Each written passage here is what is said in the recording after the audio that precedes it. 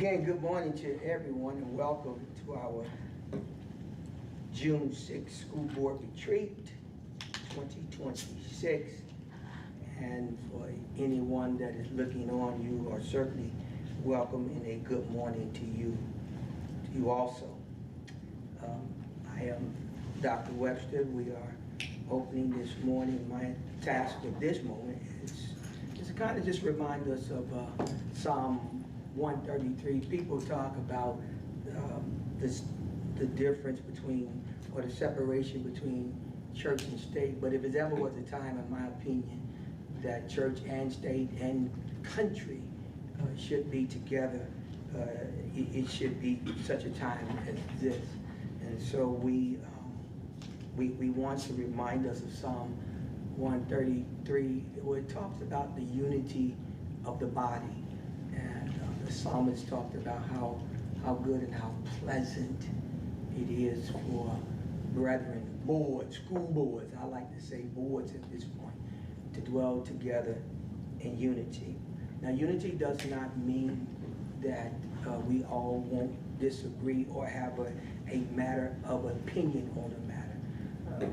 But the pleasantness is that when we can walk away on the same page, unified, going in the same direction. And the unity should be around our children and our families, not our biases and not our preferences.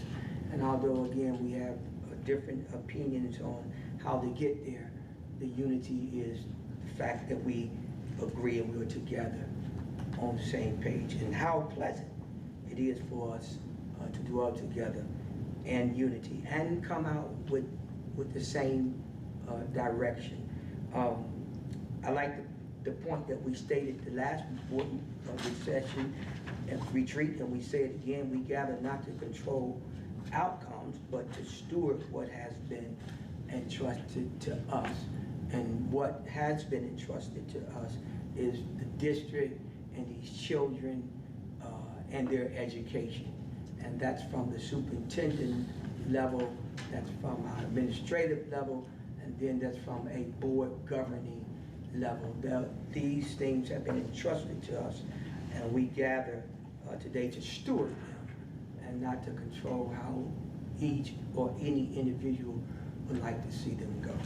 So we're grateful, we're thankful, and we ask God's blessings on our time today, that we may be unified as we gather, and then where there is a matter of opinions on matters, that we can come to the center for our children and our families.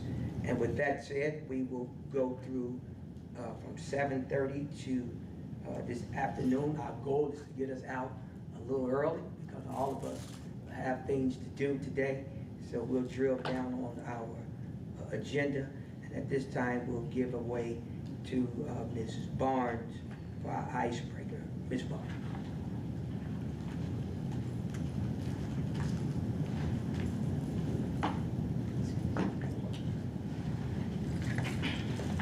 Good morning. Good morning. Good morning. This morning for our icebreaker, our focus is on what they need, and that they are the students that are part of Pike Township.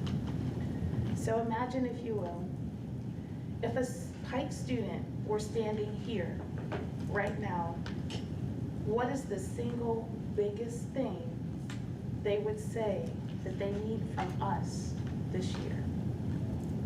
So again, if a Pike student were standing here with us right now, you can imagine what year it could be from our Nathaniel Jones early learning. It could be from one of our elementary schools. It could be from one of our middle schools, our high school. Just think for a moment, if a Pike student were standing here right now, what is the single biggest thing they would say they need from us this year?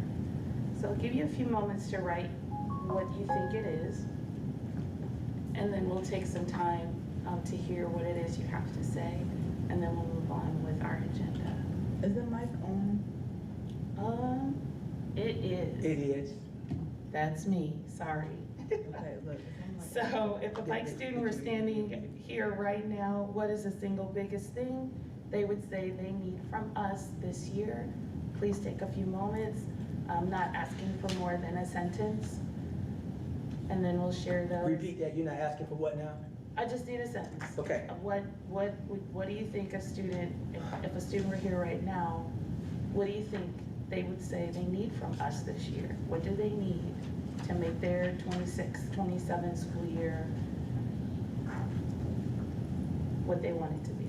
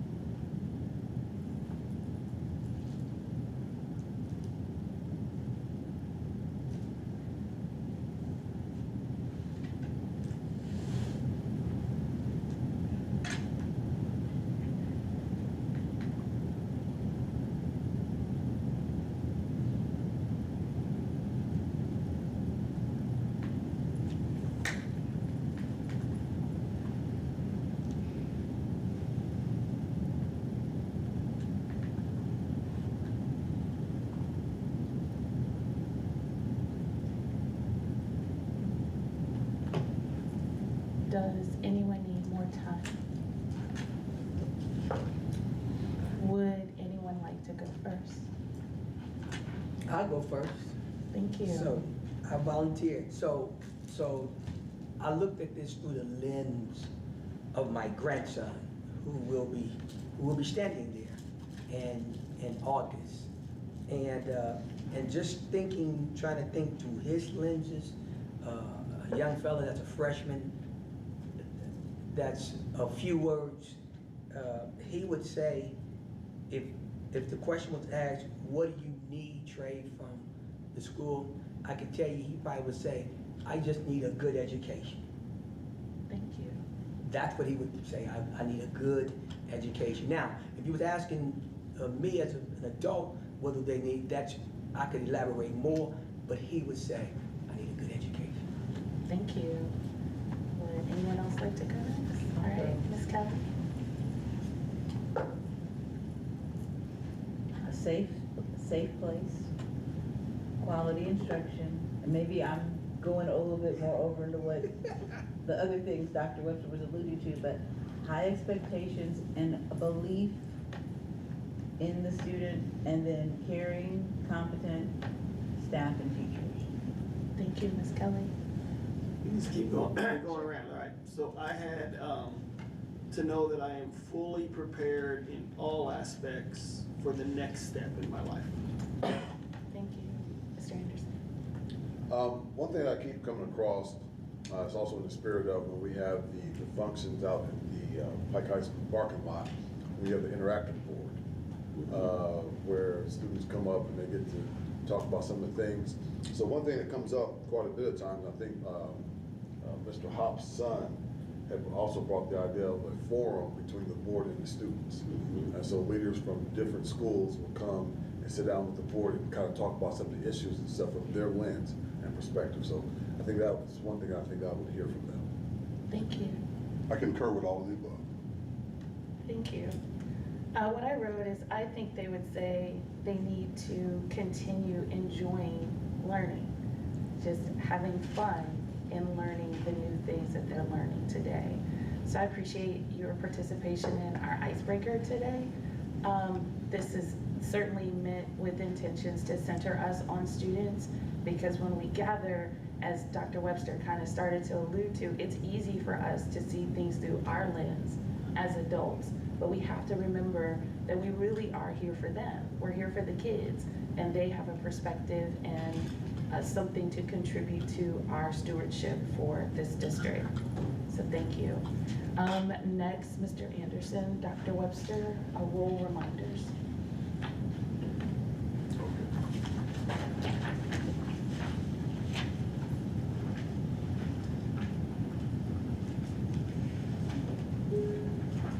I'll just come by you.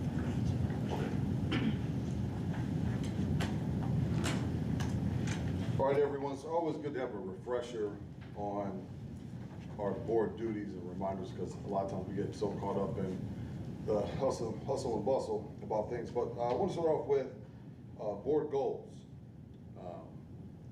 Just because we're a board and we govern the district, we still have to have goals for ourselves.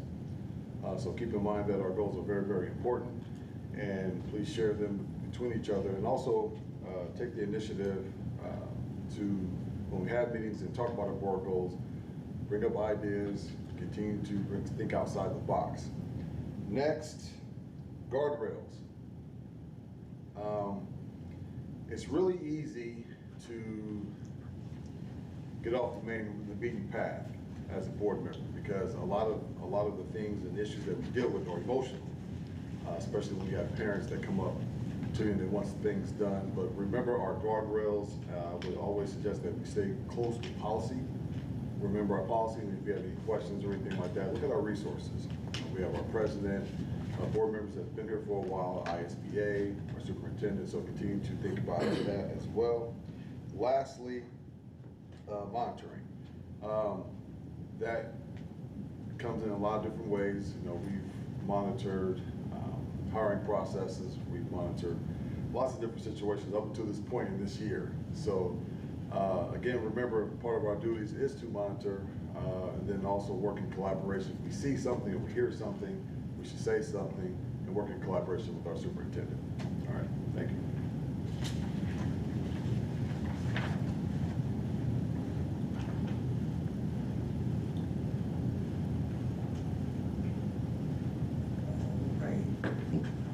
All right, thank you, Mr. Anderson, for the role reminders, and I just want to always add to the role reminders is that, again, our role reminders is that our administration has the responsibility, and we'll talk more about that when we look at ethics and policy, but our administration has the responsibility of management, but our board has the responsibility of governing, whereas the administration is carrying out the vision and mission of the board, and so therefore, and for our district, and so we have to be ever so locked and tight and walking together in lockstep with both management and governing, and ultimately the school board with the fiduciary responsibility to the state of Indiana,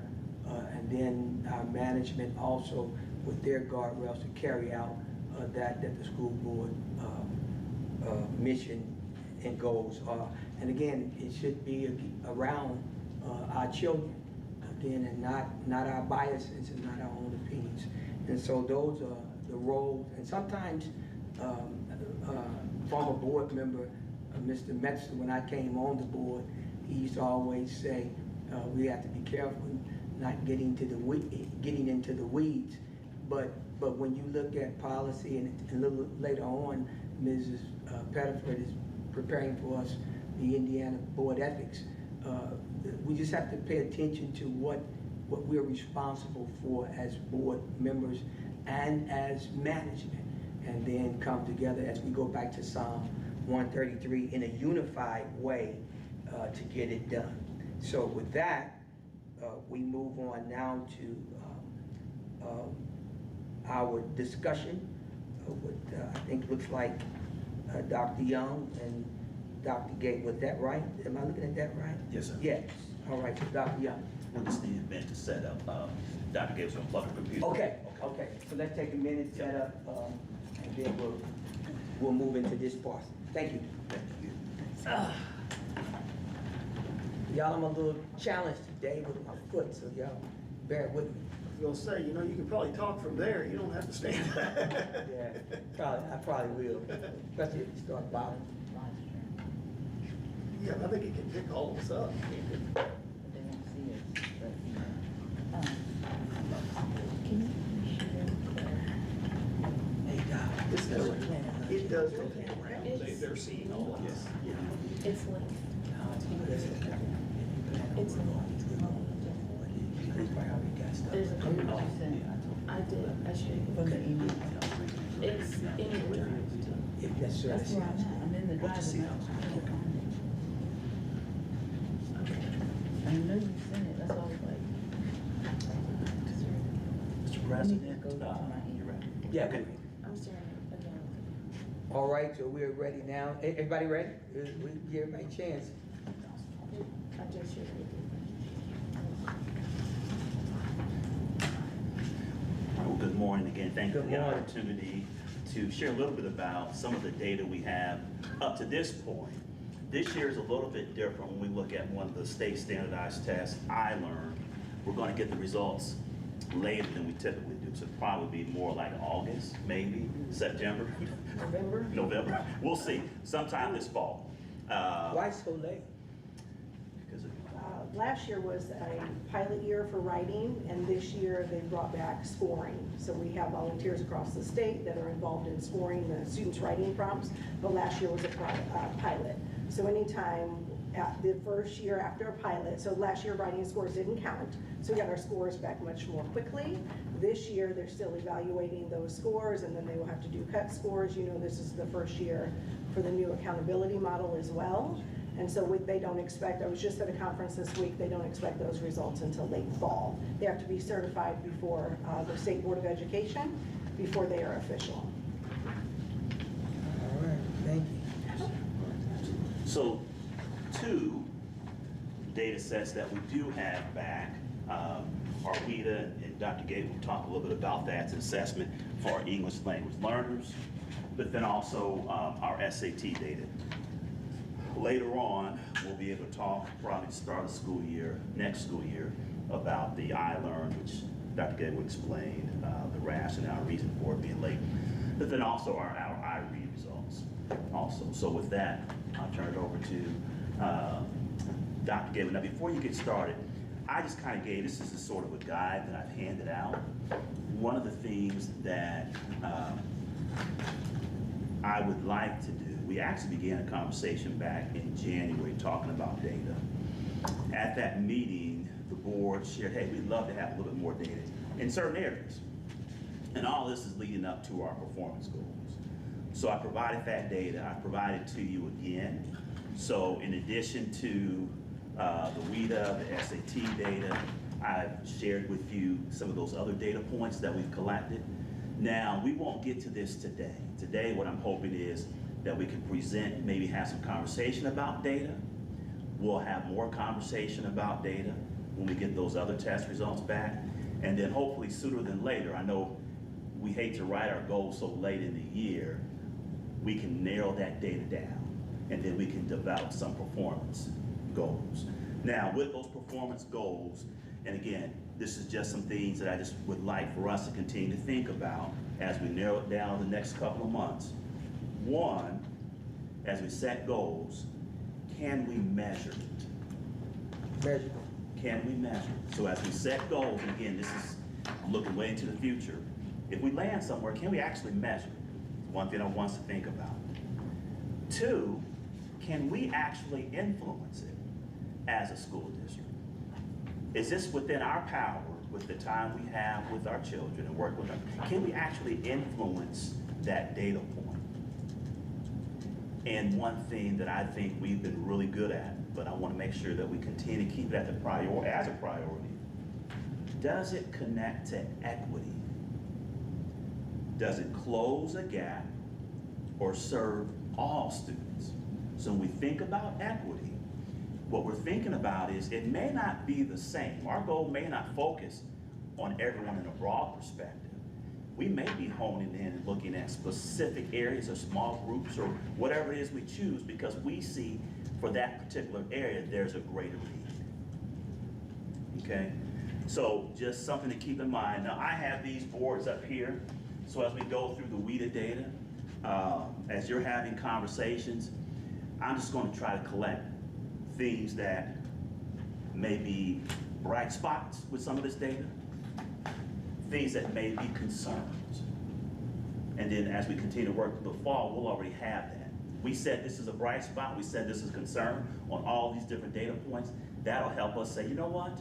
Based on all of the data and all the things that we shared and collected and synthesized, let's hone in on that area. So that's what I'll be doing. So when you get a chance, even if you put it in notes, Yes, sir. send us those questions that you just asked and jot it down as it relates to the goals. Yes. That way we can look at those and see and build around it. Absolutely. So based on the last meeting we had and we asked for performance goals, we don't have them this meeting either, basically, because the data's not there. So the last meeting in January, that data I shared with you all. Yeah. So I'm resharing that with you again. New data since that time, which we didn't talk about it, but it's still district data, is WIDA and SAT. We won't have, now I read right now, based on second grade and third grade, we're like two percentage points passing higher at this time than we were last year, but we don't have the official results yet. And then I learned we won't have to the fall. So we're gonna be in the latter part of the year talking about performance goals. Yep, yes, And so you don't have any hypotheticals, if I could say, yes. performance goals. As far as goals, Yes. no, because I want to develop those with you all. Now I have, if you want my thoughts, I'll share my thoughts. I would Yeah. think, Yes. well, the president, I think he Yeah. gave an indication of what he would like to see Yeah. right then and there. Oh, yeah, I'll share it, yeah. Yeah, I mean, I think, you know, when you talk about children and education, this is just me, we ought to at least have some indication of what you're thinking, whether it comes into compliance in the end Oh, of yeah. the year. Yeah, Because we don't have anything now, other than what you gave us for last year. Yeah, Okay, no, that's for all. this year. This year, Yeah. yeah. And I'm just basically saying, Yeah. give us some type of, Yes. some type of indication of what we could probably look for. It might not materialize. Yes. Something is better than nothing, to me. I don't know, it might not be Yes, to yes. anybody else in here. Oh, yeah. Yeah, you know, Yeah. because if we have something, we can say, well, our superintendent gave us this. It might not come into fruition. Yes. But he can always adjust it when it comes out. Yes. But so we have nothing. But what you just mentioned, the 2% rise. You mean for I read and I Yeah, learn? yeah. Once we get those results, you'll have it. Yeah. Yes, everything we have now to date, you have. Yeah. And once we get it, we'll give it to you all. But all I'm Yes. asking for, Dr. Young, is some type of hypothetical goals. Yeah. I think Ms. Kelly trying to jump in. Go ahead, So Ms. do Kelly. we I wasn't have- through, Oh, I'm sorry, go ahead, Doc. that's all I'm asking. Okay. You know, Yeah. I don't know if Yeah. President agrees with that, you and him agree with that or not. Well, Dr. Moore, can I just to clarify? So as we go through the data, are you saying that you want me to give my thoughts? That, hey, that this may be an area we want to set a Might be goal? this is a hypothetical goal. Absolutely, yes, sir, That's all absolutely. I'm saying. Oh, yes, absolutely, absolutely. And that's where I think Ms. Kelly is going. Right, so, yes, we do want to know what your thoughts are. Yes. And then, do we have, like, the benchmarks? Can we look at that? As we go through the data, I think you guys will kind of see some of those benchmarks. So everything you're saying through this process is going to flesh out. Okay, Yeah, yeah. And then as you guys have additional questions, if we don't have it, I'll get you that data. But that's done, that's all part of the discussion. Everything you've mentioned. Okay. And I'd Yeah. like to add that as we as a collective come up with those areas that we want to focus on for goals, Mhm. then that allows us as the board to come up with our goals to support them. Absolutely. Absolutely. That makes That's what we're sense. supposed to do, is our Yeah. goals are supposed to Yeah. support our Yeah. district goals. But we have to do that in collaboration. Okay. Yes, yes. Great So point, this is- Ms. Barnes. This is part Yes. of the process. That's a great point. Yes, And- ma'am. And let's say this too, because I think the president has been talking, since this is a governing body, there might be a goal that we might not agree with wholeheartedly. You don't have a problem with us suggesting that goal, do you, Ms. Barnes? We don't have any, No, so no, no, listen to what I just said. I heard you, sir. Yeah, I know what if you're we see a asking. goal and we come together collectively as a board, do you have a problem with us working as a board to help adjust that goal to meet what we're trying to meet? Would you have a problem with that? Absolutely not. Okay, I'm just asking. And so really and that's why I asked Dr. Young to make sure he send us what these questions were in terms of what he was looking for. Back to your point, Ms. Barnes, our goals should center around district goals, and district goals should center around board vision. Right. So that's why we have to allow superintendent to share thoughts on where he's at. Then we develop. My point exactly, Mr. President. And that's why I stated that. Could I ask one thing? We're all saying the same thing. Yeah, we all say the same thing. Yeah. Yes, same I thing. just said it the way you didn't want me to Different say it, ways. Ms. Kelly. Go ahead, Mr. Hoofer. Okay, so, and I think maybe this is in line with what we were talking about too, just, something Dr. Moore said, the I-Learn data that we're not gonna get back because the writing is being evaluated so on. Is there any of the data that we could have before then, so we could start some preliminary conversations, maybe that, I don't, just the things that he said made me kind of think Yeah. about I that. think this was some on the benchmark. Yeah. Not from the I-Learn. From the Okay, I-Read, maybe some, but children that have not passed it up to this point, they're going to summer school.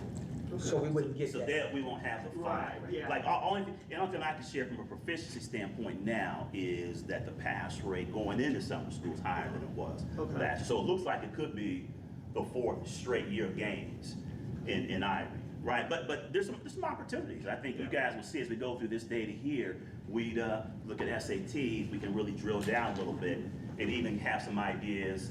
Hey, you know what, that may be an area that we may want to lean into. Even though we don't have all the data, I think we'll see, something, I see an opportunity there. It's just, it's frustrating, and again, not at you guys, you can't do anything about when you get the data, but we're gonna get this data not until November. Yeah. If we start conversations then, okay, things that you guys are deciding, hey, these are things we'd like to see implemented, December, we're at the end of the semester, so now we're down to Yeah. January, starting anything, and then they're taking I-Learn again in 3 months. Like, it's really hard to make, and I know I just, Yes. that's why I was asking if there was any. That's But I think also too, we can also keep in mind, with the information we have, we can set goals and say we feel confident and comfortable enough just on the data that we have, that we want to set some goals for next year just based on this data. Yeah. We don't have to wait to see those areas. I mean, to be honest, those are areas that we've done pretty well in. We may have some conversations today and say, you know what? Because that hasn't been a concern, we don't need to wait on Ivory Yeah. Island. We want to lean into this data. Let's Okay. go ahead and set some goals Yeah. over the summer, and those will be our goals for the next year, just Awesome. based on the data we have. But I think that's what I was trying to convey. That is that when we come to these type of issues, instead of,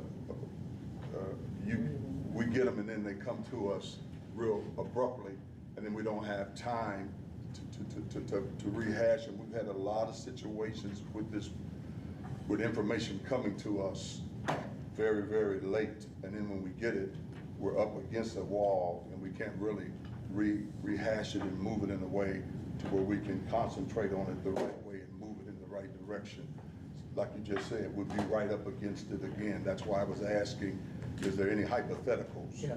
That, and then I asked the question, we don't have any goals, as Ms. Barnes said. Well, when we get those hypothetical goals, Then we can drill Then down. we can drill those goals and create the mashing of those thoughts together to come up with what we wanted to come up with for our students. It's all about our students. One thing I like that what Dr. Young said, the information that we have. When we, and we'll get into this with Dr. Gatewood, when we talk about the gains. Yes, on the surface, they're gains.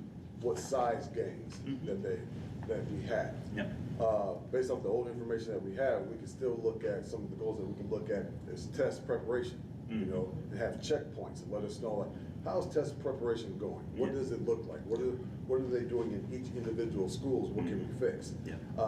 Based off the information that we have. Yeah. To your point, yeah, we're getting it in November, but that's out of our control. That's right. The things that we do have, we can Exactly. we can really take a look at and see what we can do from there with the information that we have. So I'm curious to see what you guys are gonna do with that as we move forward. Ready? Yeah, we're ready. Hey, good robust conversation. I just have a question. I'm sorry, go ahead. So, I know students do benchmarks for both I Learn and I Read, or only, I know students at my school did benchmarks for We have to be creative. both. Yeah. So, the state of Indiana started with checkpoints last That's what year. I guess that's the And so the benchmarks I'm checkpoints are referring. I Learn tests. We piloted those in middle schools only 2 years ago, and this year the state mandated that everybody did them. In Pike Township, we take 5 of those, so there are 3 that are mandated by the state, opportunities 1, 2, and 3. And then this year, Pike implemented opportunity 1.1 and 1.2. And what that did for us was it created a situation where we would get those results back from checkpoint 1, and then we would have about 4 weeks that every school, students in grades 3 through 8, would have an opportunity to intervene or enrich for students based on their scores, and then we would take that test again over those same standards. So each checkpoint is only over about 7 or 8 on average standards, so it doesn't test all of the standards that a student has to know that year. So checkpoint 1 tests these 8 in ELA and math, checkpoint 2 tests these 8-ish in ELA and math, and checkpoint 3 tests these 8. So I took checkpoint 1.1, got those results back. The school got those results back. They were able to intervene. This year we implemented what's called win time across all K to 8 buildings. And win time, it was seen as an elementary word when I implemented it, but it's about what I need. I wanted everyone to have that same vocabulary so that we are reminded that it's what that student needs. So what Dr. Gatewood needs is different than what Dr. Young needs based on my results. I may need more intervention in math, likely, since I'm a former English teacher. He may need more intervention in ELA, I don't know. Maybe he was proficient, I don't know. But those scores come back, and schools have 4 weeks to intervene for students before they were tested over those again. What that should do is it should drive our MTSS process. So if I still needed more help, it should put me in a situation where I need more intervention, I need an additional support, because what we did for those 4 weeks maybe didn't work. Or maybe it did work, and I can be taken out of an intervention group, right? That's our ideal. I'm taken out of an intervention group, and then another spot is open for another child who needs it. We did that for checkpoint 1 and 2. We did not do that for checkpoint 3 because it bumped up so close to the I Learn window that we just would have had kids assessing more than we would have had instructional time. Okay, but can we look at the data from, Absolutely. Yeah, I shared that. Yes. I can send it back out. okay, Yes. that's what I'm So we have that data. We have that data. That we can build, that was. Yes. Yes. What we don't have is anything comparative for elementary students. So we wouldn't have, so elementary students took those checkpoints for the first time this year. So we wouldn't have scores from a year before to say, hey, what are the typical growth rates for our students? But we How have, did they but we have the perform? raw data Absolutely. of how many were Yes. proficient and how Absolutely. many were approaching and Yes, how ma'am. many Yes. were. Yeah, you won't Yes. have that. And then in middle school, you would have some comparative data because they took it 2 years ago and then took it again So I this year. think that's Absolutely. reminding us of, because you said we have, reminding us of that data as we're building the goals and where we want to, what we want to see that look like. Yes. Because as you're driving instruction, as you're driving those things, that's what you're using to develop that. Because that's the mechanism that we have. Yes, So it the is. data that we have, we gotta use what we got. Yeah, Since absolutely. we're still on hold Yeah. for this other data. And because of that data we get throughout the year, we're setting goals, we're adjusting throughout the whole year, right? So we're Trying to not get those. without information, is what I'm, No, we're not, yeah, we're not flying blind during the school year, but I think as we set goals for the district, and I know I heard it even as the board, obviously, we kind of set those based on the whole year, right? So I think, what we want to do is make sure you all know, one, we shared how we're progressing, but how we ended, so we can think about the upcoming year. Yeah, and then we can make goals around that. Yeah, yes. One bright spot that Dr. Young mentioned, and I just want to share, it's not in this presentation because we're covering WIDA and SAT, but headed into the summer school starts next week for our students. But headed into that, we are already up 2.9% in iRead for our second graders. This year, at this point today, they are passing at 46.2%. That's 2.9% higher than last year, which was 43.3. Dr. Gatewood, is that hearsay, is that data, you have data on that paper, ink to paper? I do, it's embargoed, so we have to, I'm gonna talk about disclaimer, but yes, we do have that. Could you get that to us? Yes, absolutely. Thank you. And then in third grade, at this time last year, we were passing at 73.1%. And right now, going into summer school, we're at 75.4%. That is a 2.3% increase. And last year we was at 73, right? 73.1 for third graders. And that's all students, that counts, special education, ELL learners, Yes. and It's all general. Yes. Okay. Yes. That's 2.1%. For third grade, it was 2.3%. And last year we were what, 1 We point? were 73.1% last year. And this year for third grade, we're 75.4%. Up about 2%. Yep, 2.3. Do you have a breakdown of each individual class in third grade? Yeah. I'm not sure if Mrs. Baker pulls that at this point because if she, Probably not till they wrap up tests, because they Right. still won't be done until summer school. we're starting summer Yeah. school. But we and so will, we Yeah, we will can have a get break. that. We will have that, absolutely. Yeah. What she typically does is provides me data after the March test, and then after the May test, and then after the summer. And what I was sharing in the beginning is that I would like to be able to present that data, I learn and I read, break it down, in detail, once we get it all Yes. back, but that won't be till we start back. And we'll do that by school. Yeah. And we We could could- do that in a, Oh, we could do it in a work session. work session, yeah. But Mr. Anderson asked about if we had, the class breakdown, and I understand we won't wait till everything's done, but I do think there's value in XYZ school. This class had this score, then after summer school, it went up, so we can see how the classes were doing during the year. Absolutely. And then the improvement that hopefully summer school brings We with can it get all also. of that for you, absolutely. And going back to that, I think if we're honest, and nobody will be offended by this, we have asked for breakdowns several times, haven't we? And so could you all kind of make sure that we get those breakdowns? Because we've asked, when we come to these presentations, for those breakdowns, and we can't, and it's always, we'll get those. And I know data sometimes can prolong Yes, those. yeah. And I would say, work session or whatever, anything you guys want, we always follow up and we'll share it back out with the group, even if it's not the presentation. And we'll do the same today. If there's anything that we don't have, if you want it, let us know. and we'll, you know, I think all we're continue. trying, I think all I want to do is to see if it's affecting our children in a positive way. It's nothing against anyone, it's just to see if it's really helping our children. Are our children getting what the numbers are saying they're getting? It sounds good in presentation, but are they getting what you say they are getting? Absolutely. Is this third grade class getting it? Is this third grade class getting it? Is this third grade class getting it? That's all I'm asking. Absolutely, absolutely. And I think one of the ways we measure that is just based on proficiency. Yeah. You know, how they perform. To clarify, when you receive that data, do you want it by individual teacher or by individual school? If we can get them both, if we can get them both, that way they're just good metrics. Yeah. Let's get them both. I want them both because you're curriculum, aren't you? And I want to know what you're doing with our teachers' curriculum.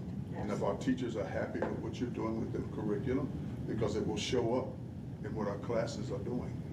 Okay? Absolutely. Okay. And just for someone I know repeatedly tells me clear is kind, so also kind of in clarity, I think it's important with that breakdown to have the breakdowns that you have been giving us of the what's general education, what's special education, what's ELL, because that also impacts if a teacher has an extremely high population of ELL students, let's say, they are probably, the scores are going to be different, and that needs to be taken into consideration when compared to another teacher who maybe has a larger 10 class. And the breakdown, as we drill down, helps us set goals. Yeah, Yeah, exactly. absolutely. It And helps us set that's what I'm goals, getting because at. that's- We're setting our Yeah, goals yeah. based on Yeah, what we're seeing. yeah, as you drill down, That's what I'm 100%. And I also think, whether we realize it or not, education is going to take a turn as it relates to parents. They're going to be asking, what is my student doing in this class? And what is this teacher doing? And so now you have the data to show what this classroom is doing with this particular teacher. Because clearly, with the turn, parents have such choices now that we are not the only game in town. And so fortunately, it's gonna cause us to it's gonna make us have to step up our game on, like Dr. Moore saying, what are we actually doing and prove what we're doing. But in the converse, it's gonna make us have to compete. No, this is a good, robust. This is a good, robust. Let me know what I need to do to share with you all. So this morning, I have to start out with a disclaimer, because this is a public meeting, and I want to be sure that everybody is aware that these are not certified, these results are not certified by IDOE, they have not been approved by our State Board of Education, and that the WIDA access scores that we are going to talk about today, they are going through a cut score redo, and so this fall we expect that there may be some shift. So, Dr. Gatewood, I want to make sure Mr. Anderson and Mr. I Hooper- apologize, I just want to see what Mr. I'll Anderson make was sure showing they me. I heard apologize, that Dr. this is Gatewood. not certified. So can you repeat that? I sure can. And you'll see it on almost every single page, Yeah. just because this is public meeting. The disclaimer is that this is not certified by IDOE at this time, and that WIDA access scores are undergoing cut score redo, the WIDA consortium. So Thank just you, want to be clear about that. But, Thank you for that. that said, let's get started. So I wanted to give you an elementary overview and a breakdown by school. We had over 1,500 ELL students take the assessment, and 28% of those students were at a proficiency level of 4.0 or higher. Why is that significant? Well, number one, 4.0 or higher means that more of our students are passing iLearn and iRead and all the other things that we were just talking about if they are testing at 4.0 or higher. So 28% of our students are doing that. 70% of our students met their growth targets. So those are the numbers across the top. 28% of our students. 28% of our students met a proficiency level of 4.0 or higher. So one thing that WIDA does is it gives you 6 years, a student 6 years, to become proficient in English. So each year, if I test in year 1 and I grow 5%, then my scale score is adjusted for me, and I now have 5 more remaining years to get to a 5.0 to be out of the program. So it's an individually set score. So 28% of our students passed at a 4.0 or higher, which means that they will test higher on iLearn, iRead, SAT, all of the other assessments that they take. And I think, just real quick, and I think when Dr. Gay was saying they passed, what they're saying is they're proficient in English, right? So the levels are really 1 through 5. Yes. What we're saying is levels 1 through 3 are really not considered, what's the term?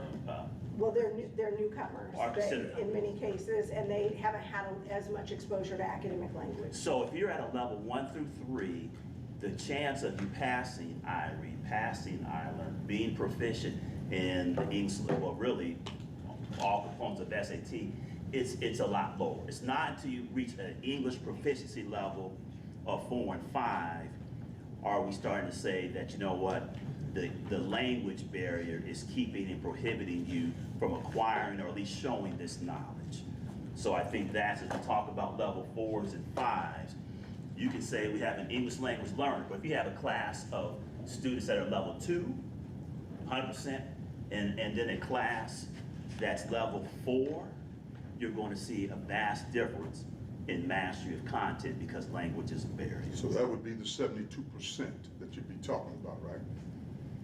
If you got a 28% that are passing, is that what you said? Yeah, and I shouldn't have said Yes. Yeah, right. passing. I should have said achieving. So we have Achieving, let's use the 28% word of our achieve. students who are achieving a 4.0 or higher. But you have a 72% that are on their way to the achieving. Yes, but we had 70% who met their growth goal. So if I'm a level 1, I'm brand new to the country, I don't know English. Understandable. 70% of our students met their growth target, saying they will get, within that 6 years, they will get to that 5.0 Now, and could then I- exit service. Could I say something? I know I probably couldn't help you with anything, Dr. Gatewood. But when you put this 28% out, what you just explained, do you think that would be helpful to people who are listening to stuff like this as a parent to try to understand something like this? Instead of just putting out the 28 to understand the other 70%? So that 70% is right there to the right. Okay, you're gonna explain that, right? Absolutely. Okay, but you understand what I'm saying, don't you? Uh-huh. Okay. Like I said, I know I couldn't help you, but I just thought I'd say that.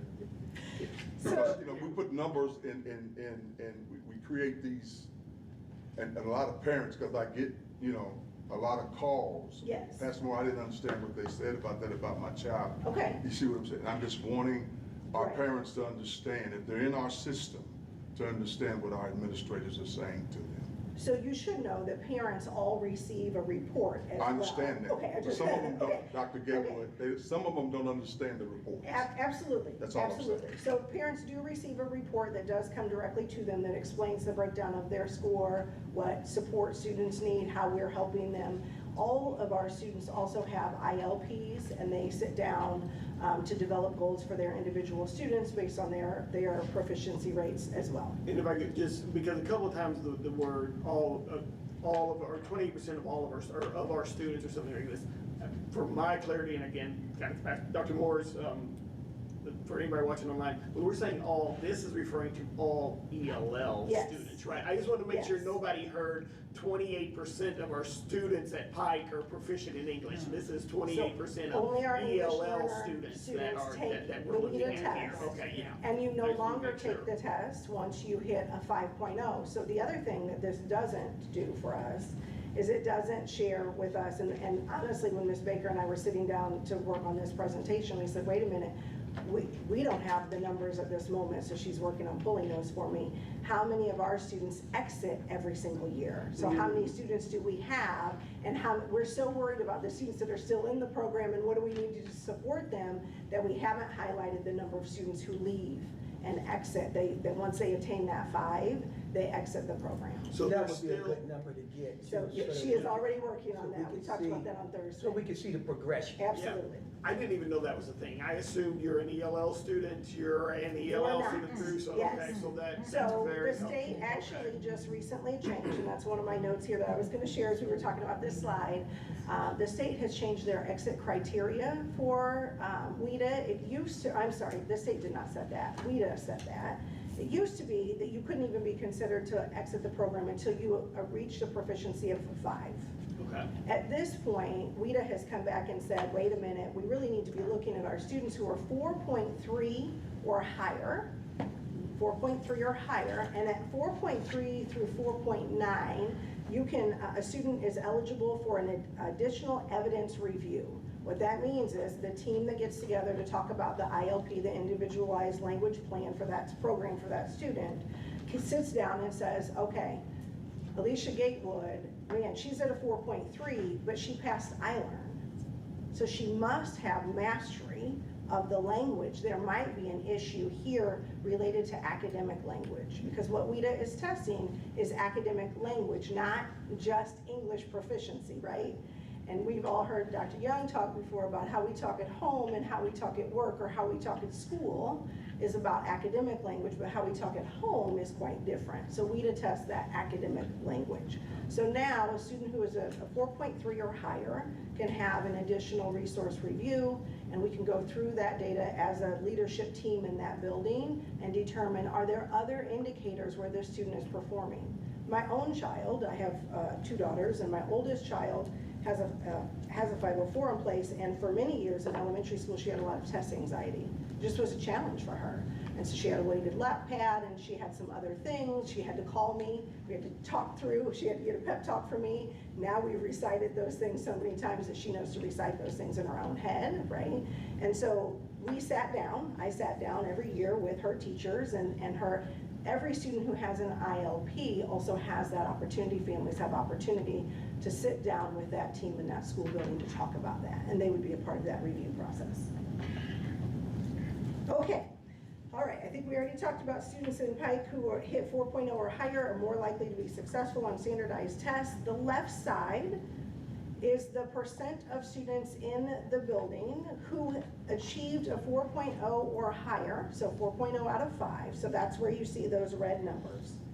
The gray numbers are the numbers associated with how many students in that building met their growth target for this year.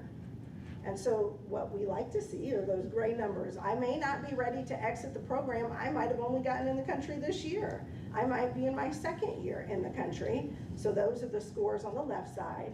But man, did I hit my growth target? Did I hit what I was supposed to? Can I demonstrate that I know more than I did last year? So what is your growth? Oh, I thought you had a question, I'm sorry. What is your growth target?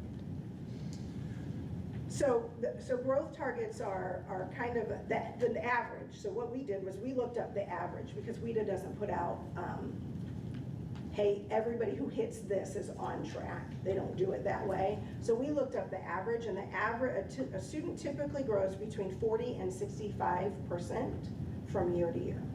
And Students we're at here, 2%?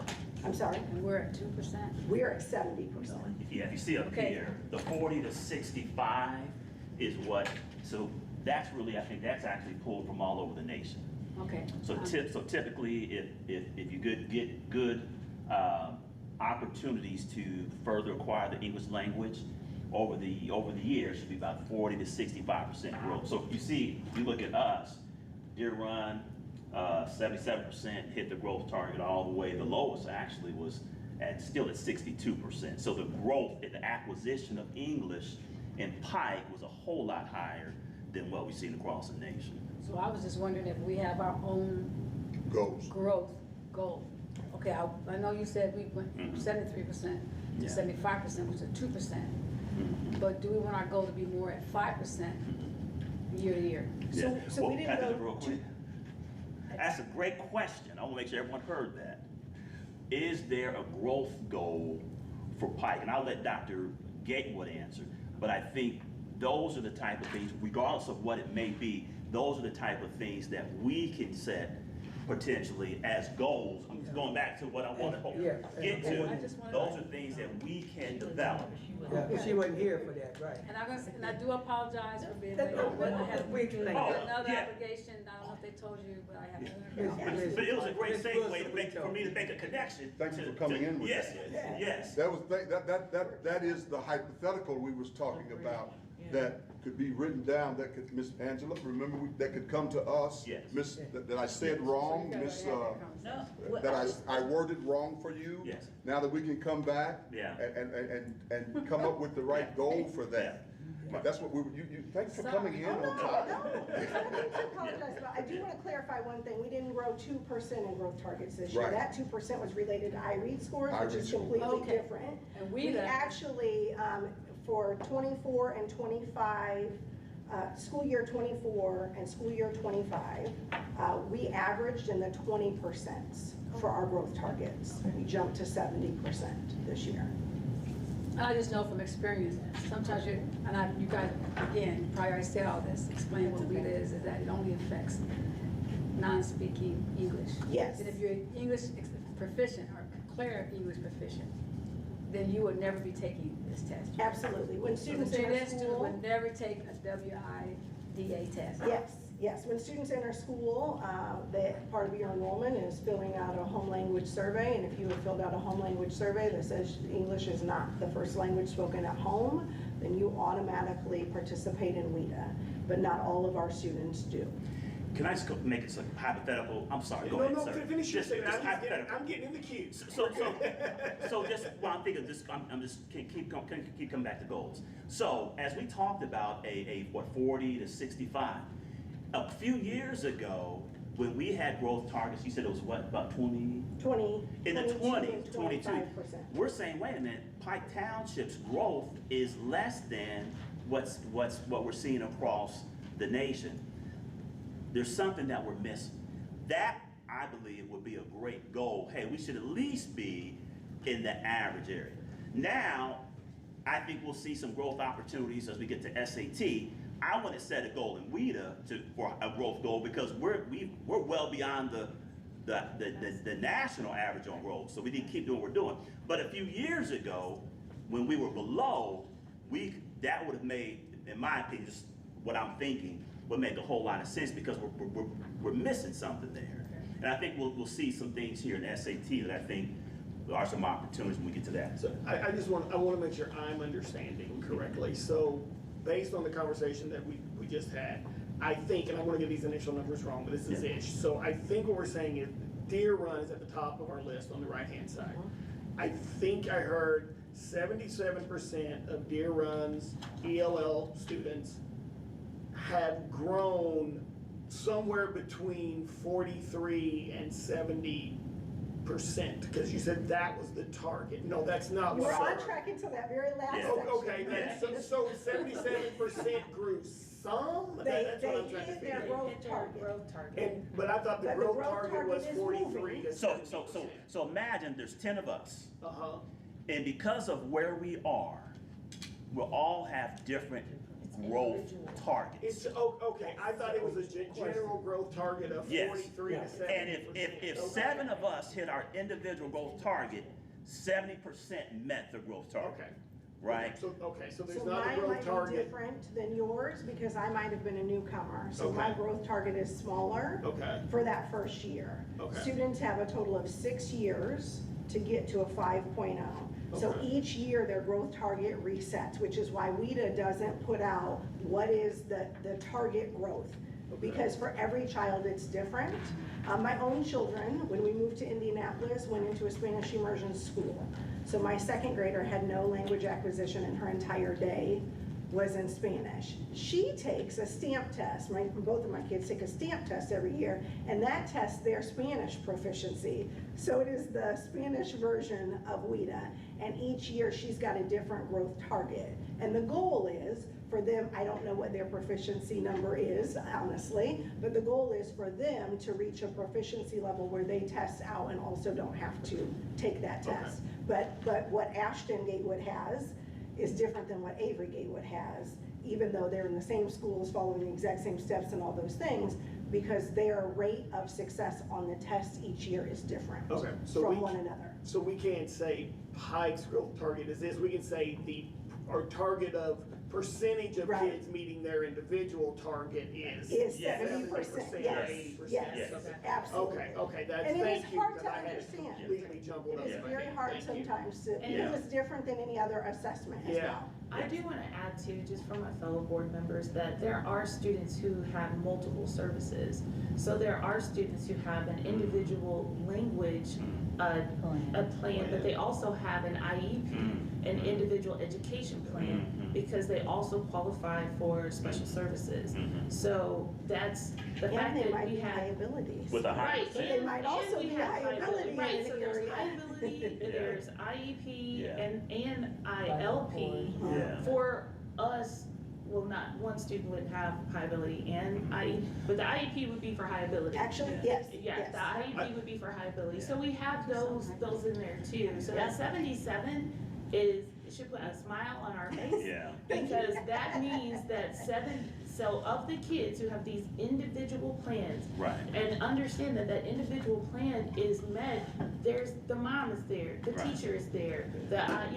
the professional is there, like, the Right. parents are not unaware, they're involved, they Yeah. sign off on it. Yeah. Just like for special ed, IEP, Yes. they have to sign off on that. So they're all meeting together about this. Mhm. Of the kids in our system, Right. in elementary school, that number is incredible. That is 77% of kids at this one school are meeting those goals set by their parents, their teachers, and the professionals who work with them to meet their goal that year. That context helps. And I couldn't remember what our percent of kids with special education needs are, but I think it's a great point. If you have a school district, that's not Pike, but if you have a school district that has a low percent of kids under the special education umbrella, then it's not going to be as impressive. It's still going to be impressive. But when you have a child or school or children who are trying to acquire the English language, and on top of that, they have special needs, that's when I think school districts that are diverse like Pike, we even get more excited Right. about the acquisition of English. Yeah. So again, in the breaking down and understanding the data, so, okay, because when I look at this, okay, it's easy to look on the right-hand side and say, okay, well, wait, so the ones, Yeah. even 60%, I don't think that's a bad number, Yeah. but No, okay, it's we not. want to move, we want to move that up. But it's possible that, so EES also has a higher number of maybe special, ELL kids who are also in special education Yeah. compared to, so it's all these breakdowns that for me are Yeah. helpful because I would never want to target a school and say, why are you failing more than, not doing as well as this other school, sorry, let me word that in a positive way, when the reality is they're dealing with a different population, that now that becomes understandable. So it's Yeah. all these breakdowns of data. As you go through that- data, you just come up with more questions. Yeah, More yeah. questions. I more would also questions. tell you that Deer Run has over 50% of the entire population are English learners. So services look different in that building when over 50% of our students The in that entire building. school, Entire 50% is school, English language. Over 50% is Yeah. English learners. Wow, well, That was that's, the point I was gonna ask you, what was the breakdown percentages of Yeah. how many of these ones, because that does affect the percentage. It absolutely does. Yeah. It impacts the services as well. And I think one of the things too that we have to remember, look at this number, we just have a small percent we have less than a third of our children who are under that ELL umbrella that even are at a level 4. So the large 70% of our kids are to level 1, 2, or 3. So when you then we start thinking about iRead, iLearn, SAT, you've got a large percent of children that just haven't acquired the English language. Yes, So, yes. always wanted at academic. a large percentage of our ELL population. Yes. Yes. Okay, again, I don't want people to hear the wrong thing, yeah. Yeah, the large percent of young students, Well, yeah. because, we the only is who we're talking about. Right. That's it. It's just That's that how- gets so lost. That's it. For the people that are watching, whenever we see the word WIDA, That's correct. we're never talking about Gen Ed students. That's correct. Yeah. Yeah. Or, yeah, yeah. Or- Okay, like to talk about our secondary schools, Anita. No, by all means. So we have over 1,400 students in grades 6 through 12 who are English learners. 25% of those students achieved that 4.0 or higher. So some of them did go ahead and exit. 64% of our students are meeting the growth targets. Now, I would like to note, because you're saying, well, wait a minute, why are these numbers going down? If they're so strong in elementary, why are they going down in secondary? So what I'd like to tell you is that we have a large number of students who enter the country that are level 1s in high school. That's right. So they will never have that 6-year span to achieve that other students have. So if I enter the country, so let's talk about my girls again. One entered in 2nd grade in Spanish, speaking Spanish full day. The other one entered in kindergarten. She learned how to read in Spanish before she learned how to read in English, but not my 2nd grader, right? She had already learned how to read in English, so it took her a little bit longer to acquire the language. If I don't enter the country until I'm a 9th grader, I definitely am far behind the kindergartner or my younger sibling who's even in 6th grade, because I have more opportunities to engage in the language, right? So that's one thing to keep in mind. The other thing is that as students get older, we've talked about this, they are less likely to hit those targets because they may be leaving the academic language setting at that point. Some of them will go on to college, some will choose career, some will choose to enlist, but that academic language teaching experience, those opportunities go away after 12th grade for some of our students. So something you just said there, I think is good for us to keep in mind, because as we're setting goals, those are things we can't control and know going in. So again, to Dr. Moore's point, perhaps, or at least to give some reinforcement to it, of being flexible with our goals. We could right now set a goal. Look, in secondary, we want to see this number at 70% is going on, and then in September we get a large influx of ELL learners, which again, come to Pike, everybody's welcome, right? This is not a negative, but we have to be wise enough to then say that goal needs to be adjusted. We cannot hold the schools to that standard we set in June, because we just didn't have that piece of data that came in. So, yeah. Absolutely, I agree with that. Yeah. But it would be good that if you have that type of data changing, to introduce that Yes. at the time. Yeah, so if you think that's what happened, don't have us wondering. Yeah. Just say before you start saying why, here it is. And, you know, And that bring would it just to nip us that 2 in the days bud. before you have to make a decision. Right. You know, that's why we got those boards up there. They might be hypothetical in our thinking right now, or in the superintendent's thinking, or however. It's what you basically said and what you said. At least we are hearing it, and Thoughts? it's the thoughts there. Okay, so what are the takeaways? We had almost 3,000 students who were assessed in ELL or in WIDA across 13 buildings. District-wide, so when we take our elementary and our secondary together, 24% of those students met that proficiency of 4.0 or higher. That means 24% of our English learner population will do well in others, and the others just haven't gotten there yet. A grade 2 bright spot is that growth target attainment reached 75 to 88% in all of our 2nd grades. So that's definitely a win. They are starting out strong, which means for those students, they will hit those targets within those 6 years. And by the time they get to high school, they will have exited the WIDA program altogether. They will be proficient. So they will be passing SAT at a higher rate. They will be passing that biology, ECA at a higher rate, all those kinds of things.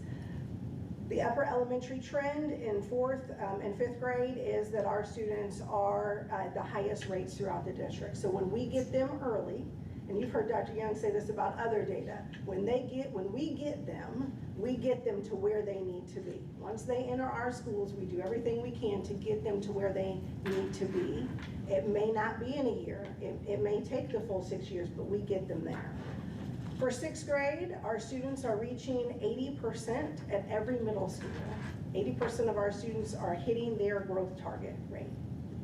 And then Pike High School, just something to keep in mind, We have 792 English learners just in this one school, so obviously that impacts, especially if they are coming into the country later, impacts those scores. So what are our next steps? So as I was preparing for this, I want you to know that when I moved over to the curriculum and instruction team, one of the things that I did was Tracy Bunting is our English learner coordinator, and she had quite a few other responsibilities. I took a lot of those responsibilities off her plate so that she could focus solely on our English learner population. Almost a third of our students are English learners. So I really wanted her to be able to focus on that and do some support things. She's been able to do some PD this year, and pull together some PLCs and some other things that we've not been able to do with our English learner teachers historically. So they are getting real-time expertise and professional development. She's meeting with them on Teams so that they can be flexible and we don't have travel time and all those kinds of things, but also meeting with them in person. We will share school level data. So as I was pulling these numbers together, because we normally get that WIDA data so far in late in the fall, because remember, these are preliminary scores and they're resetting those growth scores. We don't always disaggregate the data the same way we do other tests. So Mrs. Baker and I sat down this week to talk about how we need to look at that differently. When you know better, you do better. So we will be sharing reports with you all, but also with the school buildings to talk about the trends in their buildings and what we can do to support that. We have to prioritize MTSS conversations, and MTSS means multi-tier systems of support. What that means is interventionist helping. What that means is, do you need push-in service? Do you need somebody to come in and help you in a small group in your ELA or your math class? Do you need another pull-out? What do you need in order to be successful? Yes. Oh, I'm sorry, I thought you raised your hand. Oh, no. Did you? Okay, sorry about that. Okay, sorry. So we will also examine the long-term ELL populations at the secondary level and see what can we do for those students who do enter late into high school. What can we do to really triple dip, as we say in my office, to ensure that they are getting the supports that we need. One thing that I can compliment Mr. Wally on is every time I come, he's open to meeting and open to having a discussion. And so I believe there are some ways that we are partnering. And we'll talk about that after the SAT data too, on how we're partnering specifically for our English learners on SAT data.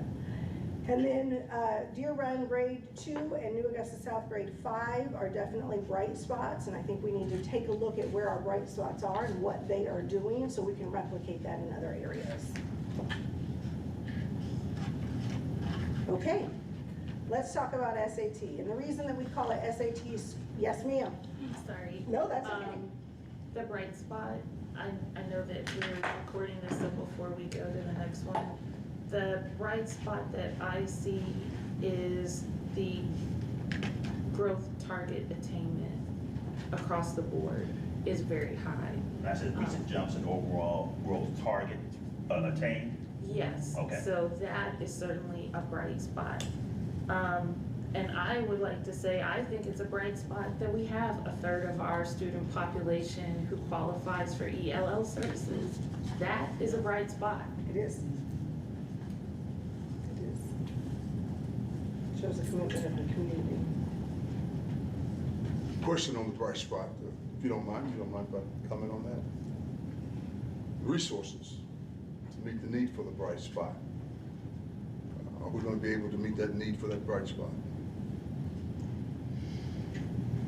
Well, I mean, Continue to meet the need for that bright spot.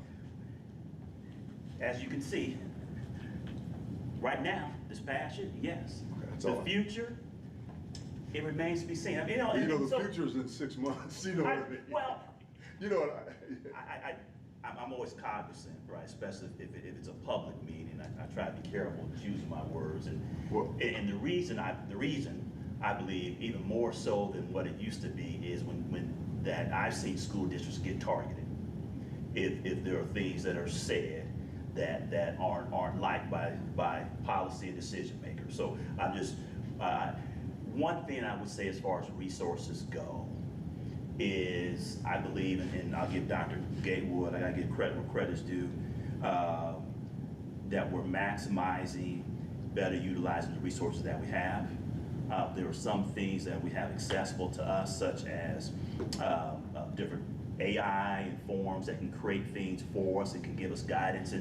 But one resource that we know impacts our students' ability to acquire English language learning, the English language, or any skill is money. Because with money, you can get staffing, you can do a whole lot of things. And as we look at the economic landscape, this is a biennial year. So I don't know what that will look like. Do I believe we will? Absolutely. You know, I believe so, but we'll see. I'm pleased with these gains. I have no reason to think that we won't be able to sustain it because we're being systemically in place. But the financial piece is always going to be in there. So can we, to that, the other list, can we add the Uncertainty. uncertainty of resources remaining where they are, but also we're thankful and grateful for what we have right now, and we want to continue. This is a bright spot, and we can say we would like to continue what we're doing, but on the other hand, we have in our purview, things can change. Right. And we have to adjust.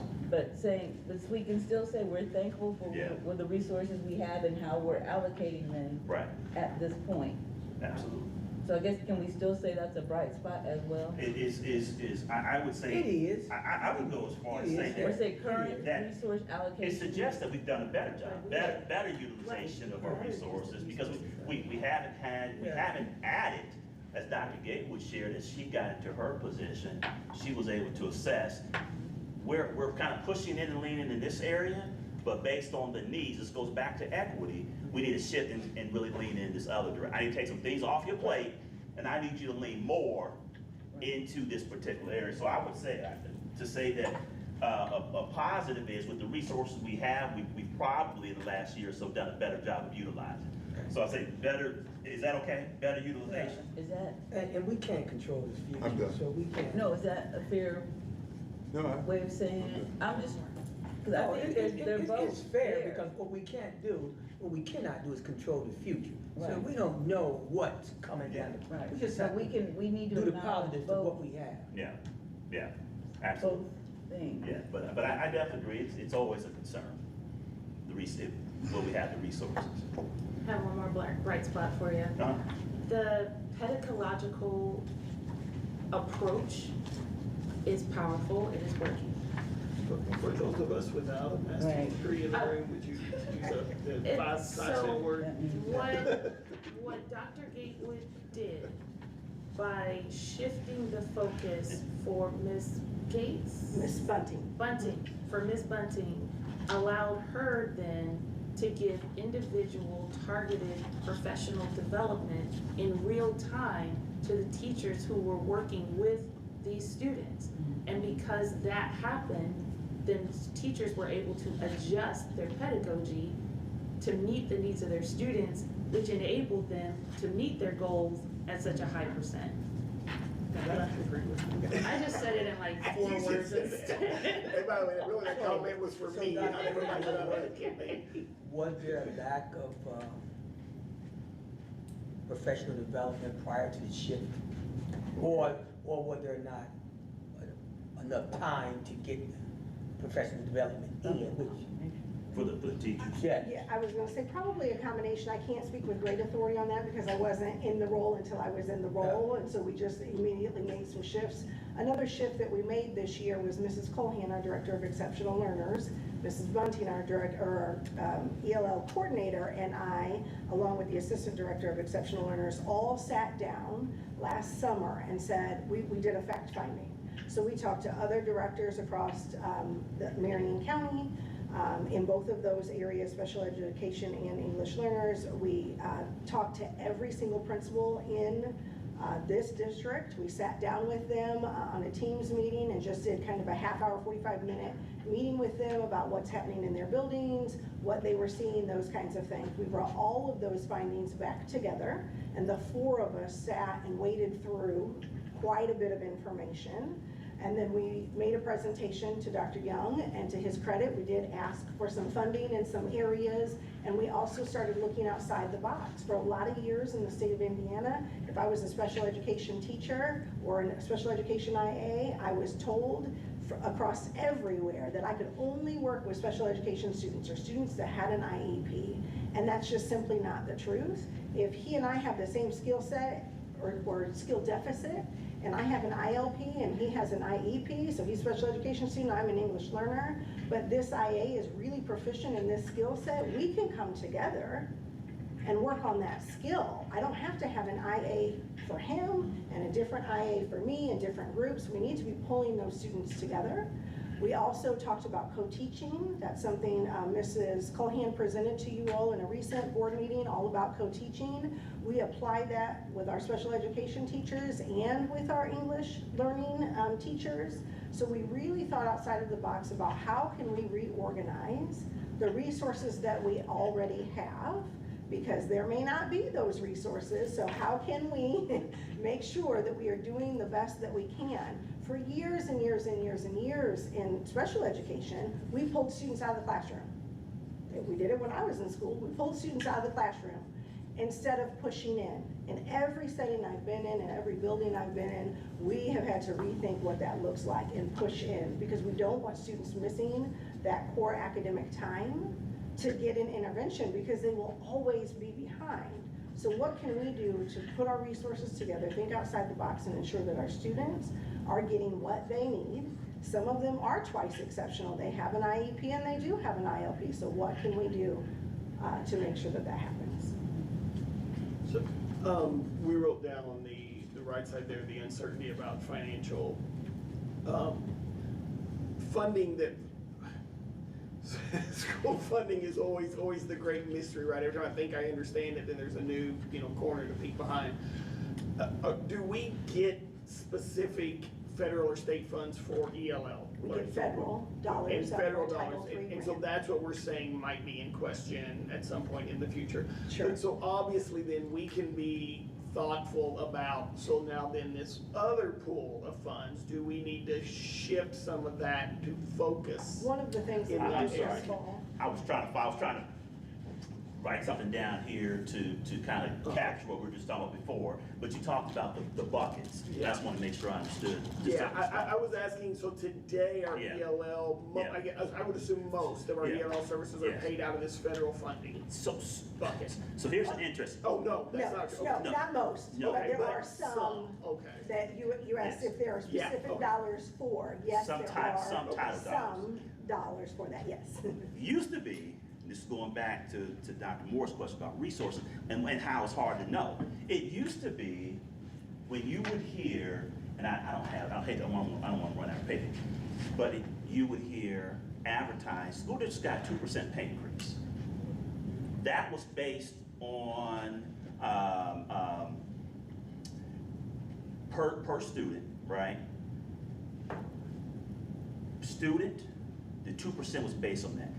But also, it wasn't really advertised because this is how things were all the time. There was also additional money that wasn't part of that 2% that went specifically to ELL learners. And addition to that 2%, there was money that went to curricular costs. Right, I remember that. You would hear, there's a 2% increase. Well, you all know, since you've been on the board, those curricular costs have been rolled into those education dollars.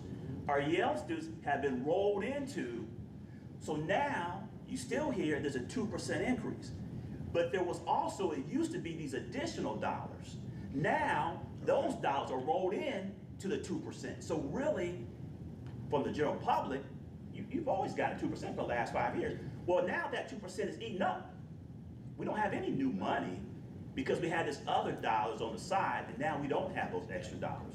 So those are the type of things, curveball, changes and shifts that we just can't predict. You're talking about the complexity index, I would assume that one. No, complexity index is even different. Okay. The complexity index is per pupil, so school districts like Pike Township that have a higher percent of ELL learners, of special education learners, of children who have financial needs.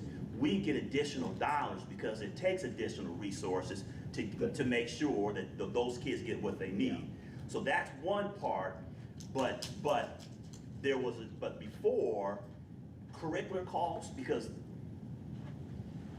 you know, we used to be able to charge, but what folks who aren't in the school finance side don't see is you get a per pupil amount, and then they would give you a separate amount.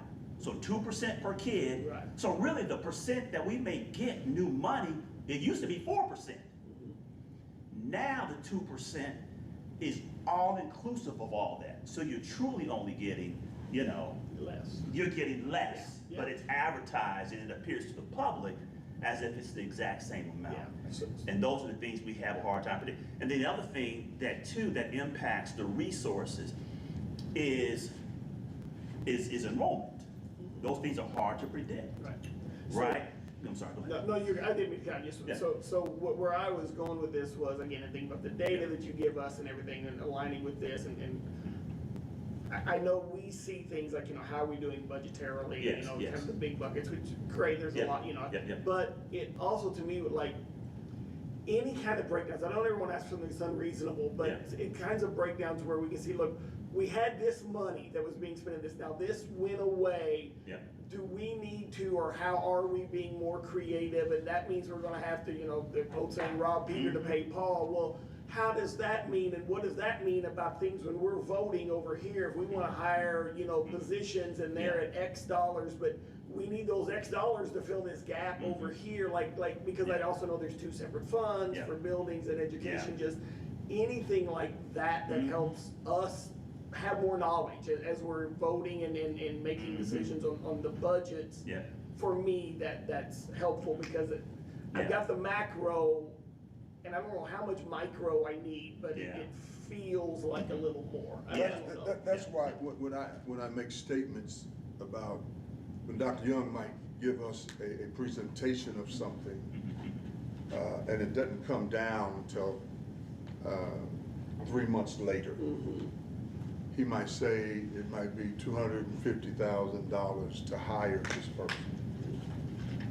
And he gives us a presentation, and then 90 days later, a contract comes out to hire this person.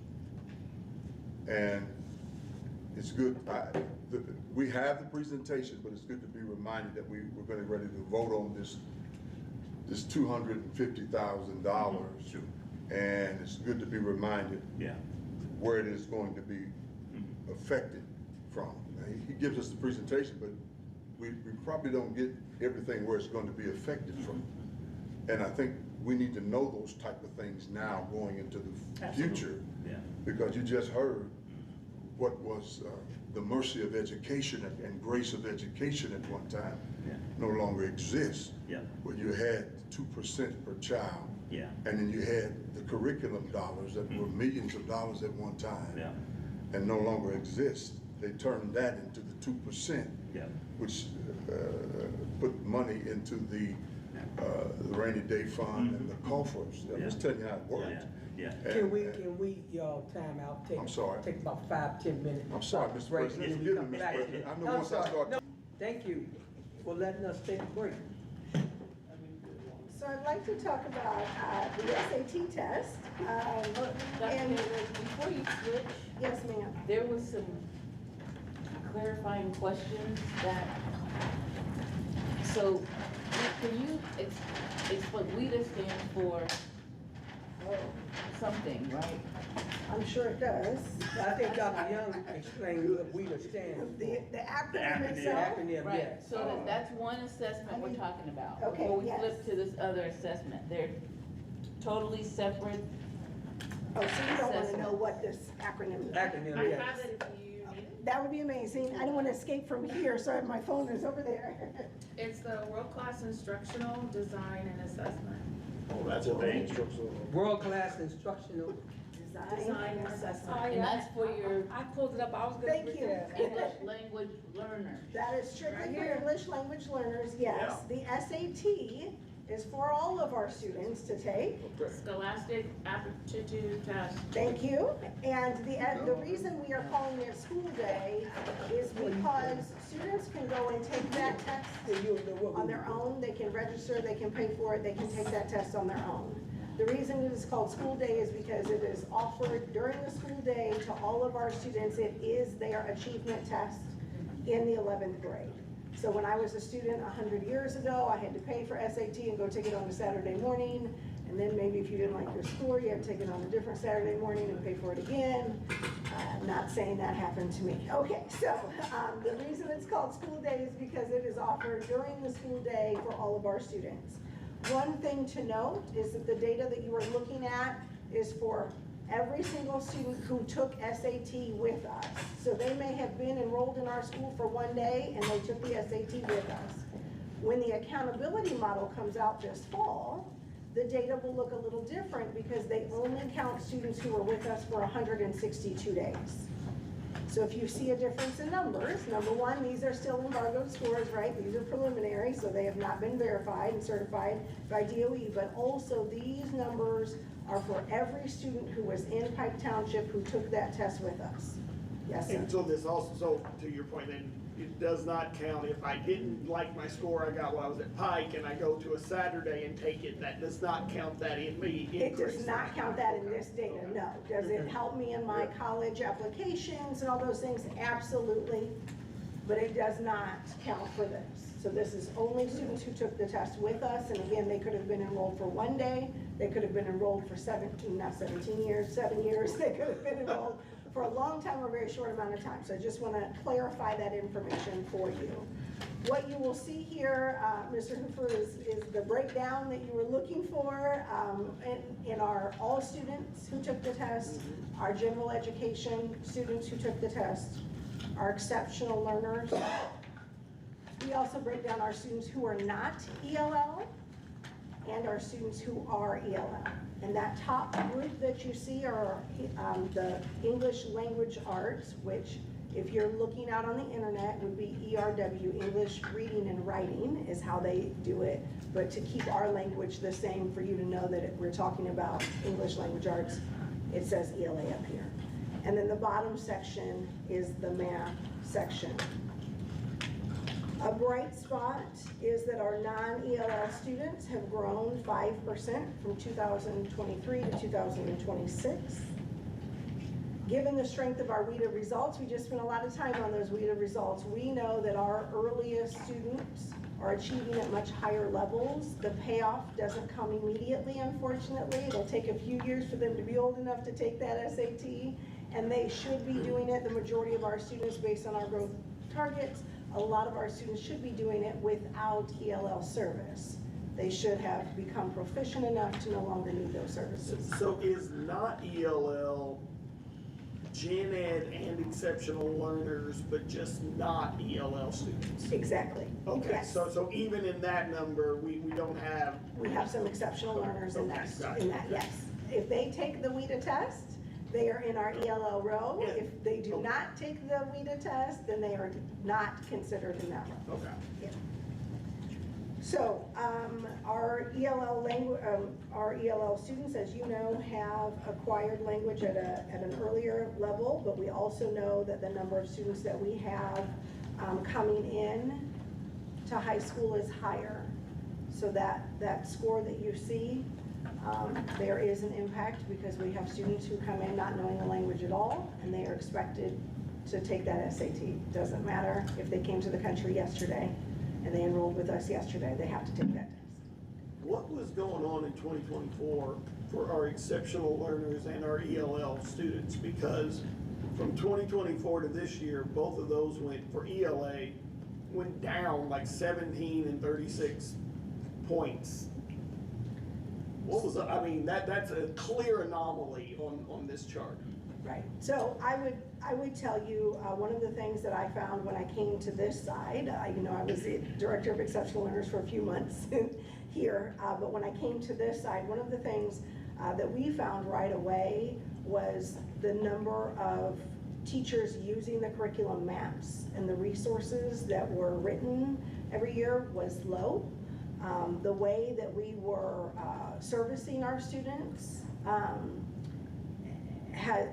was a pull-out method where what I said, they were missing some of their core instruction. One of the things, I talked about the group of us that sat down this year and said, what are our non-negotiables? Where are we really gonna lean in?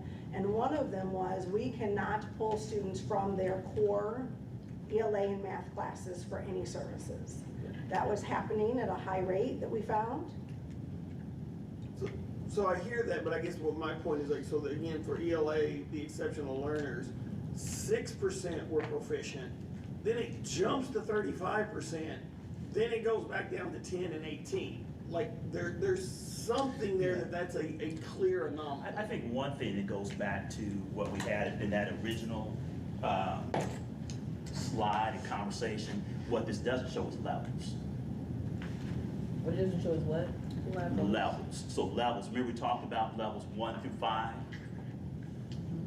This also doesn't account for the number of students, no, this is SAT. Yeah, this is SAT, and I was looking at exceptional learners. Oh, you just look at special We're talking education? about special education, Okay, yes. okay. I thought So what this doesn't account for is the number of students that tested that year. Uh-huh. And comparative data is a little challenging, and we do it, but it's a little challenging because I take it my junior year, then you take it your junior year, and it may have been a lower achieving class overall in some areas. So when we compare, we don't have the same students yeah. taking it from year to year. But I think it's still the same concept too, still on the levels and needs of the students from a special education perspective. So that's like an initial thought. Yeah, it's just that year is such a Yes. spike. I mean, again, when I look at the data, it is such an anomaly that it just, I didn't figure it was anything with us, Yeah. honestly. I was wondering if it's something, the way this thing, like, what was going on there? Yeah, It's right. such an anomaly. I don't believe there was a year with different cut scores or anything like Okay, that okay. related to that year, but I can certainly look and This see is if there was. a point of clarification. Our exceptional learners who are sitting for the SAT, is it all of our exceptional learners or just our diploma seeking exceptional learners? Diploma track students. Okay. I have a question. So,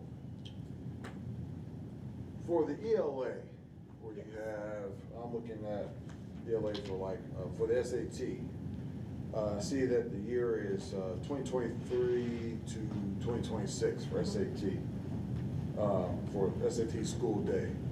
And I see for 25, 29% for black students, 36% for Hispanics. Okay, you're on the next page, okay. We were going to that page yet. That's okay. Okay. I just want to make sure I'm looking at the same numbers you're getting ready to talk about. And also, it goes for the same thing for here. Is this an accumulative percentage rate? Like together, or is this year by year? For each individual Each race? individual year. Right, so 2023 were the juniors in 2023 who took the test. Okay, It's not 2024 are the juniors who in 2024 took the test. And it's a snapshot of just that year. okay. Yes. I just want to make sure that I'm understanding this as it compares to IDOE, how the numbers are different. So that's what I'm just making sure I understand we're on the same page. So that way, when you speak about this part, I can understand it clearly. Yeah. Because the numbers that I see are just different from Yeah. IDOE versus what I see Yeah. here. I just What want do to you make sure see I'm in looking at the same IDOE? thing. Apples and apples, I'm sorry. What are you saying? Well, I just want to make sure I don't have apples and oranges. I want to make sure I have apples and apples. Yeah. And so I look at the graduation cohort for 2026 SAT testers during Indiana State administration. So is that the same, is that included in this findings here? So 2026 hasn't been released yet. So, because that's what is kind of throwing me off, because I see 2023 through 2026 up here. Yes, you're talking about right here. Yes. Yes, so 2023 data is here, 2024 data is here. Right, it is. Yes, and then 2026 data, that's what we're saying, is embargoed. So you shouldn't see, for DOE, on DOE's side, you shouldn't see 2026 results yet. Okay, so this must be 2025 then? Yes. Even though they have Yes. graduation, okay, Yes, so this is just and- kind of running behind a little bit. Yes, Yes. Okay. we won't Yes. get this information, this is, so SAT, though there's no new cut scores or there's nothing new, we never get that, the certified results from DOE until after July. So just in the spirit of making sure that I have apples and apples. Yeah. When I see Pike Township, number 175, and I go under black students, the benchmark, is that correct to look at the benchmark under IDOE? Because I see black students both. Hold on, what Can are I come where look you at what you're, I'm not sure what you're looking at. Sure. So this is what I'm looking at here. Okay, So I'm looking at this, okay. black students, and then I go, so is this correct? Real quick, Yeah. graduation cohort, 2026, statistics review may differ slightly into student underlying demographics, less than 10% have it. Okay, just wanted to make sure that that. Okay, so then when I go down here, got it highlighted here, 175. There Oh, it is. that's what the ones that I. Yeah, okay, so, yeah, 175. line item Okay, 175, and up under black students, I see that number there. What is that compared, is that Okay, so something? 8.1, do you Yeah, mind if I? then we go back I just up. want to look at what the category says right there. Category is black, both benchmark. I don't understand what that number is compared to this. I'm not sure, I can take a look. I'm not sure both benchmark percent. But this is So, the SAT, I think, correct? yes, but since it's saying both, my preliminary guess is that it's ELA and math combined. Combined? Yes. For black? That's my guess. Okay, that's the guess? Yes. Okay. I don't know that I've ever seen this spreadsheet, so yes.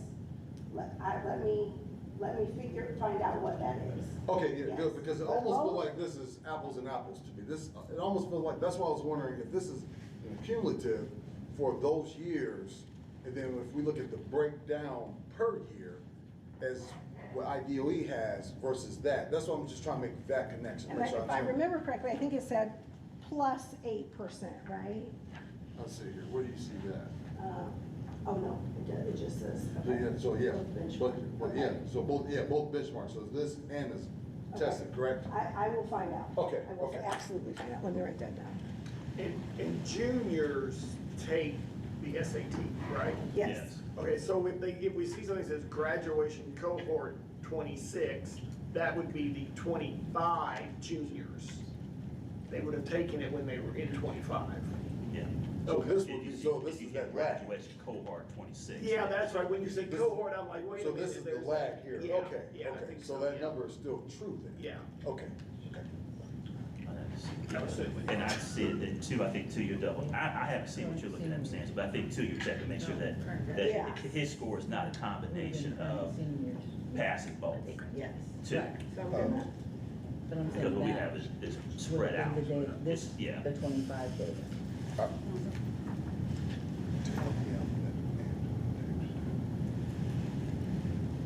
okay. All right, I got a note for that. Did we? Okay. Thought we had another question on the floor. Okay, so that said, we have talked about our bright spots. We have talked about where are some of our anomalies. That's always a difficult word for me to say, so I'm gonna slow down to say that. And so what I'd like to do, the next, we talked about our breakdown of students, general ed, exceptional learners, non-ELL and ELL. We didn't spend much time, but there is the race breakdown. And you'll see that we do have Asian students. Why don't they show up here? Well, because we have so few, that in size is so small that that's not data that is broken down for student group. You'll see subgroup sometimes, and I prefer to say student group, so. Just a little learning when I was at DOE about how to properly speak to students. So the next slide, slide 8, what you see here is PSAT to SAT, fall to spring growth. And we have things broken down over 3 years. And so what does that mean? That means they take the PSAT in the fall, how much did they grow while they were with us before they took that SAT? Now, one thing that we can't do the way SAT is reported is we can't compare to other Marion County schools. That was a number I wanted to get for you all because you've asked about it in previous presentations, but the way that College Board reports these results, we can't get that information at this time. So just want to let you know that. We had our total growth for students taking this test was 30 points. In ELA, it was 14 points, and in math, it was 18 points. And so you're wondering, wait a minute, 14 and 18 does not add to 30, why are those different, right? That was the first thing I asked myself. Well, my growth on ELA might have been 14 points, but my growth on math might have only been 6 points. So this is our average. This is our average of all students who took the test. So the average for every student who took the test grew 30 points from fall PSAT to spring SAT. But in ELA only, when we look at our ELA growth, the average was 14 points. And when we look at our math growth, that math growth average was 18 points. Yes, ma'am. Are juniors taking this in the fall? And if yes, are students taking the PSAT earlier than fall junior year? Students take PSAT in 10th grade, and then they take it in 11th grade, and then they take SAT in the 11th grade. So the PSAT scores that are here are going from fall junior year to the spring SAT score? Yes. Good question. And so you will see, once again, when we have children in Pike for a time with us instructionally, we have growth. So instructionally, we are able to do things when students are here and they are here with us. That would be the bright spot from this. Yes, ma'am. Do you use the win time for that you talked about, the what I need time for students based on their PSAT scores their sophomore year or their junior year? So win time currently is something that we do in K-8 buildings where it's a set aside in the schedule specifically for students. Because high school has credits and diploma requirements and all those kinds of things, there is not a set win time across the entire master schedule like there is K-8. But are students getting remediation where they need it? Yes. It may depend on the student's ILP, IEP, 504 plan. It may depend on the way that we schedule students. So sometimes they don't have any of those plans, but they still need support. So what are we doing? And that's where that multi-tier system of support, which I think I was getting ready to define when we went to break, that is a really fancy term that everybody in education knows, but what does it mean to those who don't live in here every day? That is, what are all the things that we are doing combined to support our students? And so in the high school, it looks just a little different just because of that credit and the master schedule. So we have a couple of things in order that I'm going to talk about actually on the very next slide, but I'm happy to continue that on. I can go back to any slide as needed. One of the things, if you take a look at slide 9 on the right-hand side, the next steps, what are the things that we are doing? Because we know that SAT data, we know we need to make improvement. And so I have a wonderful specialist on my team who loves to dig into data. Beyond Mrs. Baker, who digs into the numbers, she looks into the programmatic side of things and what are we doing. So we've done curricular audits. We did them in our middle schools, and then we did 2 years ago, and we did them in the high school this year in both ELA and math. And what does that mean? It means we take a look at the standards that the state of Indiana says every child has to have. What are those essential standards that every student has to know? Let's take a look at our curriculum maps, our syllabus, whatever resources the teachers are using, and let's do an audit. Where do those standards show up? Do the standards show up? Do they show up more than one time? Are they showing up in every quarter, in every class? We also took a look at our assessments and said, are we seeing that the assessments are being tested at grade level? There were some gaps. And so we noticed that in middle school 2 years ago.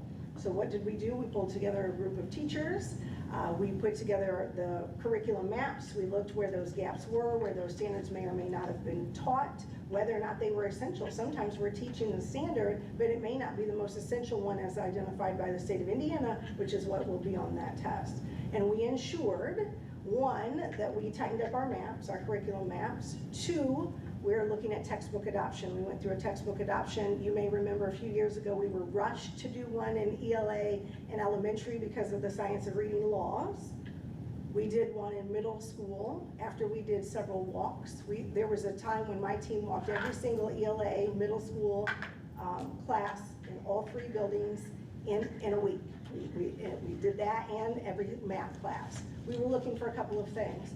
Are teachers using the resources you all have approved? Are we using those textbooks? Are we using the maps? Are the activities that show rigor?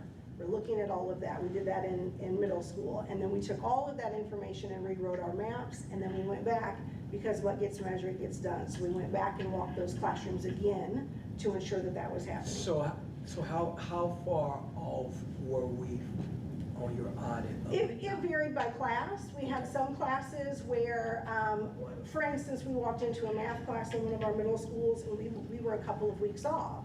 We just ask questions. We're not there to come down on anybody. We need to understand, right? We're just doing what we do.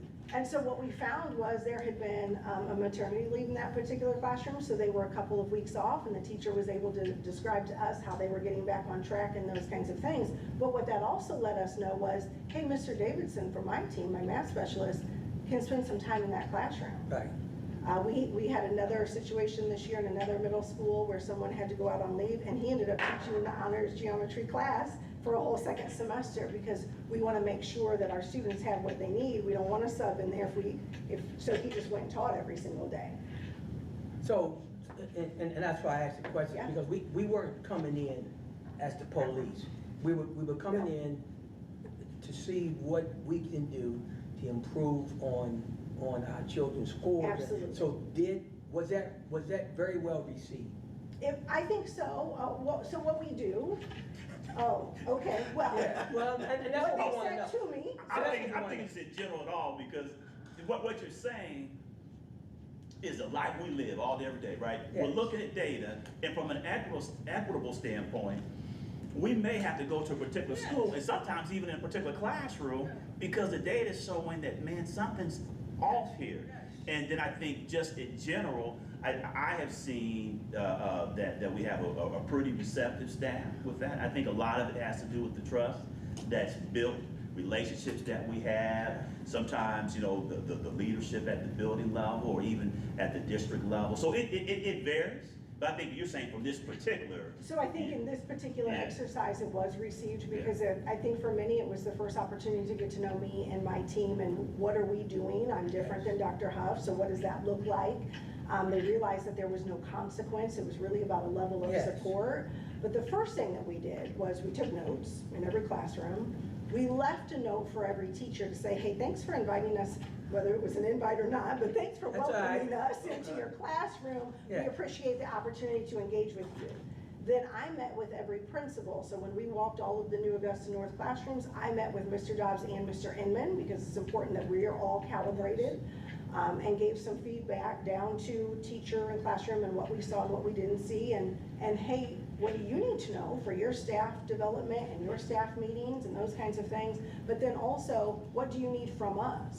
One of the things that I developed when I came over to this side, I always say this side because it was a different side of the office over at ASC. When I came over to this side was we developed a link where any principal can request professional development on any topic at any time.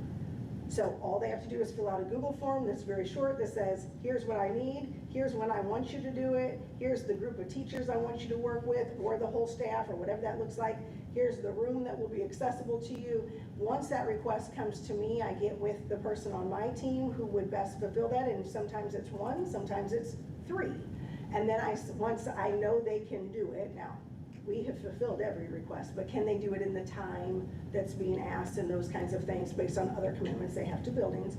Once we coordinate that, I step out of it and I say, Dr. Young is here to help you. You all coordinate all the logistics. You let me know what you need to do. So we try to build that PD in real time in addition to the PD that we offer at Elevate Ed, and in addition to what we offer, we did PD with coaches and principals and assistant principals this year at each of our leadership meetings that are already set on Tier 1 instruction. So in addition to the other PD that we offer at any given time to everybody, we will build the PD that is needed. One time I had a principal just say, hey, can you walk me through what this data means? Absolutely. So I went over Crucial. myself, sat down with that principal, spent an hour and a half talking to that data. And the reason I ask that again, because when we talk about audits for what's better for the children, sometimes personalities and things going to get in the way, And we're not here to, again, police, but we're here to see how we can better scores and better the students. And so we know sometimes we gotta get beyond that. And that's why I asked that. Yeah, so I think the fact that we're doing the audits based on the standards and whether or not we see them, it's in the documents, right? So do I see it in your syllabus? Do I see it in the curriculum map? Do I see it on the assessment? That's just a yes or a no. It's not about you. It has nothing to do with your skill set. It's just, hey, maybe you didn't even notice that this standard wasn't tested in this way. And then I actually came to your classroom and I saw you and I put a face. So it's not just, oh, I'm sitting behind this computer and making these decisions. We're also getting out to get to know and understand what's happening. Yes, Makes sense. Of course, I'm sorry. Ms. Barnes. So first one, since you found that practice of the walkthroughs valuable, do you have plans to do it again? Absolutely. Second, the curriculum maps are very crucial. Where are they published and how do people access them? And I can ask my third, or you let you. It's up to you. And my third is with Dr. Nunnally being in charge of professional development, how does he fit into your plan for providing professional development? Absolutely. Okay, so curriculum maps, where are the curriculum maps? First question, do we have plans to walk again? Yes, we walk consistently. One of the things that we're doing next year though is going back to coaching PLCs. And we have organized the elementary schools into the feeder schools of the middle school to create some vertical articulation between K through 12th grade. So that if I'm headed here, because what it looks like at Guyan Middle might look different than Lincoln Middle looks different than New Augusta. So how are the feeder schools that are feeding in, what does that actually look like? So yes, and the instructional coaches from those buildings will do walks with my team all together. So we'll have some middle school coaches doing some walks in elementary and vice versa to include, yes ma'am? Okay, so we have a feeder system from elementary to middle, Yes. but should a parent choose to say, I'm not going to my feeder school, I'm going to a different school, because they have that option? Am I? Well, but it doesn't mean that students would have that opportunity not to switch or change. I just want to get, so if I say my feeder school is Guyan Middle, and I want my child to go to Lincoln, I can do that. Absolutely, I'm not talking about parents. So then I guess, since we're doing basing some of what we're doing off of that, how are we taking in allowances for, should they come from somewhere else? So we That's always, what I want to clarify too, that we don't necessarily have, parents don't get to necessarily choose. So if I'm feeding into Guyan or Lincoln, I may choose they have a choice if they go to the library, go to New Augusta North, right? But typically those changes, we would base those changes, other than used to be, I want to say change the calendar school, but now our calendars are the same. Yes, that's what makes sure that we're clear that parents just don't necessarily get to choose what middle school they go to. I guess. Yeah. That's one of the questions I'm asking. Yeah, I want to make sure I clear that. No, so if I'm at a school that is slated, my elementary school that I would feed into Lincoln, I can go into the lottery to go to New Augusta North. To go to New Augusta North. Same thing if I'm a student at an elementary and my home school is Guyan Creek Middle School, I can put my name in the lottery to potentially go to New Augusta North. Now the challenge is, if that late in elementary, the schools that feed into New Augusta North, Eagle Creek, New Augusta South Fish, there may not be space. So if you want to be on one of those three, New Augusta North, there's a greater chance to be kindergarten or first grade. But parents can always submit that application. But if your school is Lincoln, then that's where we're going to select you to go. Okay, that's Yeah. what I'm trying to understand. So, Yes. so I'd like to clarify, I'm speaking about the coaches in those buildings getting an opportunity to look into their feeder and all those kinds of things. We have always looked across the district. What are the needs of all students going into middle school, right? All of them. But we haven't really historically taken a look at, here, there's some challenges that are specific in this attendance area. So it's just an added layer. So we aren't gonna not look at the whole, but this is just an added layer of how to look at an additional piece of information to see if it shapes things. Yeah, and I would say historically we have done that, but I think what you're done, because I didn't think about what we've done to bring up scores. When I was principal at, for example, I'll say Fishback Creek. I mean, you couldn't believe the number of applications, and people had a perception. And we set a goal that we wanted people to be proud of their home school, right? So if I'm going to Central Elementary School, I want you to be proud of Central Elementary School, right? But part of us doing that is we have to make sure you have great experience too. So based on the geographical and those days, we worked hard over the years, and now it's we don't see that as much. But I think one of the things that I think Dr. Gatewood's office has done, which I think is powerful, I'll get back to you in a second, but it is powerful what they're doing now, looking at the feeding schools is, imagine if you're at a particular school, let's say going back to Lincoln, and we think about performance at 6th, 7th grade. If there's a breakdown or if there's a particular need at this level, we know exactly where we can go back and look at instruction so we can tighten that up. If I'm consistently seeing 6th grade, 7th grade, this middle school, we're not hitting the mark.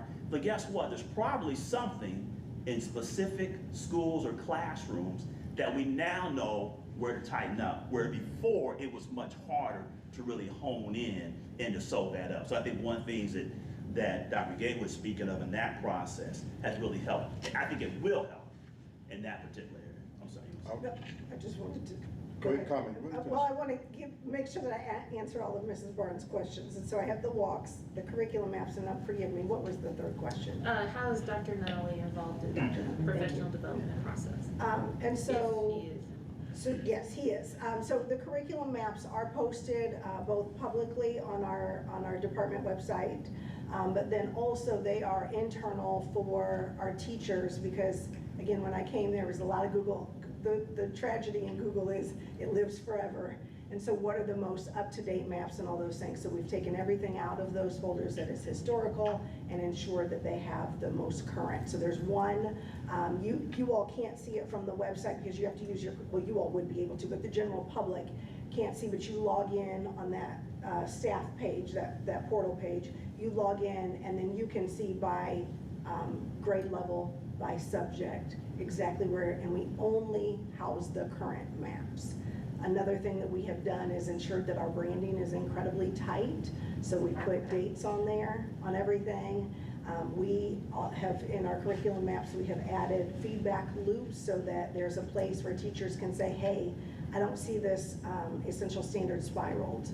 And we mark that down because in the midst of everything, I'm not gonna remember that if you say it to me, but if you submit this form and it just says, this is the problem, then in the summer when we review and revise those maps, we ensure that we hit all of those targets. So that's the curriculum map. And then Dr. Nunnally is heavily involved. When my team is interested in offering some professional development, a lot of times we'll work through the inner workings and the logistics and all those things in a messy meeting and hash all those details out.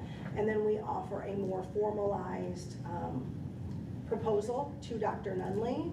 What I typically do is if you want to do something specific in math, for instance, and Mr. Davidson wants to do something, he and I kind of hash through the details. He might hash through it with his counterparts.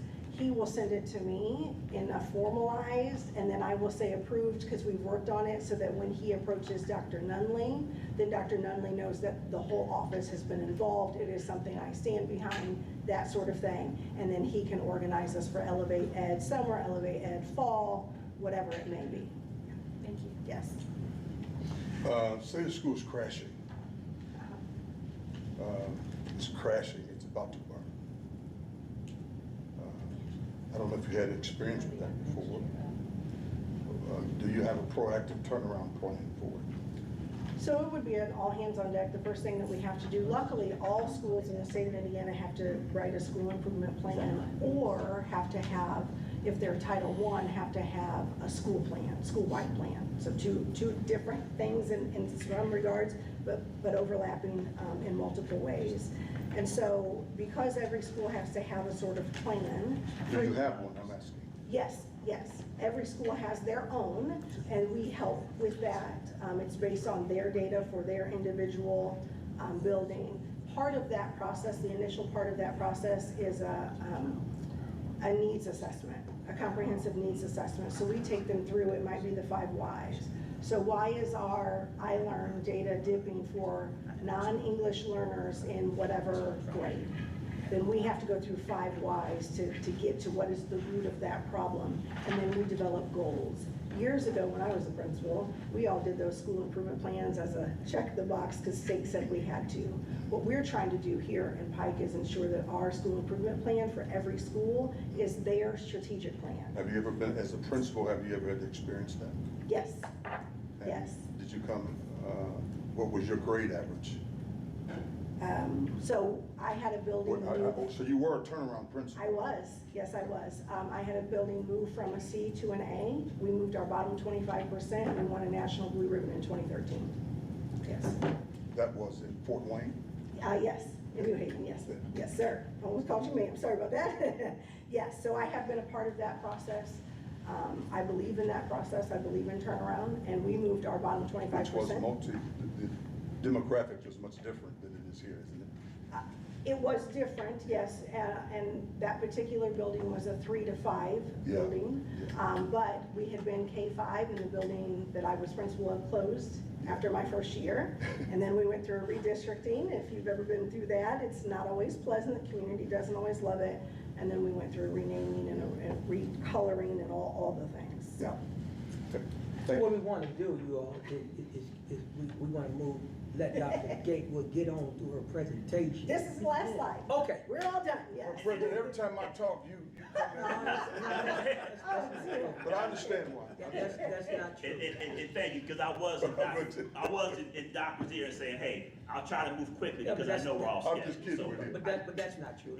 Let's move on. Yeah, and so one thing I would share is as I was listening, I did capture from Bright Spots SAT, growth of our non-ELL students.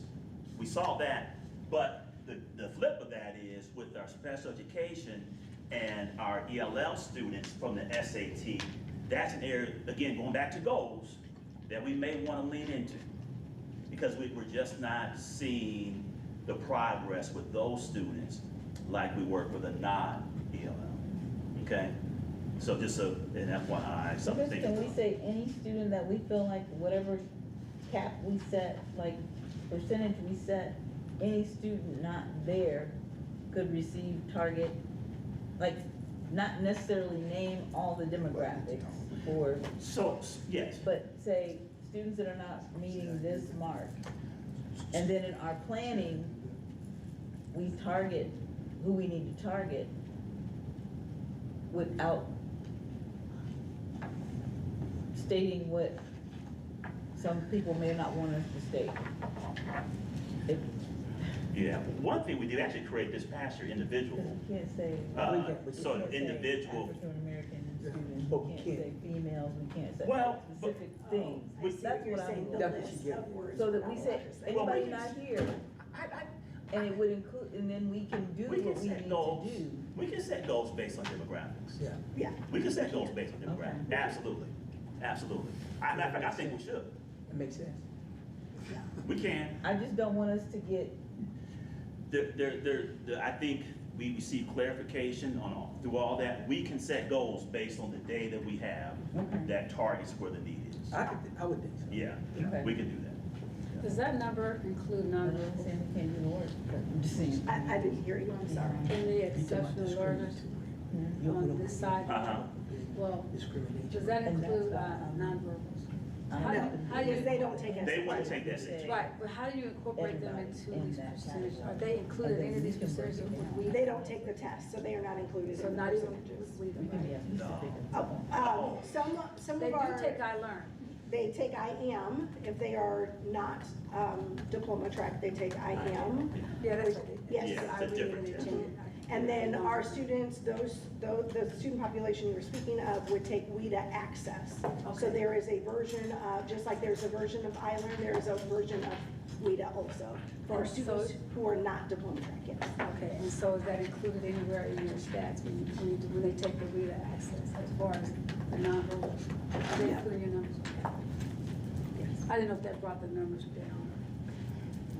When we use terms like not diploma track, Yes. is that specifically talking about some more exceptional life skills type So learning? if Or- their IEP calls for it, And that's what because I mentioned in the board meeting, my concern with the new diploma tracks, how that would have impacted someone very close to me, had that been Absolutely. where it's, at today. So that would count those students also if they are not considered diploma track, if they have an IEP. what If they're- would count them? I just want to make sure. Sorry, when did we say, so if a student, who all takes SAT? Let me just say more generically, so if we have a student who is in special education, but maybe not some of the, I want to use right terms. It's I don't every want- student who does not have an IEP, an individualized education program, every student who's on the diploma track takes SAT. Okay. If their program calls for them not to be, they do not take SAT. So if we identify a student who is in regular classes and everything that has an IEP and we see they are not realistically going to achieve a diploma. They still take the SAT. Okay, that's where I was trying to go. Okay, They absolutely okay, do, okay, unless the okay. program for that individual child, and that is determined by the case conference committee, which it typically, it varies, but it typically includes parents, or if parents, want an advocate, or, parents and the people of their choosing, along with school staff. So the building principal, the teacher of record who maintains that IEP and helps set goals and those kinds of things.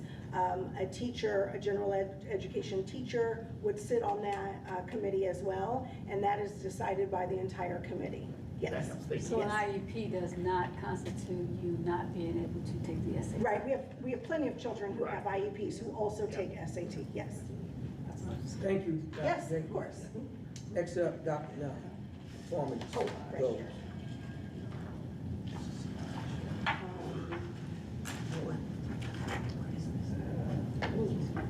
Because it's open, I'm not sure, because it's open. It's not open, it has a slideshow, so.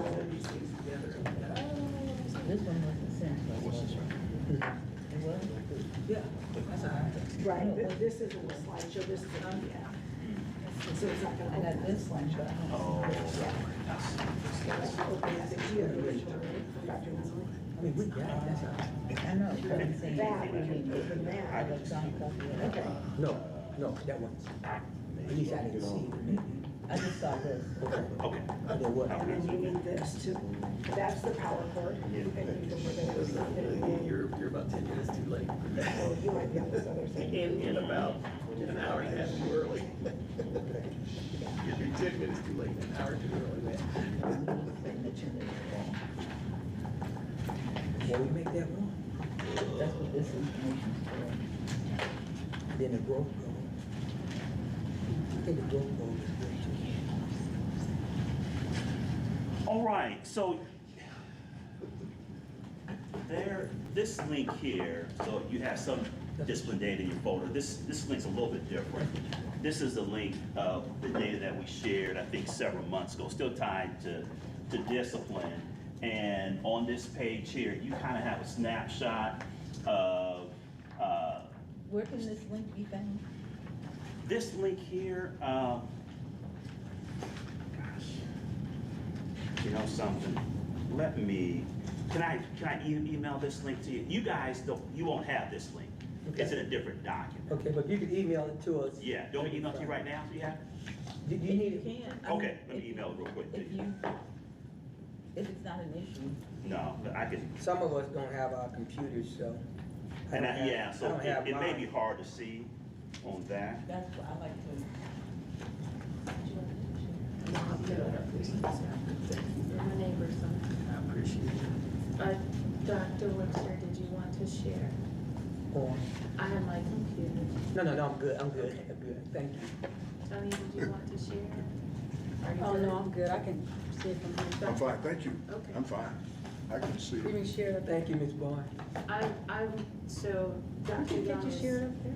no, Dr. Young is, it is gonna be up there, but I'm gonna have it here. Right, So if that because was, she got her computer. I got you. right, if No, that I was can see mine. too challenging, then Yeah. No, I can see share. mine. Thank you. My little phone lets me see. No, we have this, we do Yeah, have we this have it on piece. paper too. We have this Yeah, we piece. have it on paper. It's in your folder. I know, I Yeah, saw and it, so I could tell. this data gives you an extra year of, this is kind of what I shared, it may have been back in February, so I thought I would use. Now, this it. is, Mr. President, this is the area of what now, sir? This is discipline. This is district performance.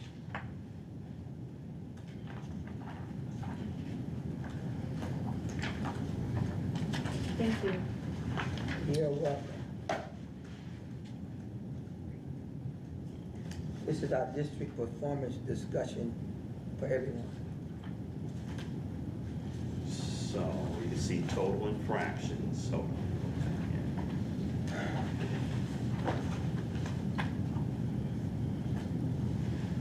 All right, so as we're looking at discipline, and we'll further break it down, this is one of the data points, remember back in January, at our retreat, the board talked about, hey, you know, we'd like to look at discipline data. All right, you can see total infractions dating back to 23-24, 7,281, 24-25, 6,755, and then this past school year, 6,609. Now, we've actually had, if we went further back, all the way from the time of the pandemic, I think a celebration is that we've had overall decreases. But I think when we start looking at discipline, because the infractions can be different, there's a lot of opportunities to lean in specific areas if we want to set goals. Can we set some parameters around what do we mean by infractions? Infractions. Is it kids got sent to the office? Is it they got ISS? Is it the police was called? Great question, great question, Yeah. great question. So if we say infraction, what we're saying is that this is a case in which administration got involved. Administration. Because- Sent to the assistant principal's office for. They may have been sent, or at least there was paperwork forwarded to administration. Okay. And administration took, you know, they looked at it. It was referred to them, Central administration. the building level. Okay, Building level administration. So infraction would be a teacher. Because, for example, if Dr. Webster is a teacher and I'm disruptive, he can choose not to report me to the office. He can handle me himself, right? We would never know. That would never be reported. So these are cases when a teacher has said, or administrator, right, has seen and has taken, there's a formal probably write-up or referral to the office. Does this also count if there was a fight in the school, if there was some of those kind of things? All of those We go things all the would way be up referred from to the there. office. Absolutely. Okay, Would be referred to the office. So this just gives you a snapshot of total infractions by school. By school. Okay? So then if you look at this slide, if you go to the next one.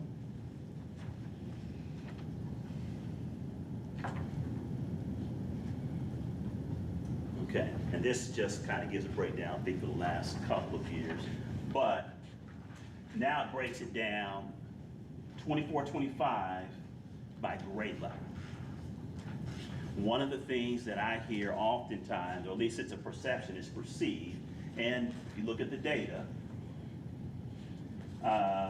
kindergarten through 5th grade, we see a higher number, obviously, initially in kindergarten, and one of the perception things I hear are that children are trying to learn. They still haven't learned school yet. They haven't learned school. Take turns, sit, wait, all of those things. However, when you look at really 4th and 5th grade, the fractions are far off from kindergarten. But just, you have qualitative data, what people say and share, but it's always good to look at the quantitative data. That's 24-25. You look at this year, same trend. Kindergarten, drop off in 1st grade, but then as we move up towards 5th grade, 24-25, look at that. The numbers are pretty significantly higher. than kindergarten. Now, we're not looking at specific infractions yet, we're just talking about grade level. And then obviously you got the other levels as well.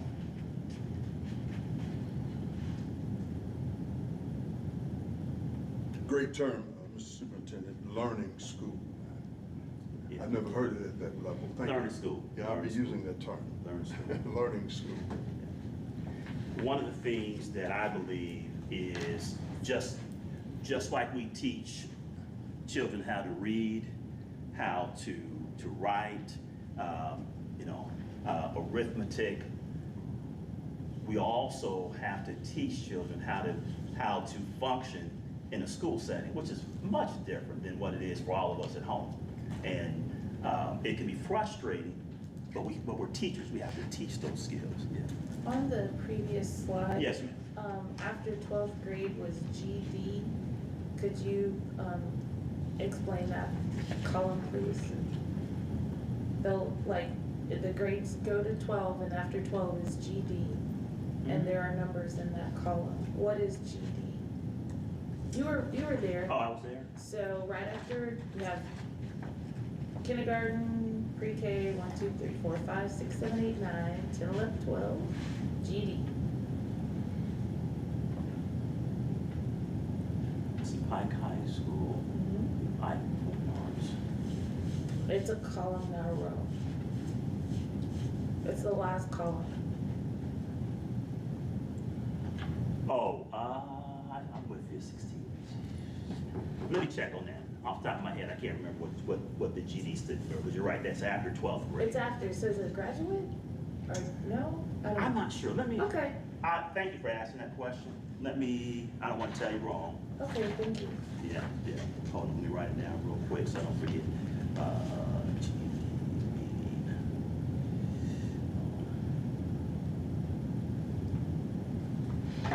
Okay, I will find out that for you. All right, so the next slide here, now we're getting a little bit more, this is a little bit hard to read, so I'll zoom in. We're starting now to look at infractions.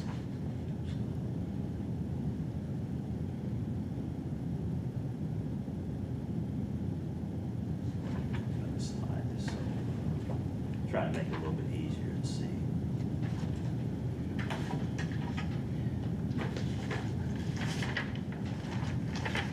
Okay, as you're looking at that data, again, you've got We're looking 24, at type of 25. infractions. Yeah. So now we're getting to type of infractions. You can see, again, this is a snapshot of when that data was shared, same time of the year. Let's take a look at the data and look at comparison to this year. Yes. According to our policies in the school handbook for secondary and elementary, we mentioned the prohibition of use of personal communication devices / cell phones. Yeah. How is that coded in this, or is it a separate infraction? Is it coded here? Because I don't see it. So you're saying it's coded Like in our if- handbook? Right, it's an infraction in the handbook. Yes. We Correct. don't allow that, and we're about to change it again because there's a brand new law. My question is, how is it here? Is it an infraction? And if it is, what is it called? So, and again, one more time, it was the prohibition of, Under Cell types of phones. infractions. Cell phones. Where would Right, cell phone infractions where fall? where is cell phone? no, it's not in here. Okay, what's- It will be. What's this right here? It's Cell violation? communication. so is that it? I Is think that the one? cell violation, isn't that it? Yeah. Okay, It's- Right it's- below it's in battery. there. Yeah. got See it. right below that? Yeah. So it's called cell violation there. Last, It can be because, jail. yeah, so the law changed this year, but you'll recall, The previous year it was you can't have your phone out in class. right, We're going into a year where you can't have it bell to With- bell. I just wanted to know if we tracked it. Yes. And we said we updated our policy to reflect the this state year, law. yes. And then we also updated our student handbooks Yeah. to reflect that as well. Mhm. So the way that this reads is only 162 times in our entire school district did a kid have a cell phone in a classroom when they weren't supposed to. When they weren't supposed to, when they weren't supposed to. And broken down to this point, district-wide. Now remember, it's what's reported. Some teachers will just say, or administrators, put it away. It's not necessarily referred to the office. I think one of the things, and that goes back to, and I'm glad we're having a conversation. When we think about measuring, and this one gets a little tricky with discipline data, can we influence it? There's a challenge, and I don't want to take away the autonomy necessarily of our teachers, where they can choose to handle it in the class or not handle it in the class. So when you're looking at the data, it's really difficult to say how many times cell phones were not out when they weren't supposed to, because in one building, you may just be told to take it away. They don't, let's put it away. This is only the Put it away. reported time. Put away. And really, in the same building, I can handle that a little bit different, and we give teachers that autonomy to when they determine that they want to refer it to the office. In reducing infractions, one of the things we've never done, and I don't feel comfortable doing, I feel very comfortable providing professional development. How do we handle certain behaviors, but not telling a teacher that you can't send that child to the office for a particular infraction? So, and I think and this is where it's going to, it'll get real hairy. My daughter works in the public schools as a teacher as well, and the cell phone issue is going to be a big one. So I think it'll have to come down to whether the administration give the teachers the autonomy or not. If the board says, let's say for an example, there's a policy now in place that 0 tolerance on a cell phone. The teacher have to abide by that, whether it's autonomy or not. If the board says 0 tolerance on a cell phone, am I right or wrong? Well, absolutely. And now the state, before we had autonomy, the state has taken it away. Yeah. So now we just can't have them out. Yep. So it would, let's say we kept it the way we've had in Pike, because we actually put something in place a couple years ago just because we knew we were having issues with it. That's where teachers and buildings had a level of autonomy. Now, I can't give you that autonomy. The state won't allow me to give you that autonomy. So in Pike Township, we did an audit, so all of our middle schools and our high schools have lockers. We have that, and that's where they'll go in the middle schools. In the high school, students will be allowed to keep them in their backpacks. Based on the structure of the day, it's just not realistic that our kids can even get to their lockers always and to put them in the lockers. So they'll have that option. But if they're out Yeah. and become an issue, rather than teachers have to do the fighting Yeah. and send to administration, they already know what the policy is. Yeah. You get it to yourself. Yeah. There's no tolerance. Now, teachers still have, so in other words, you can't have it out. As a teacher before, I could allow you to have it out because it was instructional in its purpose and intent. Now, you're not supposed to have it out. Now, if you have it out, I still have the autonomy whether I send you to the office or not. I can still choose if I send you to the office, and I want to take that away from you. But what I can't do is say it's okay. So, I'm kind of hung up right there. Yeah. So, you're saying that the teachers still can have the autonomy to decide if they want to send them to the office if they have it out. Yes. But state law says you shouldn't have it at all. Now, how is it that the teachers have the autonomy? Now the governing body says, we got to provide by state law and not the teacher's autonomy. How do you measure that? Well, because what I'm saying is it's not allowed. Okay. But it's not a government. So if I have a great relationship with a student, or if I have some situation, or I'm trying to build a relationship, if your backpack if it falls out your backpack, I don't want to say I have to send you to the office. No, we're not And talking you saw, about that. but I just, there's so many different. No, that- yeah. what I have reference to is, Yeah. and then go to you, Ms. Kelly. Okay, go ahead. So- Go ahead. You shot, you pressing, go ahead. Well, because when policy committee, we've met, we've discussed Yeah. it, and it's getting ready to come It's coming. Yes. for everybody to read it and vote on it. We had this discussion on camera, and we talked about not wanting one take away teacher at a time, but after teacher makes the request. So put it away. Put it away several times. Then it escalates to something that's no longer just a cell phone violation. You've gone to Habitual. other behavior. You know what I mean, Disruptive. disrespect, Yeah. you breached not just the cell phone. Now, if I've asked you, you've gone beyond just that. So it falls then maybe under one of these other categories. Yeah. So But you're it's just- saying that y'all is it discussion, just classroom? it comes down to, put it away from the teacher. Give them a chance, right? If the No, teacher but wants that's to, what I'm saying. Put it That's away. what, You- that's But what the it teacher is. can't send you to the office. We're going to. first time. Right, we're not gonna just immediately go. But he said. But you if they can, but a teacher can. But at the same time. And that's what I was getting to. Oh, absolutely. And it says, because the way we worded it on purpose, we said may. We didn't say shall, we Right. said may. So we're leaving some of that up, but you don't want everybody No. Abusing that. going to the office at the same time. But if you could, if, like you said, if you have a relationship with that student, you say, man, just put it away. When I And was they a go ahead and teacher, they put it away and it's yeah, done. I never sent kids to the office because I want to be seen as the heavy, right? I don't need office. I got this. I control your world. So, but that was just my philosophy belief when on a lot of behaviors. I didn't have to. But to Dr. Webster's point, a teacher absolutely has the And right if to that's- if refer that's that to the but office. We're hoping, our hope is, that's just not gonna be your Yeah. fallback. Yeah.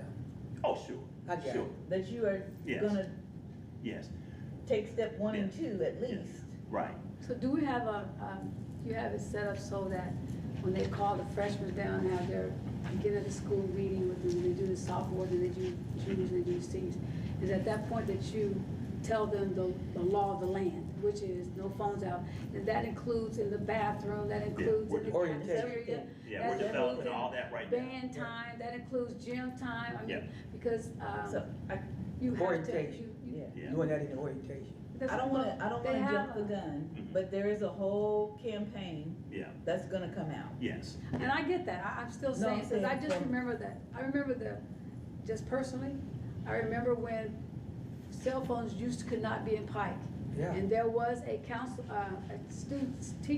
student service person, that when the teacher caught the student with the phone, guess what? They had to take it to Ms. Dobbins. When she got them, they stopped it because she got tired of having all these phones collected. And then here comes the parents cussing them out. You took my daughter's phone from her. You took my son's phone, and I didn't have time to come because they said, well, your parents gotta come get it. But there's gonna be a whole education campaign And going all out. I'm saying is, we have to have a whole plan in place, not just say we're taking their phones. There We is. have to have something There in is. place We will. that says, Yeah. They're if the building it. parent, if the It's student's being phone is built. taken, do the parent come and get it? Do we hold it? Do we tell the student to put it up? All that's being built. Yeah, those to be administrative guidelines, so we're developing all of that for our teachers, so that it'll be clear. One thing I would say that the law has changed was before we took possession, we were liable for those phones, right? So if I lost it, if I broke it, now there's protection under this new law that protects us, which limits our liability. Good. If we take it. Okay. So with that program that's being developed also, are we doing something to make it very obvious for teachers too? Because we have a lot of students in this high school, because there are exceptions built into that law too. And so my worry as a teacher, I don't know you've got an exception. I sent you down and now I got mom coming to me and So yelling and. IEPs and those types of things can be built in. So what happens is the exceptional learners teacher always meets with gen ed teachers to make sure that all the accommodations, read to, whatever they might be, that the gen ed teachers have that. So that's any where it of would the happen. exceptions would fall under an IEP type thing. Not So that's necessarily. some were mandatory. ILP, I just gave that as an Not necessarily, example. because they have Okay, a yeah. health, there may be a Yeah, health yeah. exception. Right, that's what I was There's thinking, certain- yeah. Yeah. But most of those use, because of the Yeah. technology that we have today, most of those guys use we have the iPads that we give each student. Those But if I same- have to check my blood sugar, Yeah, I if I'm get to keep my diabetic phone. or, Yeah, you can check, and I agree with you there. Yeah. But at the same token, why, then you have, if it's a medical issue, I hate to say this, I don't know how you would do it, but the phone should be where the teacher is, because it becomes a medical issue. Something happens to the student. And the teachers are gonna hopefully They're know gonna have to that. know. They can't just say, I got, because I'm telling you, Right. my blood pressure's up. I need to go to the, Yeah. and then they're gone for 20 minutes. Yeah, so what happens is, if it's a medical issue, we get a statement from the doctor. And then And kids then are the kinda nurse, hard. and we actually bring the teachers in, and then we develop that plan together. So then the kid could actually, you know, they used to have like the hall passes for, you had to use the restroom, they got restroom passes for students that have to go to the restroom, so they have this pass, they show it to the teacher, they can go. And, you know, maybe something along that line. But I'm just saying, we're gonna run into, I'm Yeah. so glad I don't teach. It's gonna be a hurdle in the beginning, but I think if campaign rolls out as anticipated and expected, and everybody has the information they're supposed to have, when they're supposed to have it. And again, Yeah, it goes back to prepositioning yourself. We have to preposition ourselves to have those, when the juniors, here's the list of the things that, and put up on there, you can and cannot do these things. These are things, our expectations of you in this Yeah. building.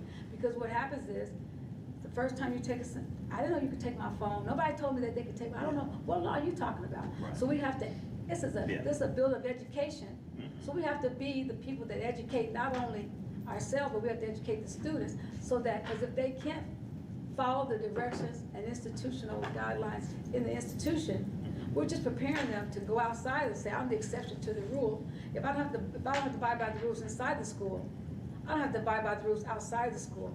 And as a governing, teaching government, we have to be able to teach our kids to follow the rules inside the school as well as out. Makes sense. Yep. I agree. Okay, so again, and I know I'm moving quick because it's almost 11 o'clock, but I did want to, this has been shared, want to share it again.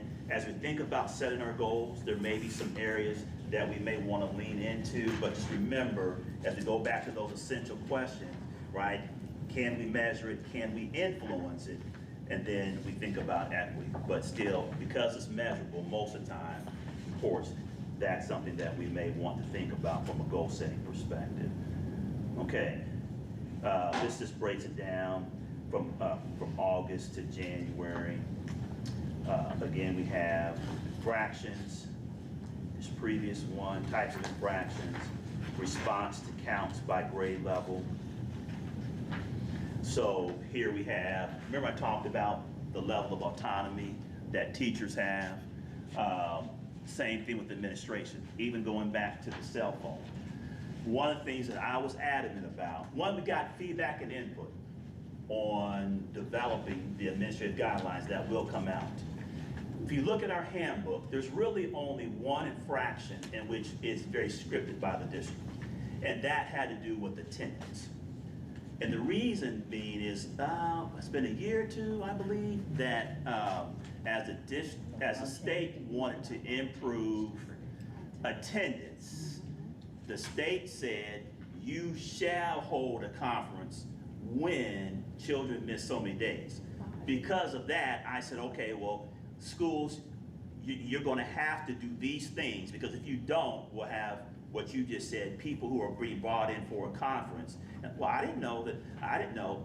Outside of attendance, when you look at our discipline grid, we give administrators, right? We give our teachers some autonomy, and there's like choices that they can make based on infractions, because every situation is different. It's also different if I have a bigger kid, right, who is violating or has an infraction that has been taught these particular things, than if we have a baby who's still trying to learn. So that's something that our educators have the flexibility to do, but this is what and how we responded to all of the infractions from 2024 to 2025, 2025, 2026.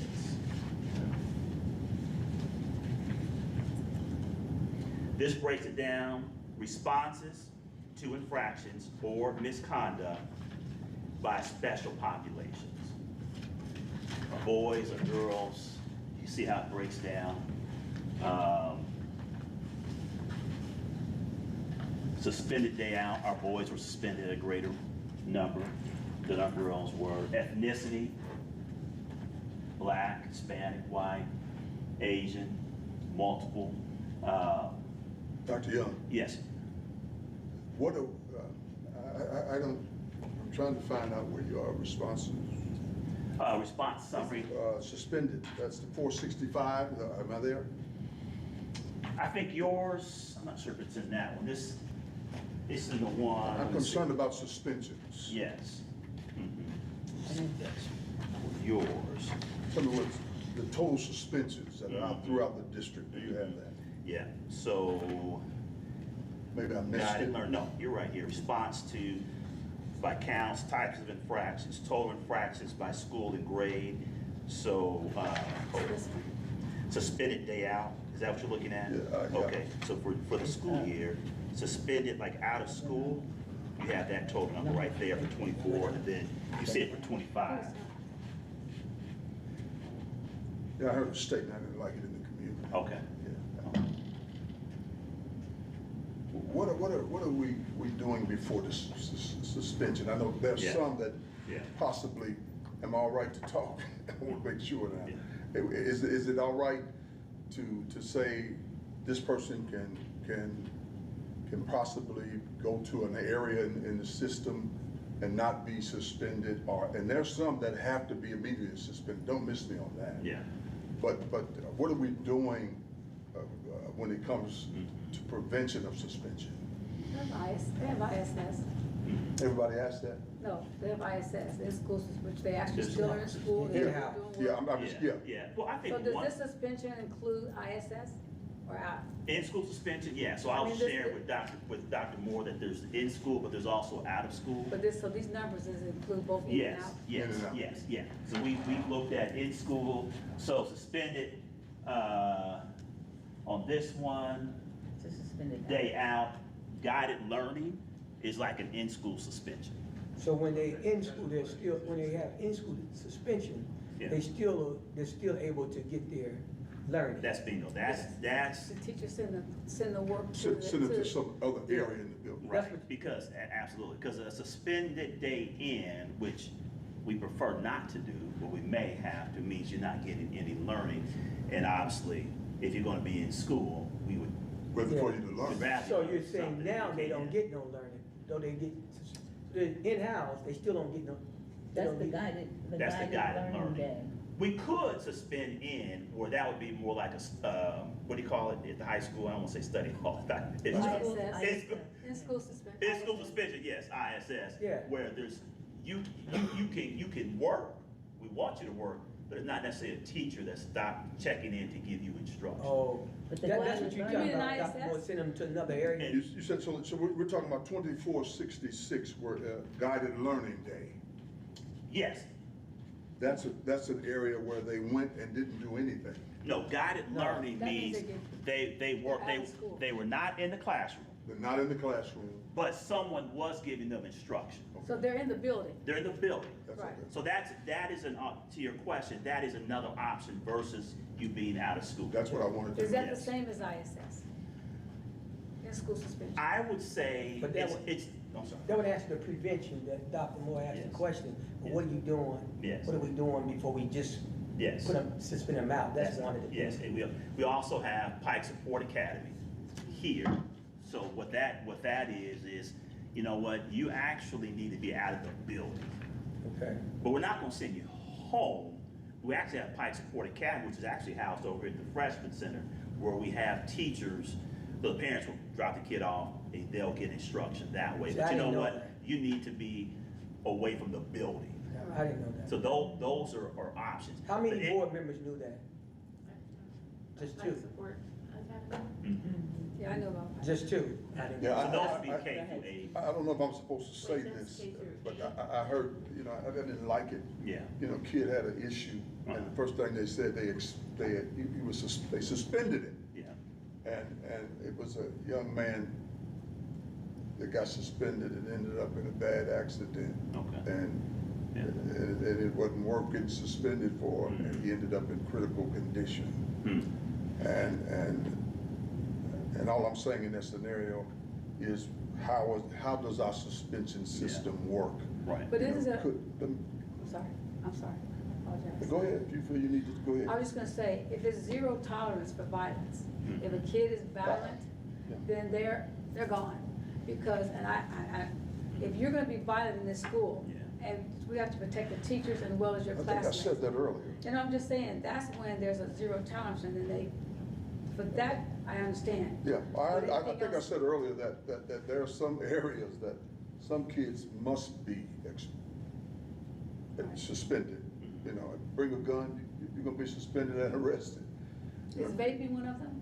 Yeah, you know, but I'm just basically saying, I know a situation that it's, you know, it's just heartbreaking, and I was just wondering, what were the tiers of expansion, areas of when a child gets put out of school. I see now where they are, we can go over here, you can just stop, And I would say too, it's gonna look, again, it's gonna look different. That's why it's nice to have a range. For a kindergartner who's pushing because they're trying to get in line, you're physical, you may have knocked someone down, you could have hurt someone. Then it is someone that's twice my size, right, that's getting physical. And to your point, it just becomes dangerous when you start getting in high school and even sometimes in middle school versus a kindergartner. Yeah. So, Yeah, it's a tragic situation, you know, you expelled, stayed home a few days, and got into a situation and ended up in critical condition. Well, I guess it comes down to, was it something, what was the reason for being expelled? Yeah.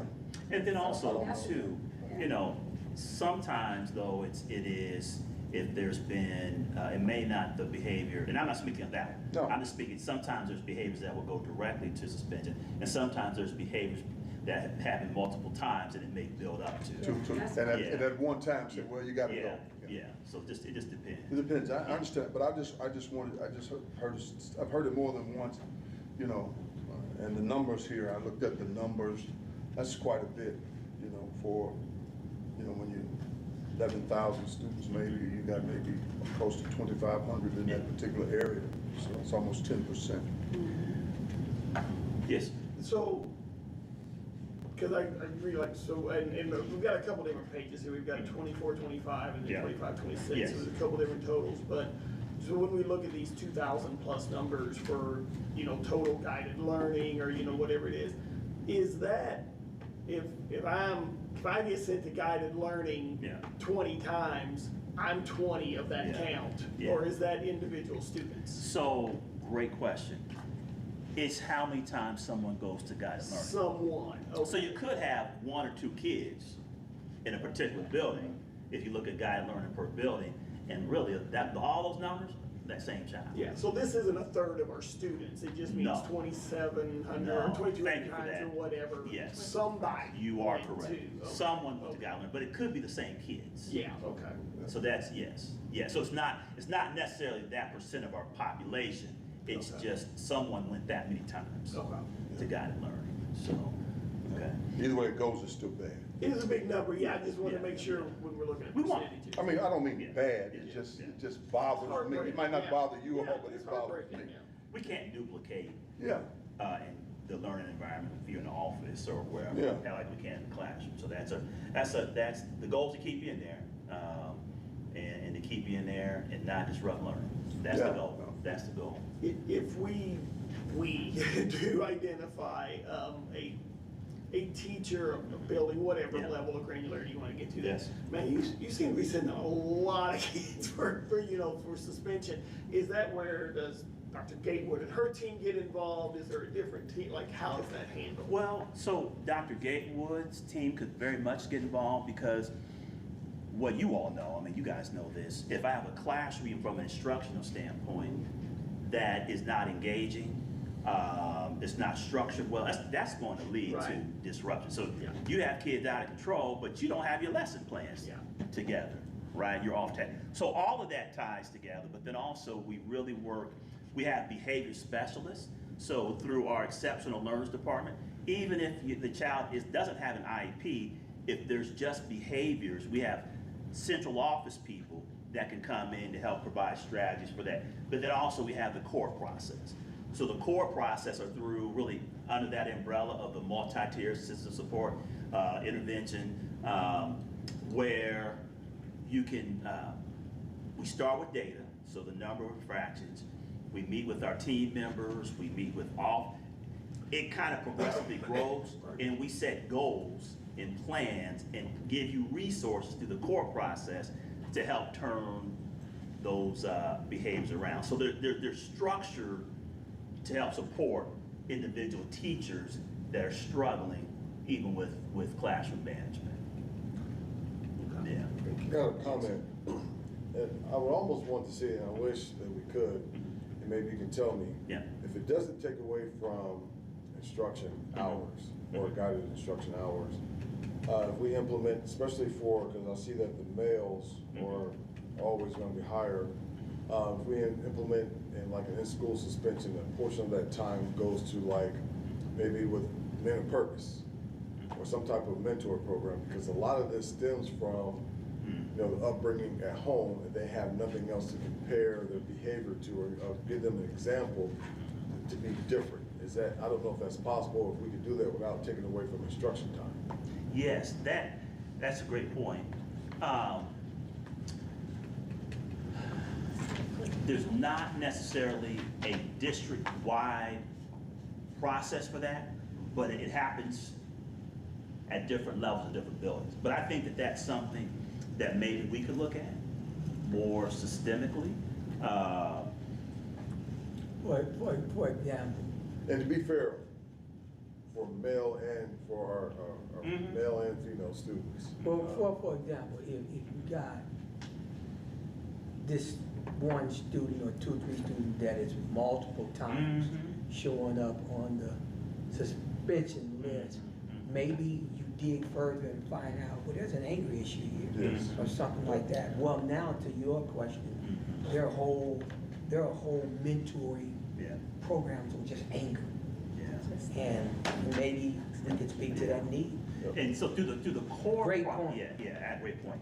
To the core process, those plans are developed for the kids. But one of the things that I was thinking about, you may have mentioned, you're saying actually while they're in there on that day, mentoring. And so that's something we can, I know that happens. I hate to speak and not have my facts together.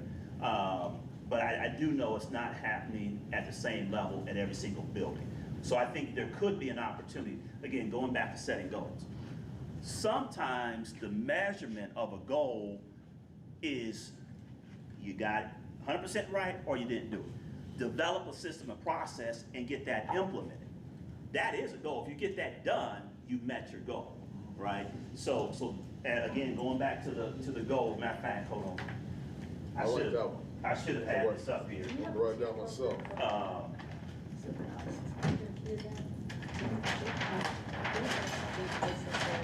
Yeah, this many, you picked out this many instructions. As we think about the discipline data, I think in our concern, and again, I just can't tell you off the top of my head, but one of the things that I heard you say was mentoring Yeah. Correct. during guided learning. And again, to setting goals, a goal could be, let's develop that and let's deploy it. Yep. And then once it's deployed, then maybe after you get baseline data after the first year, you could set additional goals. So, Are the Dr. social Young, workers let me say involved? this. I had a nephew, loved him till I raised him. And he went to in Lafayette Square. You remember that? the Pacer Academy. Pacer Academy. Yeah. He was a good kid, but he ended up going to the Pace Academy and then ended up going to Defiance College Wow. for 3 years, Yeah. 2.5 years, which was a private school. Yeah.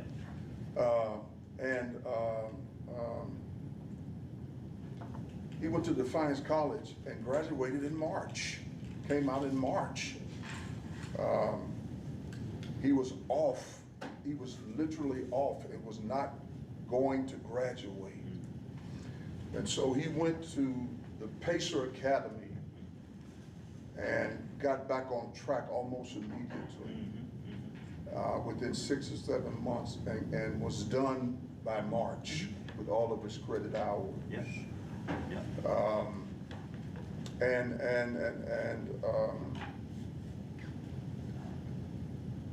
It is very, very important to me, and I'm different probably than a lot of people, to create a type of curriculum for problematic cultures, whether it be black, white, Latino, Burmese, etc., in our system, to where they can still achieve what they can achieve to walk across the stage Absolutely. every June. There is a mindset of males and females out there that can teach those young men and women to do that. But are we creative enough to do that? Yeah. Are we willing to make those type of sacrifices to get those individuals to do that? I mean, when you go to exceptional learners the other day, you had kids who were started out as struggling exceptional learners graduate with 3.3s. So it's doable if you want to do it. That's what education is about to me, is taking something that is bent and straightening it Yeah. to where it can move to a different place. Let me shut up before I. Yeah. So to Dr. Moore's point, if you don't know, prior to Pike Preparatory Academy, Yes. our students that were behind in credit hours, we would send to the Pacers Academy. Right. Now, And Mr. Dobbs was over there.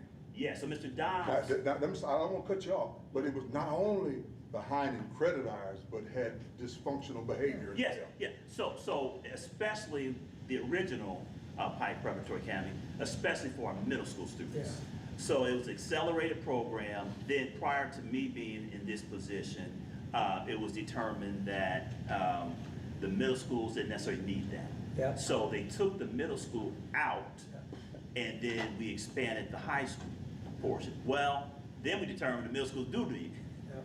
So there's not necessarily the space over there, because what we don't want is for our children that are within striking distance. If they do, matter of fact, their rate of graduating students at the accelerated program at PPA actually is higher than over here at the high school. They actually What, bring 98? the graduation rate up. Last Yeah. time I checked, it was Yeah, 98%. they actually bring it up. So I think, for time's sake, Yeah. I think we can spend Yeah.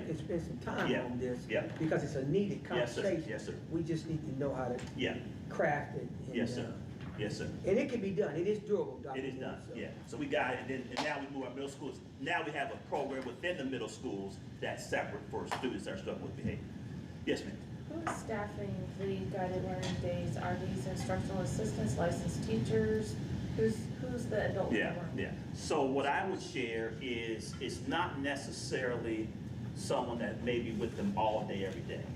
Okay. So it may be an instructional assistant for part of the time. So in other words, hey, listen, let me quick mini lesson, 5-10 minutes. You go work, I'm gonna check back.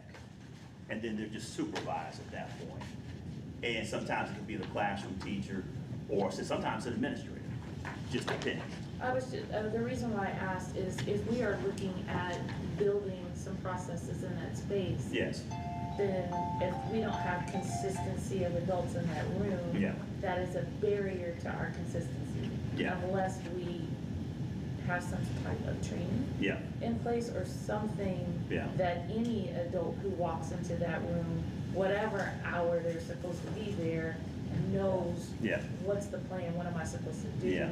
Other than make sure. Yeah. These kids aren't hurting each Absolutely. other because they got in trouble. Yep. Well, but That's that's what I was what, that's what we meant by having a healthy conversation Yeah. around this. It may be that we we even come up with, Mhm. putting someone in here regularly to see to it that they get it done. However we structure it, I think would be important Yeah. versus. Yeah. Oh, yeah. That's why I was trying to get clarification, if guided learning was the same as school suspension. They're two different things. In-school suspension suggests, at least from the state, when we report in-school suspension to the state, what we're telling the state is these children were in school, but they didn't necessarily get instruction. Because I know from being in Mhm. from the ISS, Mhm. the kids are put in there. Yes. The teachers are notified Mhm. in the morning, email, your student's not absent. Yep. They're in ISS. Mhm. Then can you please send their work Yeah. down? If they have a test, let me know about it. If they have homework, Yep. the teachers will come down. Yep. This is what I need this person to do. Yeah. So is that still taking place? I would say it's still taking place, but that is, giving children work is not same as guided learning. Guided means that someone's teaching you versus me just saying, hey, you work independently. So do we have both of them? Do we have the I guided think the learning? in-school suspension, and again, I don't want to misspeak. I know at elementary, I think it's happening, guided learning at every single level. But I also believe, well, probably at every single level too, there's probably times where it should be coded as in school because you were not in the gen ed classroom and someone wasn't teaching you, at least for part of that day. That's the only difference between guided learning and in-school suspension is what level, if you're getting instruction from an adult. So is there adult, go back to Andrew's Yes. question. So do we have a consistent adult that's every day? It's gonna look, learning? it's gonna look different per building, right? It's gonna look different. Sometimes you'll have a resource teacher. So if I have an IEP, you may have a resource teacher or assistant because I already have goals. I work with you all the time. I got sent to the office for the day, and you know, I might be there with you for an extended period of time. Sometimes I can even recall as a building administrator, I was providing guided learning. Like I was an assistant principal or I was a principal, I would literally be teaching you throughout the day, right? But some days I couldn't. So it's just gonna look a little bit different. I believe that if we wanna set some goals, we can set some parameters. But right now, it's gonna look a little different. On average, I probably don't know these numbers. Yeah. On the average of how many students would you say are in guided learnings per day or per week? Oh, geez. I don't wanna speculate, I'm not sure. Because the number, 2,400 students, there gotta be somebody in there, and it's gotta be Yeah. more than one or two. Yeah, I would Because say, ISS and guided learning are two Yeah. different entities. in every There's school, people in there. yes. So, When I I know walk, does that include the element? that includes the whole High district. school. When I walk through schools, you know, it's not unusual for me to see someone in guided learning that had to take some time out. If you have, let's say, 600 kids, have a couple of kids down at the office, right? I don't know how long they're there, but it's not unusual. To see at least one or two. Yes, and remember, a teacher can make that determination, right? I'm asking for this child to be out of my classroom for an extended period or for a period of time, and I'm turning that over to administration. Okay, so administrators understand they have options Yes, for different in terms infractions. of saying, okay, I'm going to, I mean, I know they, in terms of the in-school suspension and guided learning, so that whether students, because they ultimately make the decision who's gonna get instruction and who's not. They have a tool, you guys, it's in the handbook. For specific infractions, there's a range of consequences that they can give. Yeah. I'm saying ultimately though, they decide, if I'm gonna do a suspension, when you're not leaving school, as the administrator, I determine who goes to where I'm gonna get instruction and who goes to where I might not get instruction. Administrators make that determination. The minute, if I'm a teacher and I send you to the office, I lose control of what happens at that Right. point. That's No, up to the that's what I'm saying. administrator. Administrators Yes. make that determination. They do, within the range for a particular infraction. So we as a district said, listen, Larry Young's chewing gum, in that range, you're not gonna see suspension. Right. So there's But, still, some guardrails and are in we there. encouraging within the range, Mhm. if instruction can be provided, that students are still able to get that? Like, are we encouraging that, okay, rather than just pull them and not provide instruction? Well, no, because I don't know what the infraction is. I think sometimes As much as possible, are we encouraging administrators to choose? when it's appropriate. But I can see also that sometimes it just may not be appropriate. Right, I'm saying Yeah. when it's called, like, as much as possible, Mhm. that students are still able to engage with curriculum. As much as possible, absolutely. As much as possible, stay in the class. And we're not As much as necessarily in the possible, if you class, come to the but office, we give you instruction. Yes. that's what I mean. Yes. So if I have to be removed from the classroom. Yes. To a different environment. Yes. But my instruction is still going forward. If possible, yes, if we can. But it's so, and trust me, building administrators are gonna do that because they're gonna hold the results of I read, I learn, SAT. So the administrators want the children to be learning because they have to get these kids across the finish line. So, I know because we can there's stay other on data this. points in there. I know we're gonna circle back around in other data. I think we had the in your folder some other, but we're going attendance. You got that. I've shared that previously. You know, across the state, we're seeing a reduction based on, I think, some things we put in place, and I think too, the further we get away from COVID, we're kind of getting back to the normality of school and attendance. And I was going to say, we'll get that we'll get the iLearn data, and we will hopefully get a chance to come back and talk to you all about that data as well. And the discipline data, I did write down the monitoring during the guided learning. I mean, the mentoring during the guided learning too. I heard that say. Okay. So can we make that perhaps a goal to discuss or to see how we can help with the both the in-house and the guided learning? Yep. Yep. And how we can craft that to where it better fits our children for learning. Just coming. Okay, so this, you wrote that down. That probably should be a goal of ours. Okay. So I'm gonna put a star. I'm hearing you say Okay. that as we think about next year. Yeah, That's probably one. that should be a major goal. All right. I'll put a star by it. Especially hearing the success stories of children turned around. Okay. Ms. Barnes, you're up next. Everybody good on a break? If we don't need a break, then everybody good. Okay, then Ms. Barnes, you're up next with written reflections.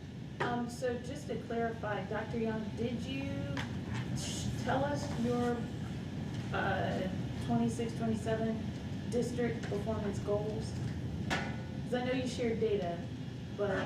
No, we're you still haven't. developing goals. That's what I, okay. No. Okay. So all of this is the process Yes. that I want us to get to Perfect. making those goals. Got So it. like through this conversation, Dr. Webster captured, I heard you all say, hey, listen, we really think this whole guided learning thing could serve multiple purposes. Yeah. So that could be a goal. It could serve as a goal. Yes, yes. And on the attendance data? Yes. Can we get a key for what the yellow, green, and red? I think I know what they mean. Okay. Yeah, what's the thresholds that? Yeah, Dr. what is that? What does the red mean? What's the yellow mean? Like where, like you said, what parameters are we looking at for that? To the colors on attendance data. Okay. Got it. Does that make sense to some, Yes. somewhere there's a key that says. Yep. Gotcha.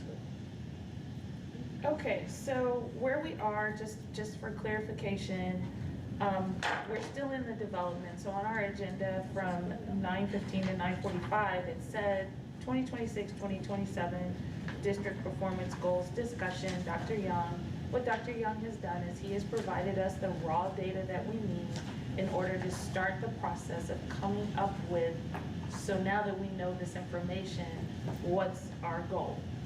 So what I put on here was really just a reflection, so that individually, now that you've seen attendance, you've seen our discipline data, you've heard about SAT, you've heard about WIDA, what do you think our students need from us? And this is a time really to just kind of reflect, like, what's the priority? When we started our retreat today, really just kind of taking a 30,000 feet view of that. Or maybe it was just a personal reflection, or maybe you have a child or a grandchild, and so you took that perspective, which is perfect. But now we're taking a slightly different perspective. So it's the same mental work, but now it's based on facts and data that we have from Dr. Gatewood and from Dr. Young. So just to clarify what's happening right now, you heard about WIDA, you heard about SAT, you heard about discipline, and you have information about attendance. Based on that, what do you think our priority is for our students for this 26-27 year? That's what we're focusing on right now. What is it? Because all of us has a different perspective on, oh, I might think that this is most important, and somebody else might think something else is most important, and it's fine. But we're really just trying to focus in on, well, what do you think is most important? What is our top priority going into this next school year based on all this information that we've received? This gives us a chance really to just kind of unpack it and to reflect on it for a minute, so then we can take that and move forward to work with Dr. Young to come up with what are some goals. Like, this is what we see as important. Now you know, from the governing body, this is what we really think is important. It's individual, and understand that this is one outcome. Once you come up with what do you think that priority is, how are we going to monitor it? How do we track it? How do we make sure that it's happening? And as we move forward, we can start thinking about intervals. How often are we going to track it? How often are we going to check in and see how that thing is going? So that's just, if you're thinking like, well, what are we going to do next? That would be the next part, is can we track it? Is it something that we can monitor? How often do we want to monitor that particular goal that we have in mind? Ms. Kelly? And just for clarification also, we did at our last retreat in January, we came up with, we called them 4 main buckets that we wanted to look at. So the first bucket we had was communication. And then we had student achievement, safety, and financial stewardship. So we had those 4 areas that we said, so what we've talked about today, we can look at where they fall in those. Right. And we have those listed. It's on the handout that came from Dr. Young. Yeah. They're color-coded boxes at the top. So he gave us those color-coded boxes with To those 4 remind us. buckets. Yeah, that's a great reminder. And Dr. Young is kind of putting these different things that we captured earlier today, he's hanging those up. I have some tape with me too if it doesn't stick. So this is really just a time to kind of reflect on, now that you got all of this, what's most important? And what can we make? So, when you ask them to reflect, what are we kind of just talking through what we've heard, or are we putting pen to paper? You're putting pen to paper at this point, and we will, after lunch, take those papers and really kind of look at, oh, look, like 3 of us said that it was this, 2 of us said it was that. Maybe Okay. only 1 person said it was this other thing, but maybe it is a priority. So it's really a chance for us to, on our own, Put pen to paper. just put pen to paper, so we can be at a place to start for our creation of our goals. I appreciate your question. Did anyone else have a question about what you're doing? Of course, you got the posters that are all around this too, that Dr. Young is putting up. Okay. This is for this piece of paper, right? We're talking about this exercise. You can absolutely put it there, absolutely. Or you can just write it. Or you can just write it on a Write it regular. on your paper. tablet. I just said, You okay. can put it on your That's all right. tablet Yep. Thank you. if you need more space.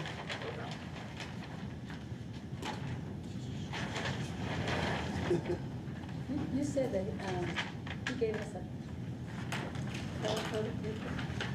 Oh, I passed those out, you might not have been able to pass them out. I can't do one right now. That's what I get for coming late, right? No. There you go. There you go. Thank you. So, in case you didn't capture all the questions that Ms. Barnes stated, you still have two here. What do our students need most from us this year? And then what is the outcome the board should want to monitor closely? And he put it right up here for us too. Okay. So we got it in different places.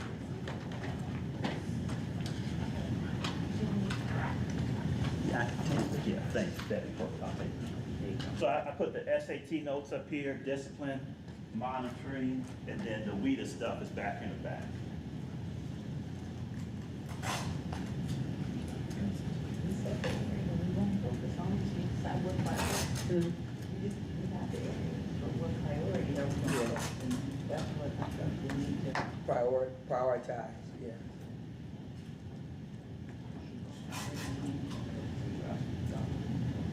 Because he knew you wanted it. He brought one. You got to say he knew you wanted it? He brought one. He brought one. He knew you wanted it. No. That was for you. I didn't see it first. That was for you. Because Hoofer and I are going to be fighting over it. I wouldn't forget about you, man. No, but Hoofer's don't want one too. Okay, And we only got one. I'm closer. Okay. Not too much, whenever you're ready. Okay, okay, so y'all, then why don't we do this, if you wanna get your lunch and work on this, we can do them both at the same time, we can get our lunch and work. Let's go. All right, y'all, we're back, and Ms. Barnes gonna be the first one to read her, pen to paper on our needs here, what two things that are needed. Okay, so what I wrote was, I think we need to leverage what we're doing with our ELL learners to impact our SAT, IRE, attendance, and discipline, because it's all connected. So the goal that I wrote was for student learning, and it is by June 2027, the district will implement targeted language support and culturally responsive practices for ELL to drive district-wide improvements in academic achievements, language proficiency, attendance, and positive behavior. Why it matters is because 30% of our students identify as English language learners. The data indicators that we'll review are WIDA, SAT, discipline, attendance, and IRE. Quarterly would be attendance, semester would be discipline, and annually would be our WIDA, SAT, and the IRE. What it is not is it's not a specific program, it's not a staffing decision, and it is not interfering with daily operations. It's more about capitalizing something really good that we're already doing to have a larger impact for more students. All right, thank you, Ms. Barnes, that was a good tracking. Anybody else, how did you capture our two need questions, and they are, I have them somewhere. I did not. That's what I did not. Well, the question, the first one, what do students need most from us this year? Yep, that's it. And I felt I didn't go into the depths that Ms. Can't hear you, Ms. Wilson, can you turn it up a little bit? I just said that we need to have a curricular that will be transparent, and that they will be able to use that information to help them in a career when they leave Pike High School. So our curriculum should set them ready to be ready, because we do have that issue. So. Transparency from the curriculum. Transparency from the committee and from those that provide information to us, that is transparency from the beginning to the end of that information that we get. Okay. All right, thank you, Ms. Wilson. Anybody else want to share? This is actually kind of piggybacking off of what Ms. Wilson said. The students need from us so that we can provide them with the best education and run a school district as possible is a clear understanding of issues and presentations between the board and the administration. Now, a misunderstanding doesn't mean turmoil. It doesn't have to mean that. What it means is that we may perceive things different than what the administration is used to presenting. Because when you have a board, you're dealing with people who come from different fields. And so with that being said, some of our presentations, we may have to look at, what do some of these acronyms mean? What do they mean? How do you come up with numbers? Because I'll just call myself an educational layman. I don't know as much as the administration does, but I am smart enough to, when I go to websites like IDOE and I see things different than what the presentation says, please bridge that gap for me so it doesn't leave any room for self-interpretation, which could go down the wrong path. So, like I said, misunderstanding doesn't mean turmoil, just that we have to get on the same page. So that way we can work well together that will produce what we need for our students in our district. All right. Thank you, Mr. Anderson. Anybody else want to share? So I put that we need to ensure our finances are managed so that we have the flexibility to ensure that we can move around and mold staffing to address the areas of our greatest need. And I don't know specifically how we monitor that, but quarterly updates. So I don't know if this is necessarily a goal, or we got that kind of a thing, but having good quarterly updates so we understand where are we really at financially would be helpful. Okay. I want to add one other thing. I also want to think of, for the sake of the students, a mental health and wellness where students have more access to counselors and social workers. Because looking at the statistics of the infractions, there's got to be somewhere, as goes back to what Alonzo said, that we have a mentors come in, and maybe when they're sitting in GLD and the guy learning, that a mentor comes in, because there's got to be a mental health issue going on there that we're not aware of. So we make it more available for those students to have feel easy to go to those access areas. They should be able to say, can I talk to so-and-so, I'm having a mental problem, can someone talk to me? So that makes them more open to it. I don't know if that's a goal that we set or if that's something that we could put in place. Make a readiness, I guess. So you're saying more mental health awareness? Right, make it more feasible that these students should know that if you're having a mental breakdown, or if you're having an anger management issue, instead of hitting your fist in a wall or a locker, I can say, I need to talk to someone, and they have that option to do that in the midst of getting put out or put in ISS or put in GLD. And then maybe we can assess somehow the mental health tools that we do have on board right now, which we do have. One in particular is Cummins, but I think we may have even more than that. Maybe we assess their outcomes, and if their outcomes is not pretty much good for our students, we look in other directions. Maybe that's a goal. Maybe we look at other people that perhaps Other options, because maybe. Other options, right? That's a better word. Because I think that some of our students don't even know that Cummins is there for them. Yeah. Well, yeah, that's a different story, but at least. Yeah. So I got that one. Thank you, Ms. Okay. Wilson. Anybody else? I'll Ms. go. Kelly, go ahead. In terms of the discipline data, because Discipline data. that's being driven by academics. You're saying discipline? Yeah, that's kind of driving everything, or ultimately gets reported and affects academics, attendance, all of those things are in that. And so But looking at the, just overall, the need to decrease the number of students that are being removed from instruction. So looking at what are the trends with that? And then what does it look like?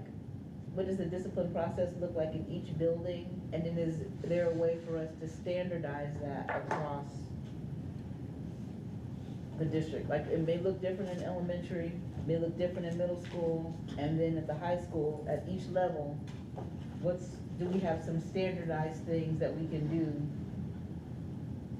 do so that, make it easy for, I mean, yes, we have, what the handbook says and what everything says, but and I'm not saying we take autonomy away, but kind of a standardized, as much as possible approach to, okay, when are you gonna be removed from, certain things are deal breaker, we know. But within the things that are within our control, how do we keep students in the learning environment or even if they go to a non-traditional setting, instruction, keep them in an instructional environment as much as possible. And then how do we kind of streamline that across the district? And like I said, I know it will look different in elementary, it's gonna look different in middle school, and look different in high school. How do we? That's kind of what my walk away from all of what we heard. Because if you're not getting instruction because of your discipline, Behavior. your SAT's gonna be, everything's gonna be off. Your attendance, your everything. If you're not in class, you're not gonna learn. Basically, is where I'm coming from. Behavior would be a part, right? Right. So kind of like, even to go along with what Ms. Wilson's saying, so as opposed to a punitive approach always, okay, what is it you need at that moment? And how can we best, with the resources already in place, what can we give you that you need at that moment? Okay. All right. As best we can. As best with the resources we have. All right. All right. Anyone else? If you don't mind, Mr. President. Go ahead, Dr. Moore. The pathway piece that we have here at Pike that leads young people towards trades and other areas. The data says that there are not many young people going to college now because of the high cost of collegiate careers. I want a high cost of college, let me just say it. Is there any way that we could possibly, first of all, let me congratulate Pike High School for not having any turmoil during graduation, and then secondly, getting all of those 824 across the stage in record time. Amen. And then secondly, there's a lot of those who came across that are not going to college. Let's just be real about it. A lot of people, we talk about, our which is 88% right now, I think it is, a little bit more than that maybe, graduation rate. But there are a lot not going to college out of our graduation rate. And I'm hoping that we can begin to push trades here in a major way to get young people interested in trades. The data is showing that trades are going to be booming. They're booming now. Electricians, pipe fitters, etc. And I don't know if we have resources to start creating a marketing ideology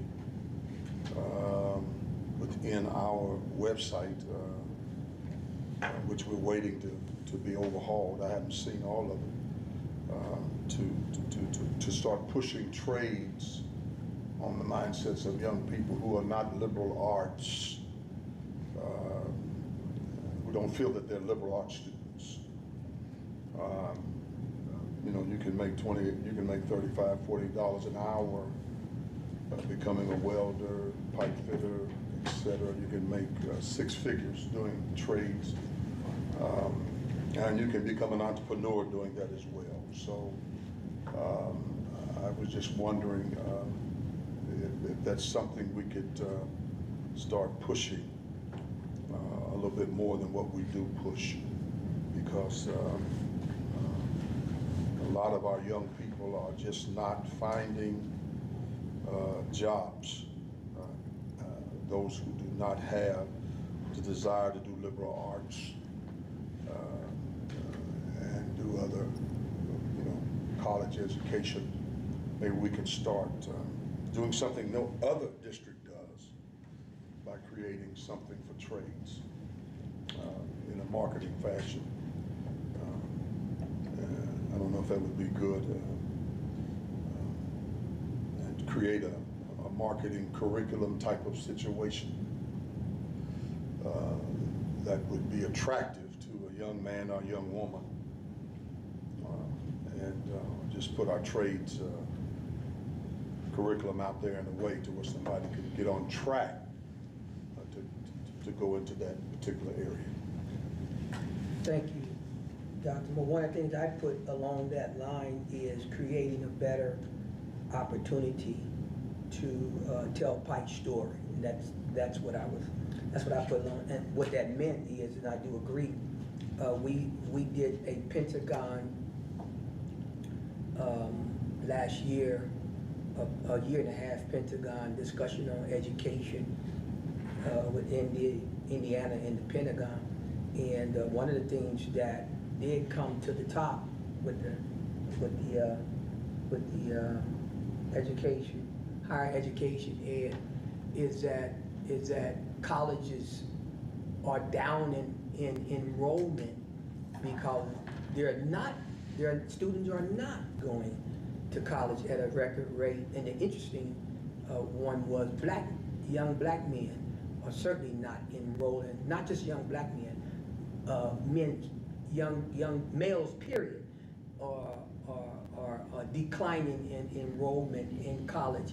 And so there's an all-out push to see how to get more males back to college and get the numbers up, even in your technical schools, your vocational schools such as your IB Tech and those places. But one of the things that did come out was the challenge is that they are enrolling in programs such as trade programs that offer the big dollar and offer, you know, a real robust career. So how do we do a better job of creating the narrative to our community that we are a place with vocational opportunities? And I think we got one.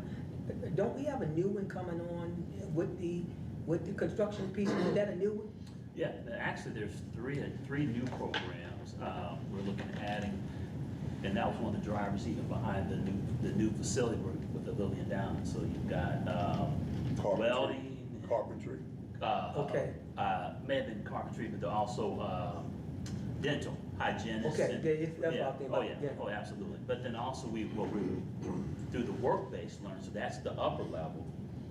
And part of that can even be shifting some of our current programs in that space to add new programming in our current space too.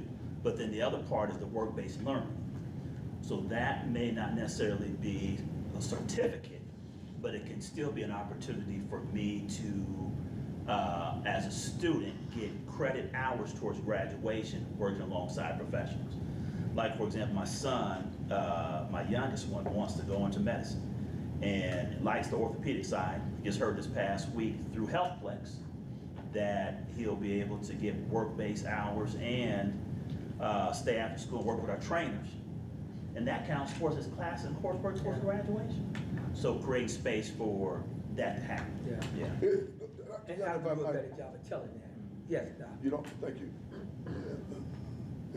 The magnet school ideology at one time, I had a young lady in my church, she's a PhD now.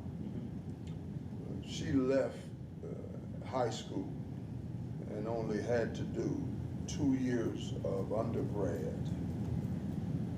She left high school now in a medical magnet and only had to do 2 years of her undergraduate degree. She did her 2 years at Fisk, then went into medical school.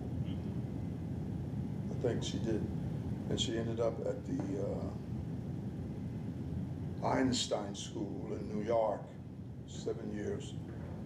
The Einstein School, they paid her $35,000 a year to go to the Einstein School, and ended up, maybe more than that, and ended up with her PhD, graduated with a PhD. Now she's at Eskenazi.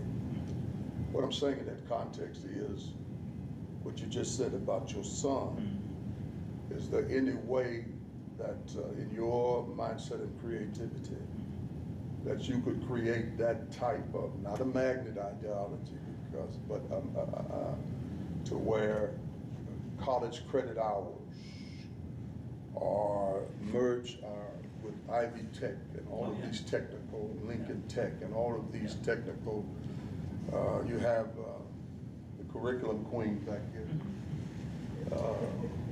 that could create with the Ivy Techs and the all of these individuals. And so if they take this class here for something, they get 3 hours of that, and then when they graduate, they can go finish at Ivy Tech and only have to do 30 hours, and then they got their journeyman's card, or they got this, or they got that. So that's what I'm talking about when it comes to trades. Can you have a semi-trade ideology, Magnum system right here at Pike for those kids who do not score high on a SAT or ACT, which probably doesn't exist anymore. I don't know, I'm an old man. Because if we don't have that, we're going to have a lot of young people in the streets, not having jobs, working 2 and 3 jobs. When we can be proactive. Now, we can't make them do it, but we can make it available. We have dual credit and advanced placement. So my other son, going into, he transferred to UIndy this past spring, he had 42, 43, 40-something credits. He was still a freshman. A lot of those he picked up right here. So we have dual credit, and through our advanced placement, we have children that get college credit while they're still in high school in Pike. And there's been multiple cases.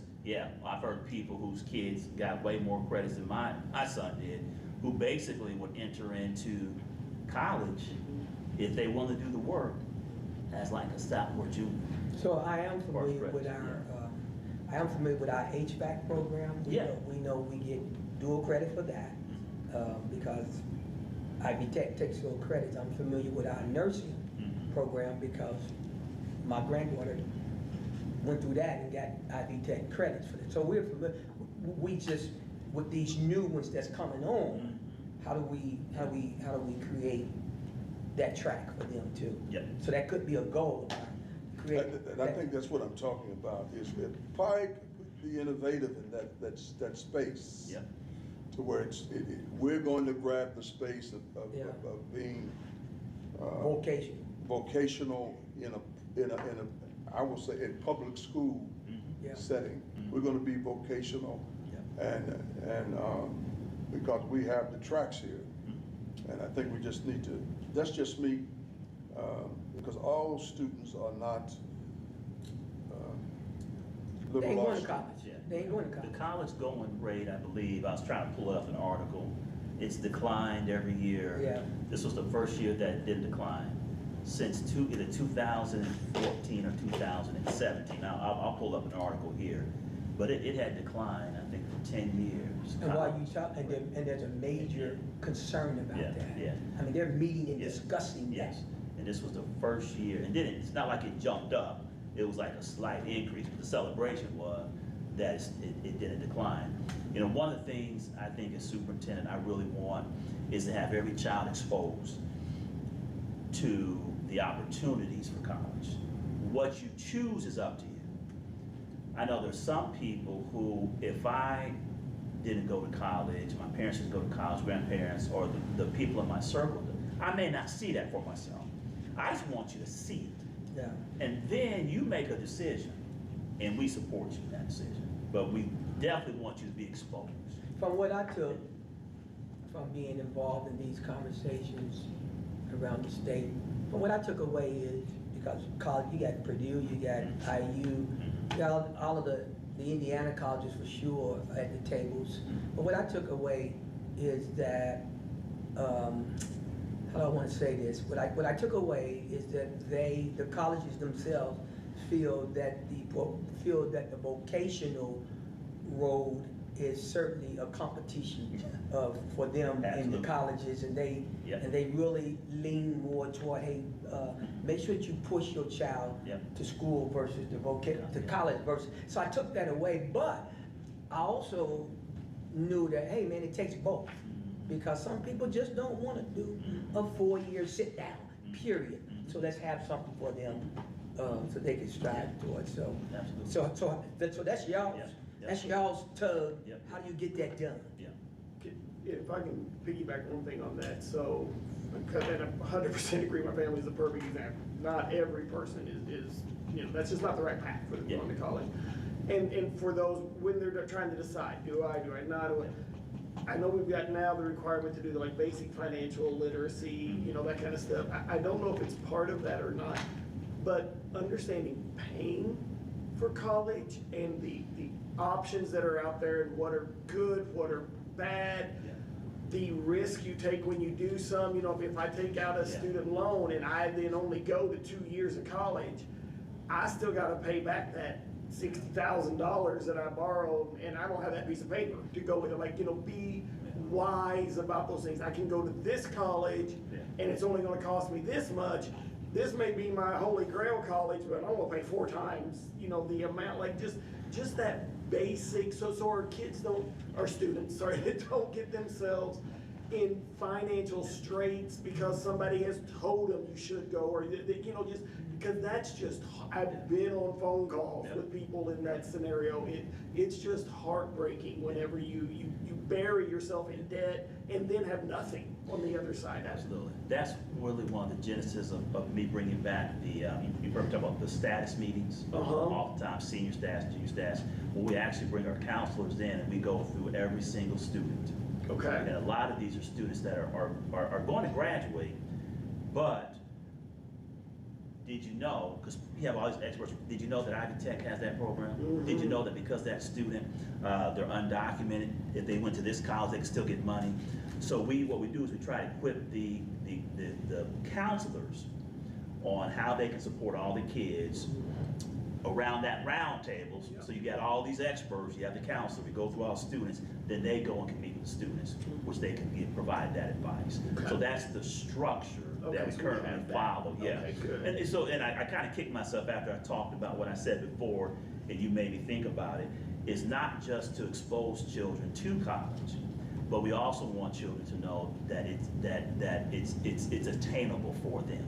You may choose not to go, but what I left off of what I said before is not just exposing, because sometimes I can be exposed, but I still may think I may want to do it. I don't see how in the world I could do it because I've never seen anybody else do it. So make sure if you choose to go to college, we help you understand how you can do it and how you can afford it. I tell people all the time, if it wasn't for student loans, I wouldn't have the life I have now, because that paid for my college, and I paid 15 years to pay them off, but you know, did it. But if I had quit 2 years in or 3 years in or something like that, what was a hand up to me becomes a complete concrete shoes around my feet jumping in the ocean. I mean, you know, it is just, so you have to be so forward thinking, which is tough when you're 18, right? Nobody knows. So, yeah. So Dr. Woods would do a good job, a great job actually, of exposing our children and our students to HBCU opportunities. years, yeah. For years, right? What are we doing? Who replaced her? And are they doing a great job? She's still here. She's still Oh, doing she's still here? Yeah, She's got 10 this year. She got Yeah, 10 this year. She's still here, but what She's at the graduation. we do. I saw her at the yeah, graduation, but but I thought maybe she was gone. we're still building capacity Okay. with other individuals to continue to do that same work, even with our HBCUs. Like I think even we have one staff member, I believe, that even went on some of the trips, I Okay. believe, with her, just so that we all have those relationships and institutional knowledge. I think it's gonna be crucial for her Yeah. placement. I thought she was gone, but I did see her at graduation. But I also know that she's got some other challenges. And so it'll be crucial for us to make sure that that person is in place to help our children understand. Because what you do have, what we're finding out, and I'm sure many of you around this board have heard the same thing, hopefully no one misunderstands me, versus going to your Ivy League schools. I hear students say now, quite a few of them, if I had a better understanding of what HBCU colleges had to offer and the education that they had to offer, my counselor would have pushed me toward, or I wish my counselor would have pushed me toward that in high school. Right. And I think that we have someone here that has done a yeoman's job of doing that. So, anybody else heard that differently other than me? I've heard students say yeah. to me, I would have took advantage of the HBCU opportunity. Can I give you a personal on that? Yeah. My friend, I didn't know anything about HBCUs until I got out of high school. Yep. I hate to say that, Yeah, nobody no, talked I got about it. them. I hadn't heard of They it. Not at weren't Washington. supposed to, nobody talked about That's where them. you went? I went to Washington. They weren't, He the went there. counselors were not supposed to talk about it. Didn't talk about it. Yeah, and that's when counseling in the IPS system was extremely strong. Yep. They could not navigate you towards an HBCU. Never heard it. You never heard it. He went to Addicts and I went to Washington. Well, And I they- will say they now. could never navigate you towards an HBCU. But I You will had, say you had now- to get navigated outside, and there were so few of them going, because we were in a cultural war of identity, and people wanted to identify differently than what they really were, and so you didn't do that. And so I didn't understand, I didn't know anything about, I didn't hear about Tuskegee until I was 19 years old.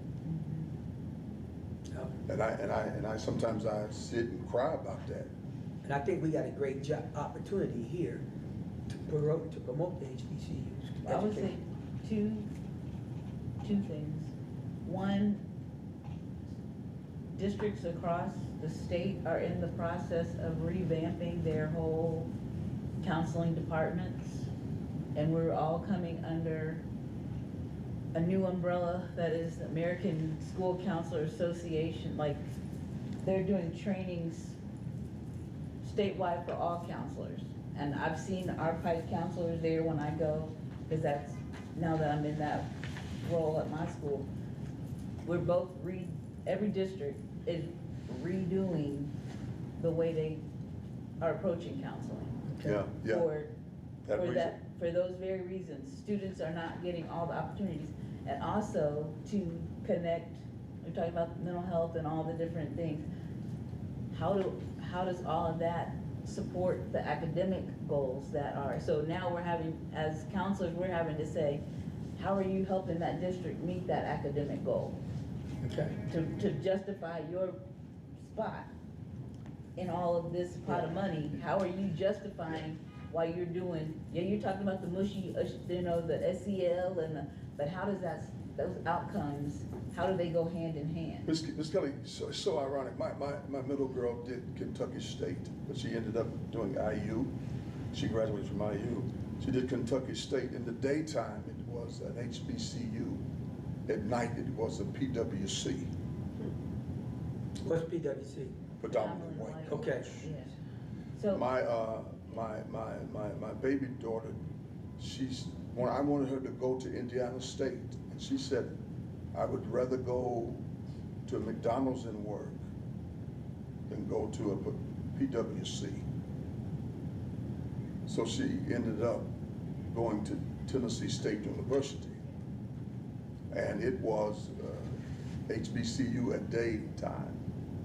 And it was a PWC at somewhere between 2 and at night. Because they could get money to go to an HBCU. So they did that. And the other culture would get money for going to an HBCU. They predominantly got it for free. So, well, I would say the programs are under development, so Yeah, we can. yeah. They were programs that were under development for the other culture. We can do But that too. But as in HBCUs. Push that, but we also, I'd like to see what we already have in place in terms of how are we presenting to students and parents the options that they have. Like, cause I know the new diploma pathways, like how are we explaining that to parents? How often are they getting that information? What does that look like? I don't care where they go. They go Because some of us HBCUs, understand PWCs. one way. Go to college, go get a job, go learn something. So don't have children to where your children won't be supported and be struggling. I mean, just like the young man Can I finish? Yeah, I you tried not to can. cut you off. Yeah, go right ahead, ma'am. Well, never mind, Forgive go me. ahead, never mind. No, finish up, Ms. Kelly. Yeah, Well, my whole train of thought got thrown off, yeah, because, yeah. but I guess I would like to see, So how we make that a board goal? I'm not saying make it, I'm saying, I just want I just to asked a see question. currently what we're doing to get that information out. So what are we doing currently? Right, what are we doing to help parents and students know, here are all the options, here are all the programs we offer, whether it's through the Career Center, whether it's through any CTE program we have, and the pathways and every piece that has to take place, because these new diplomas have multiple layers now. Dr. Gay, what are you getting at? Okay, So she said she so getting it. that parents understand, what are they talking about this work-based learning? What are they talking about with this, that, and the other? Absolutely, we can do it. I think the easiest way is, we're talking, walking that hallway, it's just, we have this work session, we just block out an hour and a half. If we have the topic, man, we can come in and give you guys so much information I'm on saying, those how are we topics. already getting that to parents? And how, I want, Yes, ma'am. so that we can know, and then find out from parents, are you getting it? Do you understand the information? Because yeah, we can put it out there, but if they don't understand it, if it's in a language, not, you know what I'm saying, like in the technical terms, and if we've used a whole lot of, we understand what the language is, but if I see it and I don't know, what do you mean by work-based learning? And what will qualify for those service-based learning out, like specifically, because we've made it much more complicated than it has to be. And you can get those hours multiple places, but making sure parents know, I can connect my student and they can get those hours. And so they can understand, I can graduate with this honors plus seal easily if I have the information I need, and I'm not stuck at just saying, I'm gonna get what used to be a Core 40, but a Indiana diploma. So that the seals are attainable. Right. And then, I guess kind of what Mr. Hooper said, it is attainable, and then, because they do the designation of enrollment, enlistment, employment, help parents make sure they understand that, and that you can move between them and make your goals happen. but working with your counselor, working with your teachers, working with your, and then we're all speaking the same language when we're talking to folks. So, and that's the other key, when we're all, so it's language that the teachers understand, the parents understand, the students understand. I have students that can halfway explain. And when I meet with, oh, we gotta meet with the counselor, yeah, because I wanna make sure you understand what you're choosing. Because we're asking students to choose earlier and earlier, as early as 7th grade, to begin making that process Ms. Scott, known. I hope I'm not cutting, did you hear me when I talked about the pathway Right. website? Everything that you mentioned should go in that. Everything that you are mentioning should go into that type of situation to where all those things are explained. Right, that's what I'm saying. I want Yeah. us to, what are we doing now to Nothing. make sure folks, oh, there's something being I mean, done. we're doing something. Yeah. I mean, but We are doing a lot. to the extent, you but know- to the extent that you're saying, not on that level, let me say that way. I Always forgot we what I always was- do. And then improve. how do we Always, build on always. that? Yes, Is what I'm- So I'm her just question saying. is, Yeah. and we can come back with her question is, what are we doing now? Yeah. And how do we improve on it? And That's then how what do she we asked. Yeah. build from there? Yeah. Build on, we got a foundation, Yeah. then we build on that foundation that we have. And so we, Because we're rebuilding how we do school period right now. Kind of, how education is done, which is why they wanted the new diplomas. So how do we make what we're doing fit the needs of students as well as fit what the state wants? Has to be parental friendly. And it has to be parent friendly, That's- but also student friendly, because you have students that, I don't wanna spend a whole lot of time digging and finding out what's all these 9 seals? Cause every time I read, I learn something new about it myself. Every time I get more information on the new diplomas, who qualifies for what, who's gonna be, where can we still use a waiver for this, who's an exception for whatever. It's ever changing. So I think my question would just be, what are we doing currently? And then how do we build on that foundation so that we can say, to the best of our ability, we've made it known. And it may mean we need to ask some parents some questions. What do you need, parent? And then ask some students that kind of understand, what helps you understand? Superintendent had it. Huh? You get in that session and you work it out. He had Right, it. I'm just saying, we can so we build on what begin we those have. sessions, Yeah. and we let Dr. Young and his Right. team set those sessions up, Mhm. with we, the board, coming to learn as well. And then making sure that parents know what this session is all about. So we're doing our best to help you understand if you don't understand. And then we're just drilling down, even if it means more than one session. But to But Pastor we're Moore's drilling point, down. it begins in kindergarten, actually. Because by 7th grade, they want you to have a graduation plan. Okay. At this point. Is They that want right? it Is that right, documented education? In Golly. the state, just like, right before the last week of school, they were like, I'm oh, seeing 3 educators said, yeah, that's right. before the last week of school, oh, we want our 7th graders to have an education plan in the system. Because what you're telling me, my granddaughter is a 7th grader at New Augusta North. By the end and of last she needs a school year, plan. they already asked for Oh, it. boy. School to prison pipeline starts in the 3rd grade, brother. Absolutely. Oh, boy. So why not? So, like I said, it starts in kindergarten. So, Our education so process here's the starts thing in then. kindergarten. So how do we make that a goal to Dr. Young, to Dr. Gabriel, to us? How do we make that a goal for this coming year to do more of that in terms of work sessions and informational And opportunities? that could potentially be a Okay. goal. It could. Okay. We can write that. No, in. that is a goal. That should be a goal. Right. Because there's a lot of us that, I'm just now learning that you gotta have a plan for the 7th grade. Who else May who else 1st. knows that? A lot of the counselors found out because the state didn't issue it until like It was late in the school Still year. has not issued their legislative guidance that Right. came out of They this have a list. legislative session. And they had, They usually offer that in June for all the things that are going into effect for July. So if you aren't following it, and you wait for that guide, you have about 2 weeks to get everything in order.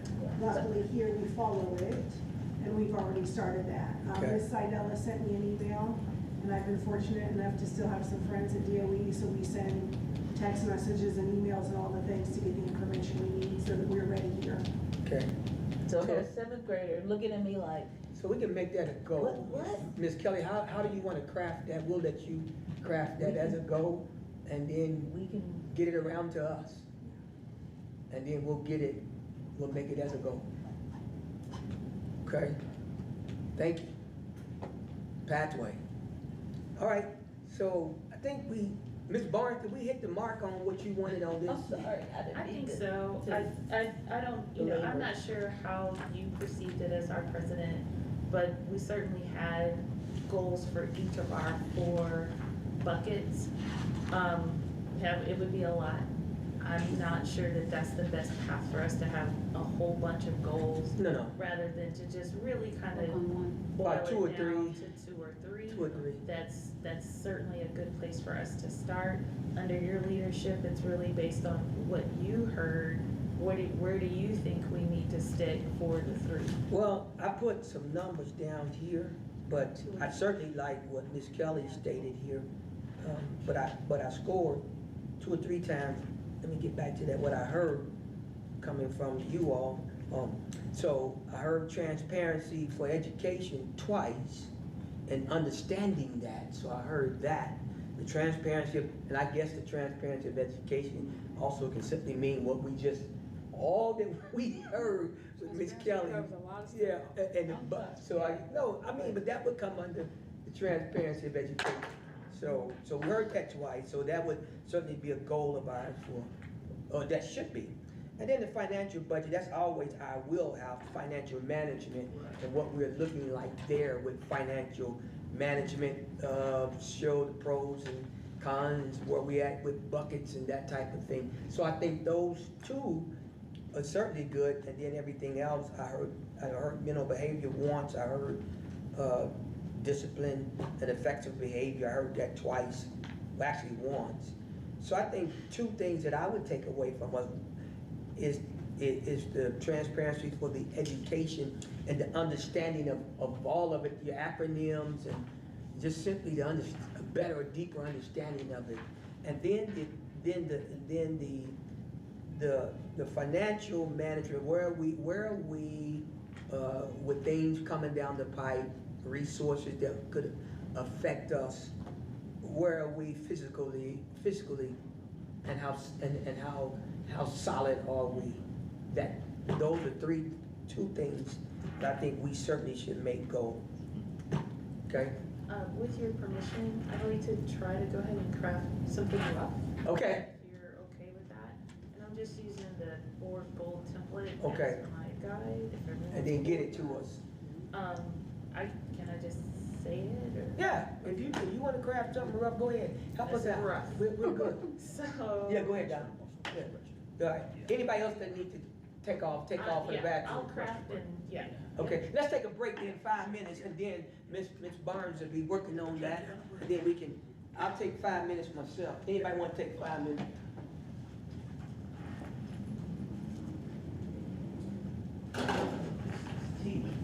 Yeah. Yeah, pay that water. Did work, say make some. Oh, well. Because the counselors are already I got it. working on Decide and go back it. So downtown. he goes, Sorry, I'm crafting. Downtown for what? I got it. I'm a delegate. I got a conference down thank you. Oh, okay. there. I went down there at 7 this morning, got my credentials. I'm around for a little bit left. Is that new? Mm-hmm. If somebody got that for you, go ahead. I didn't see the reason to get these, but now I see why. Yeah, it's- I talked for the last. oh, this is all new. Doing this, trying to do everything from your phone. It's not very, it's counterproductive sometimes. Yeah, we got an email I need to bring Might have been May 1st, talking about, oh, every seventh grader needs to have a plan in Power School before the last day of school. So my last week, because I had so much other stuff, my last week of school, I'm doing a presentation to seventh graders, talking about, What do you wanna do when you grow up? right, and explaining the diplomas and pathways, Transition, how to transition from. all that. Yeah. How to- Yeah, but see, Listen, but, I got out of it at a good time. yeah, but Because I see, it saw was like this though. When they called you in as a seventh grader, you had a counselor. I don't know, Yeah, and that counselor got your freshman, first semester freshman, according to your grades, they got your first semester grades from your freshman year together, according to your grades that she had going into your seventh grade year. And then when you got through your first semester, she would improve that. So you would see your counselor at least 4 times a year. By the time you go to the 8th grade, she would have those 3 semesters at least done. And then when you go, you'd have that whole freshman year done, and possibly that first sophomore year done. For that freshman in the high school, that's counselor in the high school to look at. and that's what, But they did that they helped you, talked you through everything. Well, you can't take algebra, Miss Kelly, because you gotta take general math. Right. You see what I'm saying? Because your grade is here, but you can take algebra if you get your grade up before you go into blah, blah, blah. That's how that your works. proficiency score shows. So that you need to be in general math right And now. so we have to, so counselors have to, are very connected to academics now. We still are very tied to, as we're helping students make course selections. Like you said, I can't put you in geometry because you haven't had algebra 1. You haven't had algebra 1. So I can't put you in geometry. No. So you pass algebra. In algebra, you get where you need to be, Right. and then I'll put you in algebra 1, then you go into algebra 2, then geometry, 3, yeah, whatever it is. And so, But I can't progress you to the next level. until you get that proficiency score. Till you, That's the way it was. That's the way it was. And so, it had gotten away from that, which is why I think the whole state's going to, they're going to. I ain't gonna hate you. Miss Barnes, are you coming see, along? what you're talking about is very easy. Okay, so I'll have you, They brought I have you just, hey, everybody that are brownie eaters, there are brownies up here, and there's brownies for everyone. Yeah. I did just, I'm drafting Yeah, on the. yeah. See, what we're talking about is relatively easy. You know, he's looking at it pretty honest. The bureaucracy, you just want to deal with the bureaucracy of education. Oh, yeah. You're doing it. Well, shoot, I wish I should have known that. If you don't use it as something. You know what? I forgot. I mean, people say, well, we're somewhere in the world, because you didn't know where you were. You know what? It's in the email, so we got them in 3. So we get online and we talk about that. Huh? We got this. That's why I asked what I asked. Great, it was a great question. And then we build on the foundation that we have. So, look, okay. All you have I to just do wanna is make just, sure I'm. you don't have any tracks with it. Oh, But this you- is, I took It's what just not Ms. being Kelly said, paid. just a second ago, and drafted. people are being good.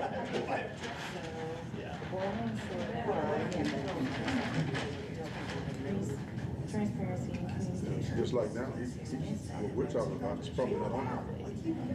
We have to have a way, we have to have something that we're looking at. Yeah, that's why I don't make suggestions.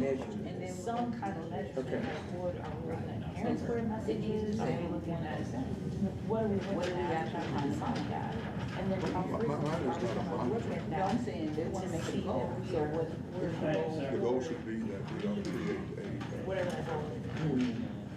I didn't know if you wanted I mean, I got to it. also around It's some K-12 development. but I don't know what Gotta be, It was a transparency there's education. that one. It was a transparency They gotta education. be exposed And to. then simply the financial. I got you. So what is it that we're What you saying? To see. All the way. right? See, we need to see how we prepare The challenge. for Okay. uncontrollable You don't action. need to go down But just cuts We'll be done here that shortly. legislation is making toward us. We don't know what they It's are. back down there now. Some of Looking I ready to lucked go. out, I got the a superintendent parking spot some on of the what street, because I didn't want to park in the could front. be Because I was taken parking from us. down there. So that type of thing, you know, it makes sense. So again,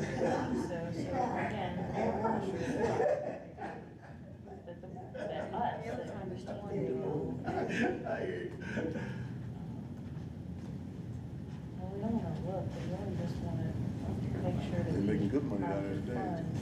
funds to support Make good money here with that district, like that will be smart. I think it's either out of Tech or that other, what's the other place that's I over have there? no You idea. make massage that one. We That can place over there do with that. the I'll trucks. just make it super plain. Yeah, we'll massage. And it's just a draft. Okay. Just a draft for us to have some takeaways, right? And then work toward those.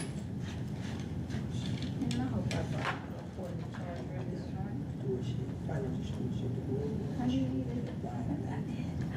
And what's the date? The date, Yeah. like we have to have, it has to be measurable, so we need to have Yeah, a date. a date, and we need to have a way to manage it. Okay, so date would be what? Date would be school year, Are we gonna go on a fiscal year, or are we Fiscal. gonna? fiscal. Or we could go quarterly.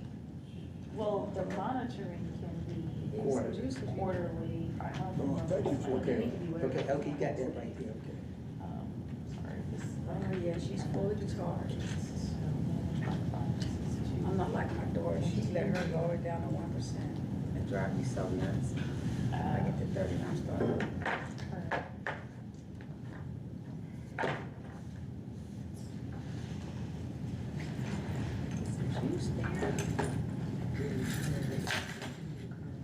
Programs to support student Take learning. my car to get it washed. Disability, the birds had We could give it to school. to release some frustration. The sustainability of it. Sometimes we see. Go by, go get it, didn't he? To meet the needs. I was with him the other day. Y'all see when I. Oh, that's right. As we know, as No, I'm just saying that we we have those two sign-ins, so sometimes we can see our names in jail. Some of us sign in as we have their It's under financial. Okay, financial stewardship, okay. People were angry that those issues read that in the civil war. right there outside. By blank, the board will make sure that she carefully is managing our to continue the sustainability of our This before I put it in. Sometimes it was yes, and sometimes it was no. So that was two different lists. The world would But yeah, but no, I was watching, I was like, oh. But we know we need, because we still need to, what are we gonna look And so at? I was just expanding, like, And how often are we gonna look to see are we on the right track? Okay. So that's two. And then you mentioned with the, Miss Kelly, you got this. I got this, so I'm just, I'm still missing one, Just tell But you have the transfer to education, yes. right? And then you have Miss Kelly. Give me that Bible, give me that Bible, give me that Bible. Well, it's mental health. But, Have you been working with the Bible? It's in the Bible. Oh, my God. I was done. You was outdone with that. yeah, mental health do safety, let's do If it's a safety. violent thing. I didn't hear safety, All of, I didn't either. but let's do safety, because It's double. that's crucial. So we need to do safety put a rough draft around that, because safety is our wheelhouse. It's one of our wheelhouses, it's safety. Yeah, I've done So, yes, That's what I'm saying, so it's- and those are No, major this is a issues. good one. Because we can talk about this whole data to see our. Yeah, Yes, Goes from me the Bible too. to the New Testament. A parent in high district will I got a couple wrong with do you. they know? Now, so, and then there's a certain point of, you do have to say, look, we said everything we can do. No, right. And, you know, you gotta meet us partway. But even on the website right now, it might be there, but it's not prevalent. Right. It needs to quickly say, on the website, Yeah. You know, here's the new diplomas. Well, she gonna show you how it goes. I don't know. yeah, that's I'm good. in this grade, That's this is in where that culture, in that culture. I need to be. This is what I'm doing. I mean, I looked at it as close as I would have if I had a kid go I don't through care it. what she do. But I think back to when I was dealing With it or without. so bad to deal with this. But It was because enough to deal with. as a community member, we need our community members to know too, Yeah. because I'm in the community and I can provide service learning hours for the students in my area. I know. And what program do I already do? Kids could come. You teach people like that. They already can do it. I don't want to play, I'm doing this. 4-H already do it. Clubs that kids are a part of.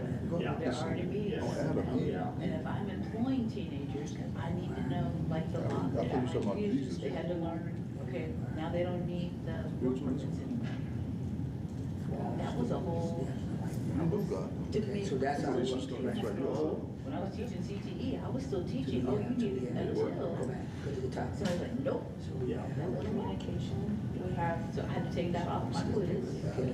families and staff about the problem. And I said, so students still coming up, I was like, Yeah, we want to, For safety, we 15. decided to focus in on 15.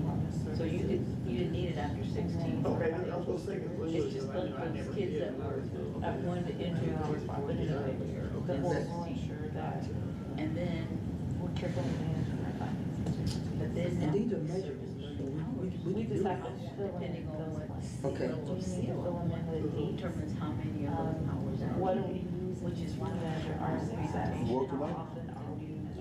Plan on Dr. Young. it. Called this morning. The document. I'm going back. It's just a, Over the softball. Yeah. it's a rough draft, but I think it's They're doable. making space for And sharing it again. internships. Are you sharing it with? I already And then you'll did, read but it. I'm doing it again. Okay. Very interesting. Okay, now how would we Nobody said, I'm starting to go to my husband's funeral and he's powerful. transporting kids to Cause he's a good all person. places and overseeing, Did you send it to the whole board? verifying. You Yeah, already he's, had. she's Okay. killed. She All I did was add That young one lady. to. What she does, and that's how I can't Dr. use- Young, killed that's herself. why I his can't I can't paper that he gave Yeah. us, it matched it because I know, hold on. right Okay. in the document. I said, we're gonna For me? bring Yeah, it is. should be our relationship with. And he take that ice with him, I hope he did. You already had it, Okay. that's trade Oh, or. for the tree. Field, bring them on campus and service, and so they'll bring their clients here. Our students will get to service, get their training and hours that way, and then we're not Are you warmed up in here? Cause your hand was ice cold. moving them off campus. Oh, That do you have any blood? Hey. Cold-blooded. Hey, Miss Cold-blooded.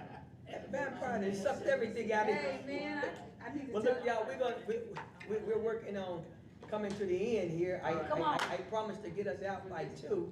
We're gonna glance over. Rally the troops, man, We're let's gonna go. glance over We're what trying I to get out of have here. We don't and- need this long of a break, let's go. Well, Mrs. Barnes is creating our Oh, let rough her draft do her- of our document for board goals here, Let her which work are her good. magic. We've helped her. Don't interrupt her magic. We've helped her out there. We're going to now, while she's doing that, I will pass out, and see, or I think we had Yes, Miss, would you pass this out to every board member? So you don't have to. That ain't it. And then are we going to the exec session now? We'll get ready to in just a minute, yeah. Okay. Well, actually, we, yeah. But right now, we're just gonna glance over some board ethics here. Yeah, that's still on public here. So, everyone has copies of the draft. You have it, it's a Google Doc, thank you. I shared it with you back in January when we came up with our buckets. I just put it on that same document and renamed it Buckets and Goal Draft. Because now we have our drafts of our 3 goals on there as well. No, this is what. Oh, this is cool. This is So you say we do have it? You have it. Yep, everybody has It's in our it. folder? This is new. It's in your Google Docs. So can you just take a minute though, Ms. I Barnes, got and this go one. over, I have it. just go over what I'll we take created this one. today? Absolutely. This is a rough draft for everyone of what we created today. Ms. Barnes, take a minute to just go over that for us. Yes, sir. All right, so we have 3 goals altogether. The first goal goes into our communication bucket. Because remember, we have 4 buckets: communication, student achievement, safety, and financial stewardship. So those are our 4 buckets. We said back in January, we're gonna focus on those things. So our first draft goal comes from communication. The board will ensure that by, fill in the blank, the district will increase transparency in communication with Pike students, families, and staff regarding the new graduation pathways. The data or indicators the board will review are, we need to fill that in, and then the frequency that we're going to check that data, whether it's quarterly, bi-monthly, monthly, semester, or annually, is yet to be determined. Okay. So we still need to figure that out. The second goal that we have comes under safety. The board will ensure that by, again, we need to pick a date, the district will increase awareness of wellness services available to students to decrease the number of disciplinary infractions and create a better learning environment for all students. The data or indicators that we will review is up for question. We need to figure out what data are we gonna look at for that. And then again, our frequency, we need to decide too. Is it monthly, quarterly, bi-monthly, semester, or annually? So how often are we gonna check in to see, is it working or is it not? And our third and final goal is under financial stewardship. The board will ensure that by, again, we need to pick a date, the board will make sure that we are carefully managing our finances to continue the sustainability of current programs to meet the needs of our students. The data indicators the board will review are, we need to figure out what are we gonna look at, and again, the frequency, how often are we gonna check the thing to make sure that we're making progress toward our goal. And so those are the 3, based on that, based on our responses, that our president has suggested that we focus on. Dr. Young has copies of this too. He's on this document along with the rest of us. He always was. That's how the buckets ended up on your paper, the same as our buckets, because we're all on the same document. Okay, that is what we came out of, right? That came out of January, and what I added to And it, today, I added So it we today. didn't, what we were talking about, I just want to be clear in my thinking. So we were talking about the pathway and all of that didn't make the list, is that what you're saying? It did. Actually, sir, It that is. was, That was the that first was the goal. first one. yeah, Okay. education. That was the very first. Yeah. So, or it didn't say it like that. Yeah, but it is. I'll repeat Read it it. again, The yeah. board It will is in there. ensure that by, we have to pick a date, we haven't chosen that yet.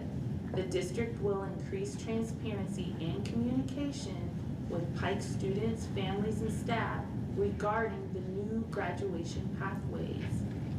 The data or indicator the board will review is, we have to pick that. And then the frequency that we're gonna check it, we have to decide, is it quarterly, bi-monthly, monthly, semester, annually? We have to decide how often we're gonna check whatever the indicator is. So that is, We have to pick those indicators though. We have to pick the indicator, Yes. and we have to pick how frequently are we checking it to see, are we on track or are we off base? Yeah. Where do we need to adjust? We have to make those decisions to finalize these goals. Thank you, sir. Thank you, Ms. Barnes. And what we'll continue to make sure we do is, let's say we're having our officers meeting, and we'll call an officers meeting here, Ms. Barnes and Mr. Anderson. We'll call an officer meeting right around finalizing that. And then when we talk as officers, then we can get to the whole board, hey, this is what we came up with as officers, and this is how we want to proceed, so that we can not have to worry ourselves with trying to do it today. We can do it with the officers and make sure we have that done. And all this is in preparation of our August school year, as we begin our August school year. So I think that those are durable, and I think that was good. Anybody else on that? Dr. Moore, did that help with what we talked about today with pathways? Oh, yeah, it's just about the kids, man. Okay. All right, so then we'll push on. I think the next one here, from what I'm seeing, is Mr. Sharon List and Mr. Anderson each book. So I think that my thought is that we can move, Mr. Anderson, unless you want to share and listen. I think we can move from here. What you want to? Yeah, get to. Okay, so we'll move from there. We'll jump to the board ethics and review. I'm not going to do a lot with that. I just passed that. I passed that out to you all again. It's the Indiana School Board Association Code of Ethics, along with our policy. All of us should have this binder that administration put together for us. Do you have that? All of us? Don't we pass this out to everybody? Didn't we get this in our board meeting? Years ago. No, I thought we got this Years in our ago. last board meeting. I've never seen that. Did we didn't get this in our last board meeting? Years ago. Wrong group of people. Well, no, well, here's what Dr. Webster was, I think, referring to. That was one that was created. Yes, Then I think we talked about making one for all the board members. yes. Did we get that one? And That one hasn't been passed out yet? I thought it was gonna be sitting at board members' table. I thought it Yeah, was either too. way, We not okay. did it. Y'all did not get it? No. We all received from Dr. Bishop an electronic copy. But there were binders. I did Yeah. not get a binder. Should've We been did not binder. get a binder. Okay, so we'll make sure that happened. Well, because I think you had told me that the binders was already created.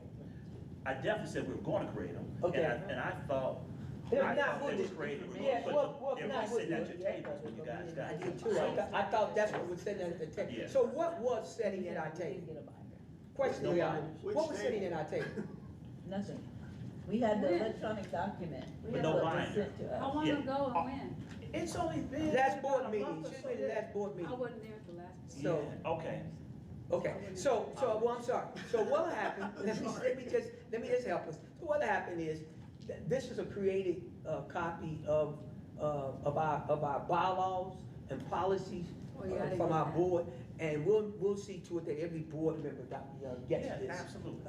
Get this binder, so that way, and what it is it's really abbreviated of our handbook and all of the bylaws and stuff that are in our handbook. So, and I was gonna go over some of that today, but what we'll do is just go over what I think is really important that we do know as a board. One of these, it states the board member ethics, and this is ours versus the Indiana Association of Ethics. But one of them is making decisions only after facts bearing on a question have been presented and discussed.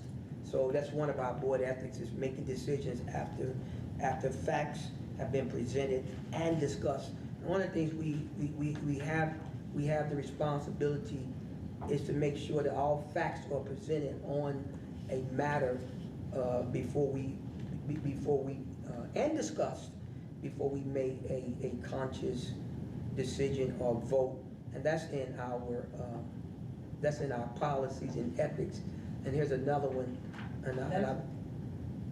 No, this is in our Pike. Okay. That, what you have in Indiana, this here, what I'm reading now is from Pike.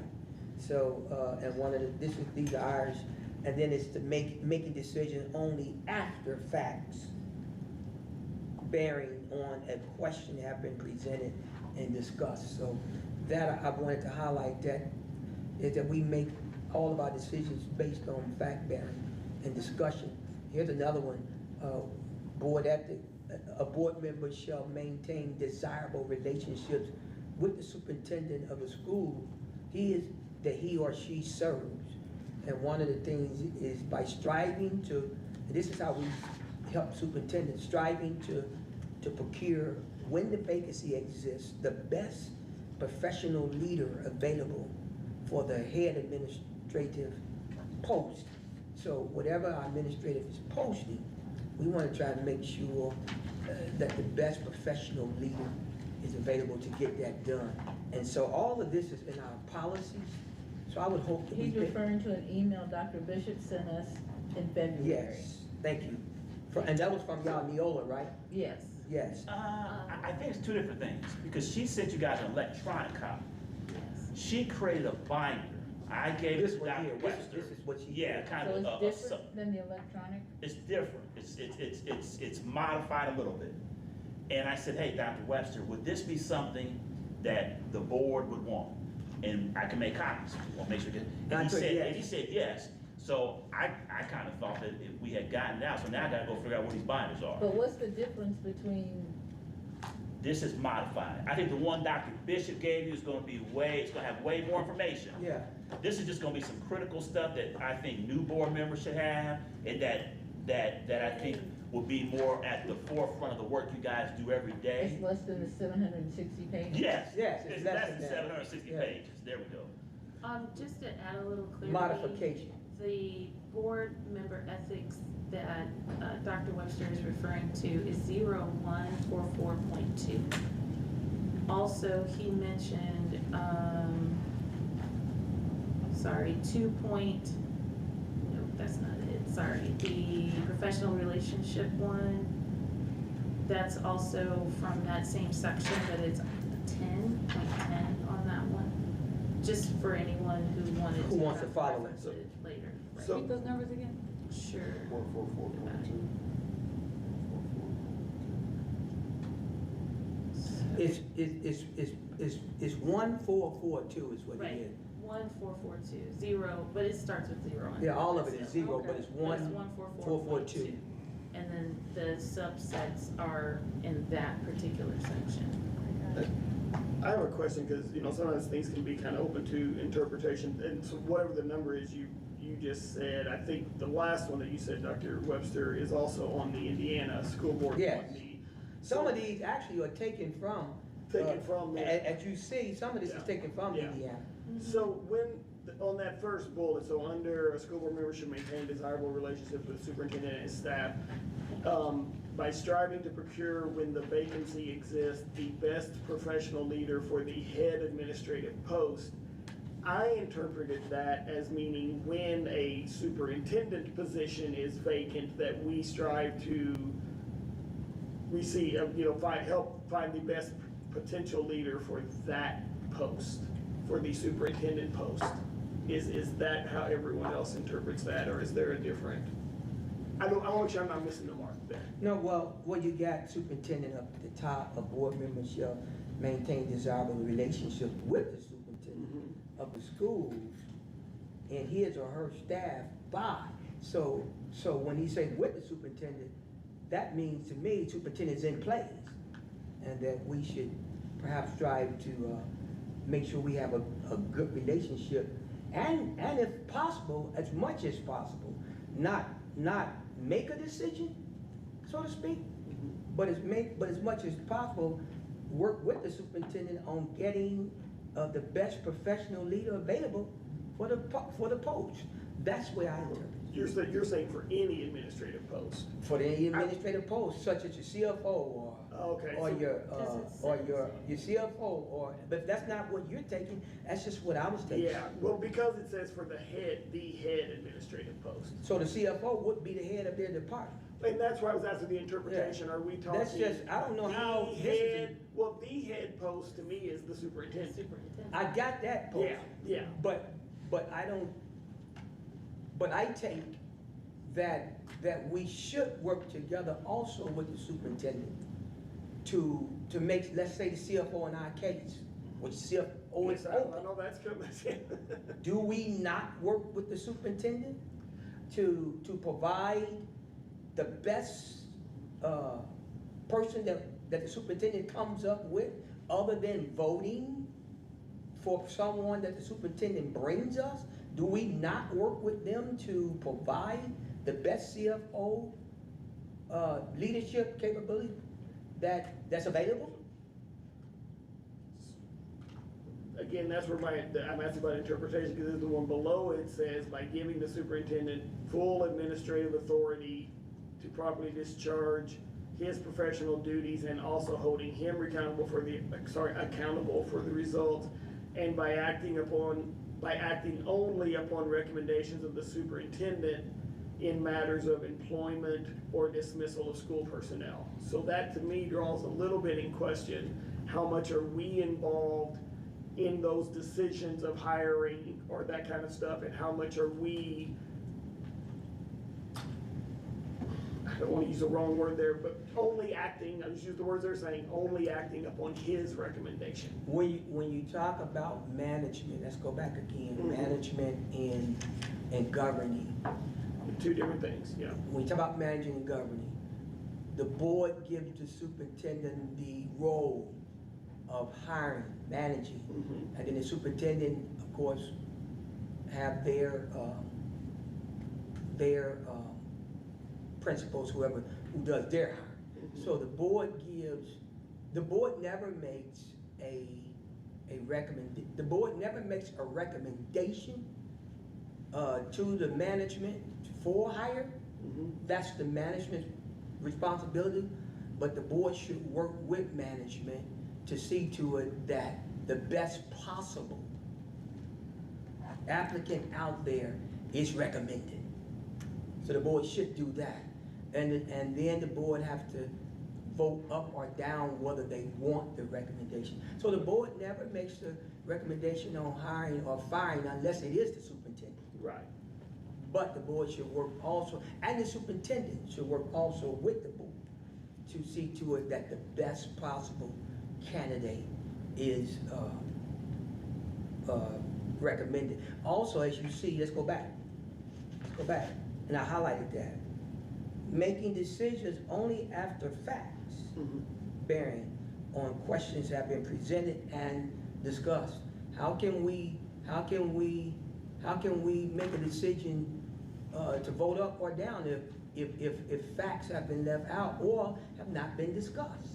We can't do that. Right. So when you're talking technical as the part of the role of the board, we know that we only hire the superintendent and fire the superintendent, but we also know that we have a fiduciary responsibility to see to it that the best candidate and the best applicant is recommended in these positions. Does that make sense? Well, it does, but I do feel like we're splitting a little bit of there, because if we're having influence on who's recommed, that is having an influence on what the recommendation. You missed what I just said. Okay. Y'all help me now. Y'all clear it up now. Did I say that we make any recommendation at all? No, Yeah, I think it's not a I think what he's recommendation. referring to is, For example, hang on, Doc, no, for example. I'm gonna give an example to you. For example, the board does have the right to do what we did with Mr. Carpenter. Bring him before us and put any questions we want out there before we accept or don't accept a recommendation. That's an example. Yeah, and I agree with that, yeah. Okay, Dr. Moore, go ahead. I'm done. Okay, so that's the example that I'm talking about. A board does have we have the authority to do that. When you look at the bylaws 122, the board is over the facilities, the students, the employees, that's everybody. The general rule of thumb is, yes, the superintendent, we're we're the URSAs, he's the general manager. If that makes sense. You know, he's the general, the district is the team, the general manager runs the team, we're the owners, we're the URSAs. In times past, you know, do we have to, you know, modify our role because we have to help the superintendent in some cases because we are the conduit between the community and the school district? Absolutely. You know, but do we, like what the president is saying, we don't make the recommendations. I get that. I think that's what's kind of where you're going with that now. Yeah. We don't make the recommendations or anything like that. But if there's a case where maybe a recommendation comes up where there's information that we have, that's happened before, where our pastor, there's information that we have that we can't in our jurisdiction vote for this for a person that was going to be elected. We couldn't vote for it because the information that we had that it could be said the superintendent didn't know at the time. And that's where it could get gray, but I think we're all professionals. We know where the line was drawn. Yeah. Okay. No, that's good. Like I said, I just wanted to clarify because, you know, again, in interpretation, just even interpreting that word for the head administrative post. Interpret it differently, you know. I don't think the board will ever take away an opportunity for any superintendent to make their recommendation. Yeah. And I don't think any superintendent will take away an opportunity for the board to kick down a recommendation, nor 100%. A board member to question why a board will not accept a recommendation. No, 100%. We have the right to vote whichever way. Yeah, absolutely. Okay. Yeah. And so when you talk about, for example, the board has requested, to be involved in certain administrative hires. What that looks like, the board has to decide what that looks like in terms of if we want to sit in on an interview or we want to sit on a meeting. We have, as the governing body, and I don't want us ever to think we don't. We have the authority to do that, and that's set in on any interview, and we have to determine what they are, such as administrative. That's what I meant here when you talk about administrative. Gotcha. In terms of CFO, head administration of a department, principal. I think we did that with Mr. Wally. I think our superintendent invited the board. And who else? Mr. McKinney. And there you go. Our superintendent invited the board. We have that authority. And watch this. And if it's not there, then we have the authority to go back as a board and create a policy. As long as we're not breaking Indiana legislation, then we have the opportunity to create a policy. If it's not there, say we're going off this board. And if it's not there, and if there's something that we see that is for the protection of the governing body, and it's not there, now we have to go back and review policy and see what it is that if it's not there, we go back and make sure as a policy-making board that we put it there so that it could protect board members down the road. Okay. So, and so that's why I want to say it. So, and I want to talk about while we at this, and I didn't see it in here, Dr. Young, and I have not seen it in here, but we want to revisit our HR. I think, Mr. Anderson, what was the meeting that you asked for the HR piece? So we may need to go back and look at that. So right now, how it's run. Right now, I'm in the developmental stages of it, but you call it HR audit, HR overhaul, or HR overview, because I don't know how much of an understanding that we have about how a school district HR department works. So from the research I've done, ours looks unique from other districts in the state and outside the state.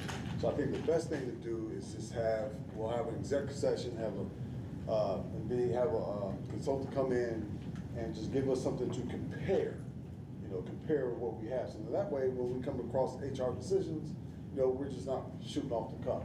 We're making educated decisions based on what comes across. So I'm in the developmental stages, so I should have something put together by a week and a half from now. And so what you should do, what I would recommend you do also is bounce things off the superintendent, see what the both of y'all are thinking about, and then at some point, we as a board would sit down, take a look, and maybe there's something we need to do differently with the HR department. Procedures is what Mrs. Carriage said. Maybe those procedures that we want to see added or so, I think we take a look at them as a board, because we are, that is a wheelhouse of ours to see, along with the superintendent, what is our HR looking like, and what can we do better. Board ethics. This is one that bothered me not long ago, and I said I wanted to talk about it today, as it relates to board ethics. Some news come across to me 3 times, and I said, now I need to talk about it, about board members also siding with others to affect the outcome of our election coming up in November, board election. Now, the reason why I want to preface this as board ethics is because ethically, that's, if board members are involved in that, we may have some biases on who we prefer on the board or off the board. That's our preference. But board ethics and board loyalty is that 7 board members should be speaking the same thing. It's called in Indiana rule, it's called a breach of board loyalty, is what it's called under the Indiana rule, board loyalty. There should be board loyalty amongst all of us who wants to see the same thing for our children and the same thing for our district and for our families. And the thing that come across to me, I hope that we're not doing this, is that we are galvanizing, some of us are galvanizing others to run against some of us and make sure we're no longer on the board in November. I think that that's violating board ethics. One of the things that I've always said since I've been on the board, I just can use me now for an example, and I'll point it out. Since I've been on the board, although I may not agree with Dr. Moore about some of how he come at things, but I'm not going to go against getting him off the board and telling the community he's not a good board member. And there's 2 in particular, I use them, and many of you all know them, and so you can go out and say in a board retreat, and this is being recorded too, so it's recorded too, that although a lot of time me and Ms. Ford didn't see eye to eye on a few things, and then sometimes me and Mr. Metzler would have our head butt like this, but when we left this room, I didn't go out and mean mush them. And when it came to re-electing both of them on the board, I asked them who supported them. I supported both of them. Mr. Metzler came to my church, and I recommended. I did as much as I could without telling the church to vote for him, because then I was in violation if I did that. But I did say to the church, he's a good person. We'd like to see him back on the board. And Mr. Metzler came to our board meeting to say he wanted to thank Dr. Webster, because I don't think I would have got back on the board based on him doing that. Ms. Ford gave her interview at the high school when they had the farm, and she called me. I encouraged her, and we talked about it. And I was telling people, Ms. Ford belongs back on the board. Please, if anybody's doing that here today and you violating a breach of loyalty to the board, don't do that. Let the election take its place, and whatever happens, happens. And so that was a concern. So board ethical, because it says I promise to respect each board member. And me hearing that about our board and some of us, I thought that was troubling. That some of us are gathering to say, hey, we're gonna make sure they're not getting back on the board. I'm hoping that's not true, but I thought I would cover it today in board ethics. And if we're doing that, that's not good board ethics. Mr. President, since you mentioned my name. Yes. I would like to say I've had a great time working with this board, and if you have to do that, go right ahead. It's what you feel you need to do, go right ahead. I won't get in your way. If you feel you need to find somebody else to do that with, go right ahead. And let me know who it is, and I'll help you get them where you need to get them. But I'm okay with whatever you want to do. But we got election coming up. Oh, but let me finish. Oh, I'm sorry. Yeah, I thought you was finished, I'm sorry. Uh, Forgive me. I'm okay with that. If you feel you need to do that, go right and do that. And wish you well. Wish you well. And I'm about kids. I think I've proven that since I've been on this board. What I do for kids and what I do for my community, I was doing it before I got here. And I'm gonna do it when I leave here, whenever that is. And so you all go and do what you gotta do. Because I'm gonna continue to do what I've been doing. Thank you, Dr. Moore. Thank you. And one of the things I state, I'm glad you made that statement, just for my own sense of comfort. I said to the board 8 years ago when I came on, and I'll say it again, I came on the board with character, and I'll lead the board with character and integrity. Amen. And that I did do. Now, I will say this as it relates to board ethics.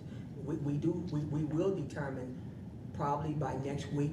I'm just talking about me, period. Now, probably by next week, I will determine whether I'm going downtown to run again for school board. And at this point, I have made up my mind, by the grace of God, that we will run again, because I think that my work is not done, and I want to continue board ethically to have a good relationship with every board member that's on this board and the superintendent, far as that go.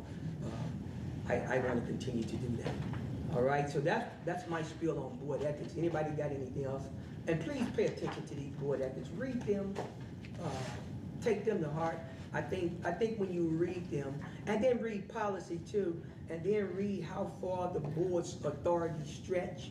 I want you to read how far the board's authority stretch. The state of Indiana does, in fact, the state of Indiana even separated the board roles of superintendent and the board. The state has that already separated, so you'll see that. They give the board broad governing, but there's some things the board have to let management do and allow management to do them. And then there are some things that governing wise, we have to make decisions on. So I hope you understand that, and that's much as I'll do on that. Anybody have anything else on that? Thank you for bringing it up, Mr. President. Like I said, I do totally concur that, on the other side of that, that is happening, well, we know it is happening. You don't want anything to damage the fabric of teamwork after the election. Because say it again louder, Mr. You don't want anything to damage the fabric of teamwork after the election, because if you have people that are slighted, then you leave a chance that people don't want to work together, And so, and for an example, I got to know Steve through when we interviewed for a new board member to take Mr. Messler and Ford's spot.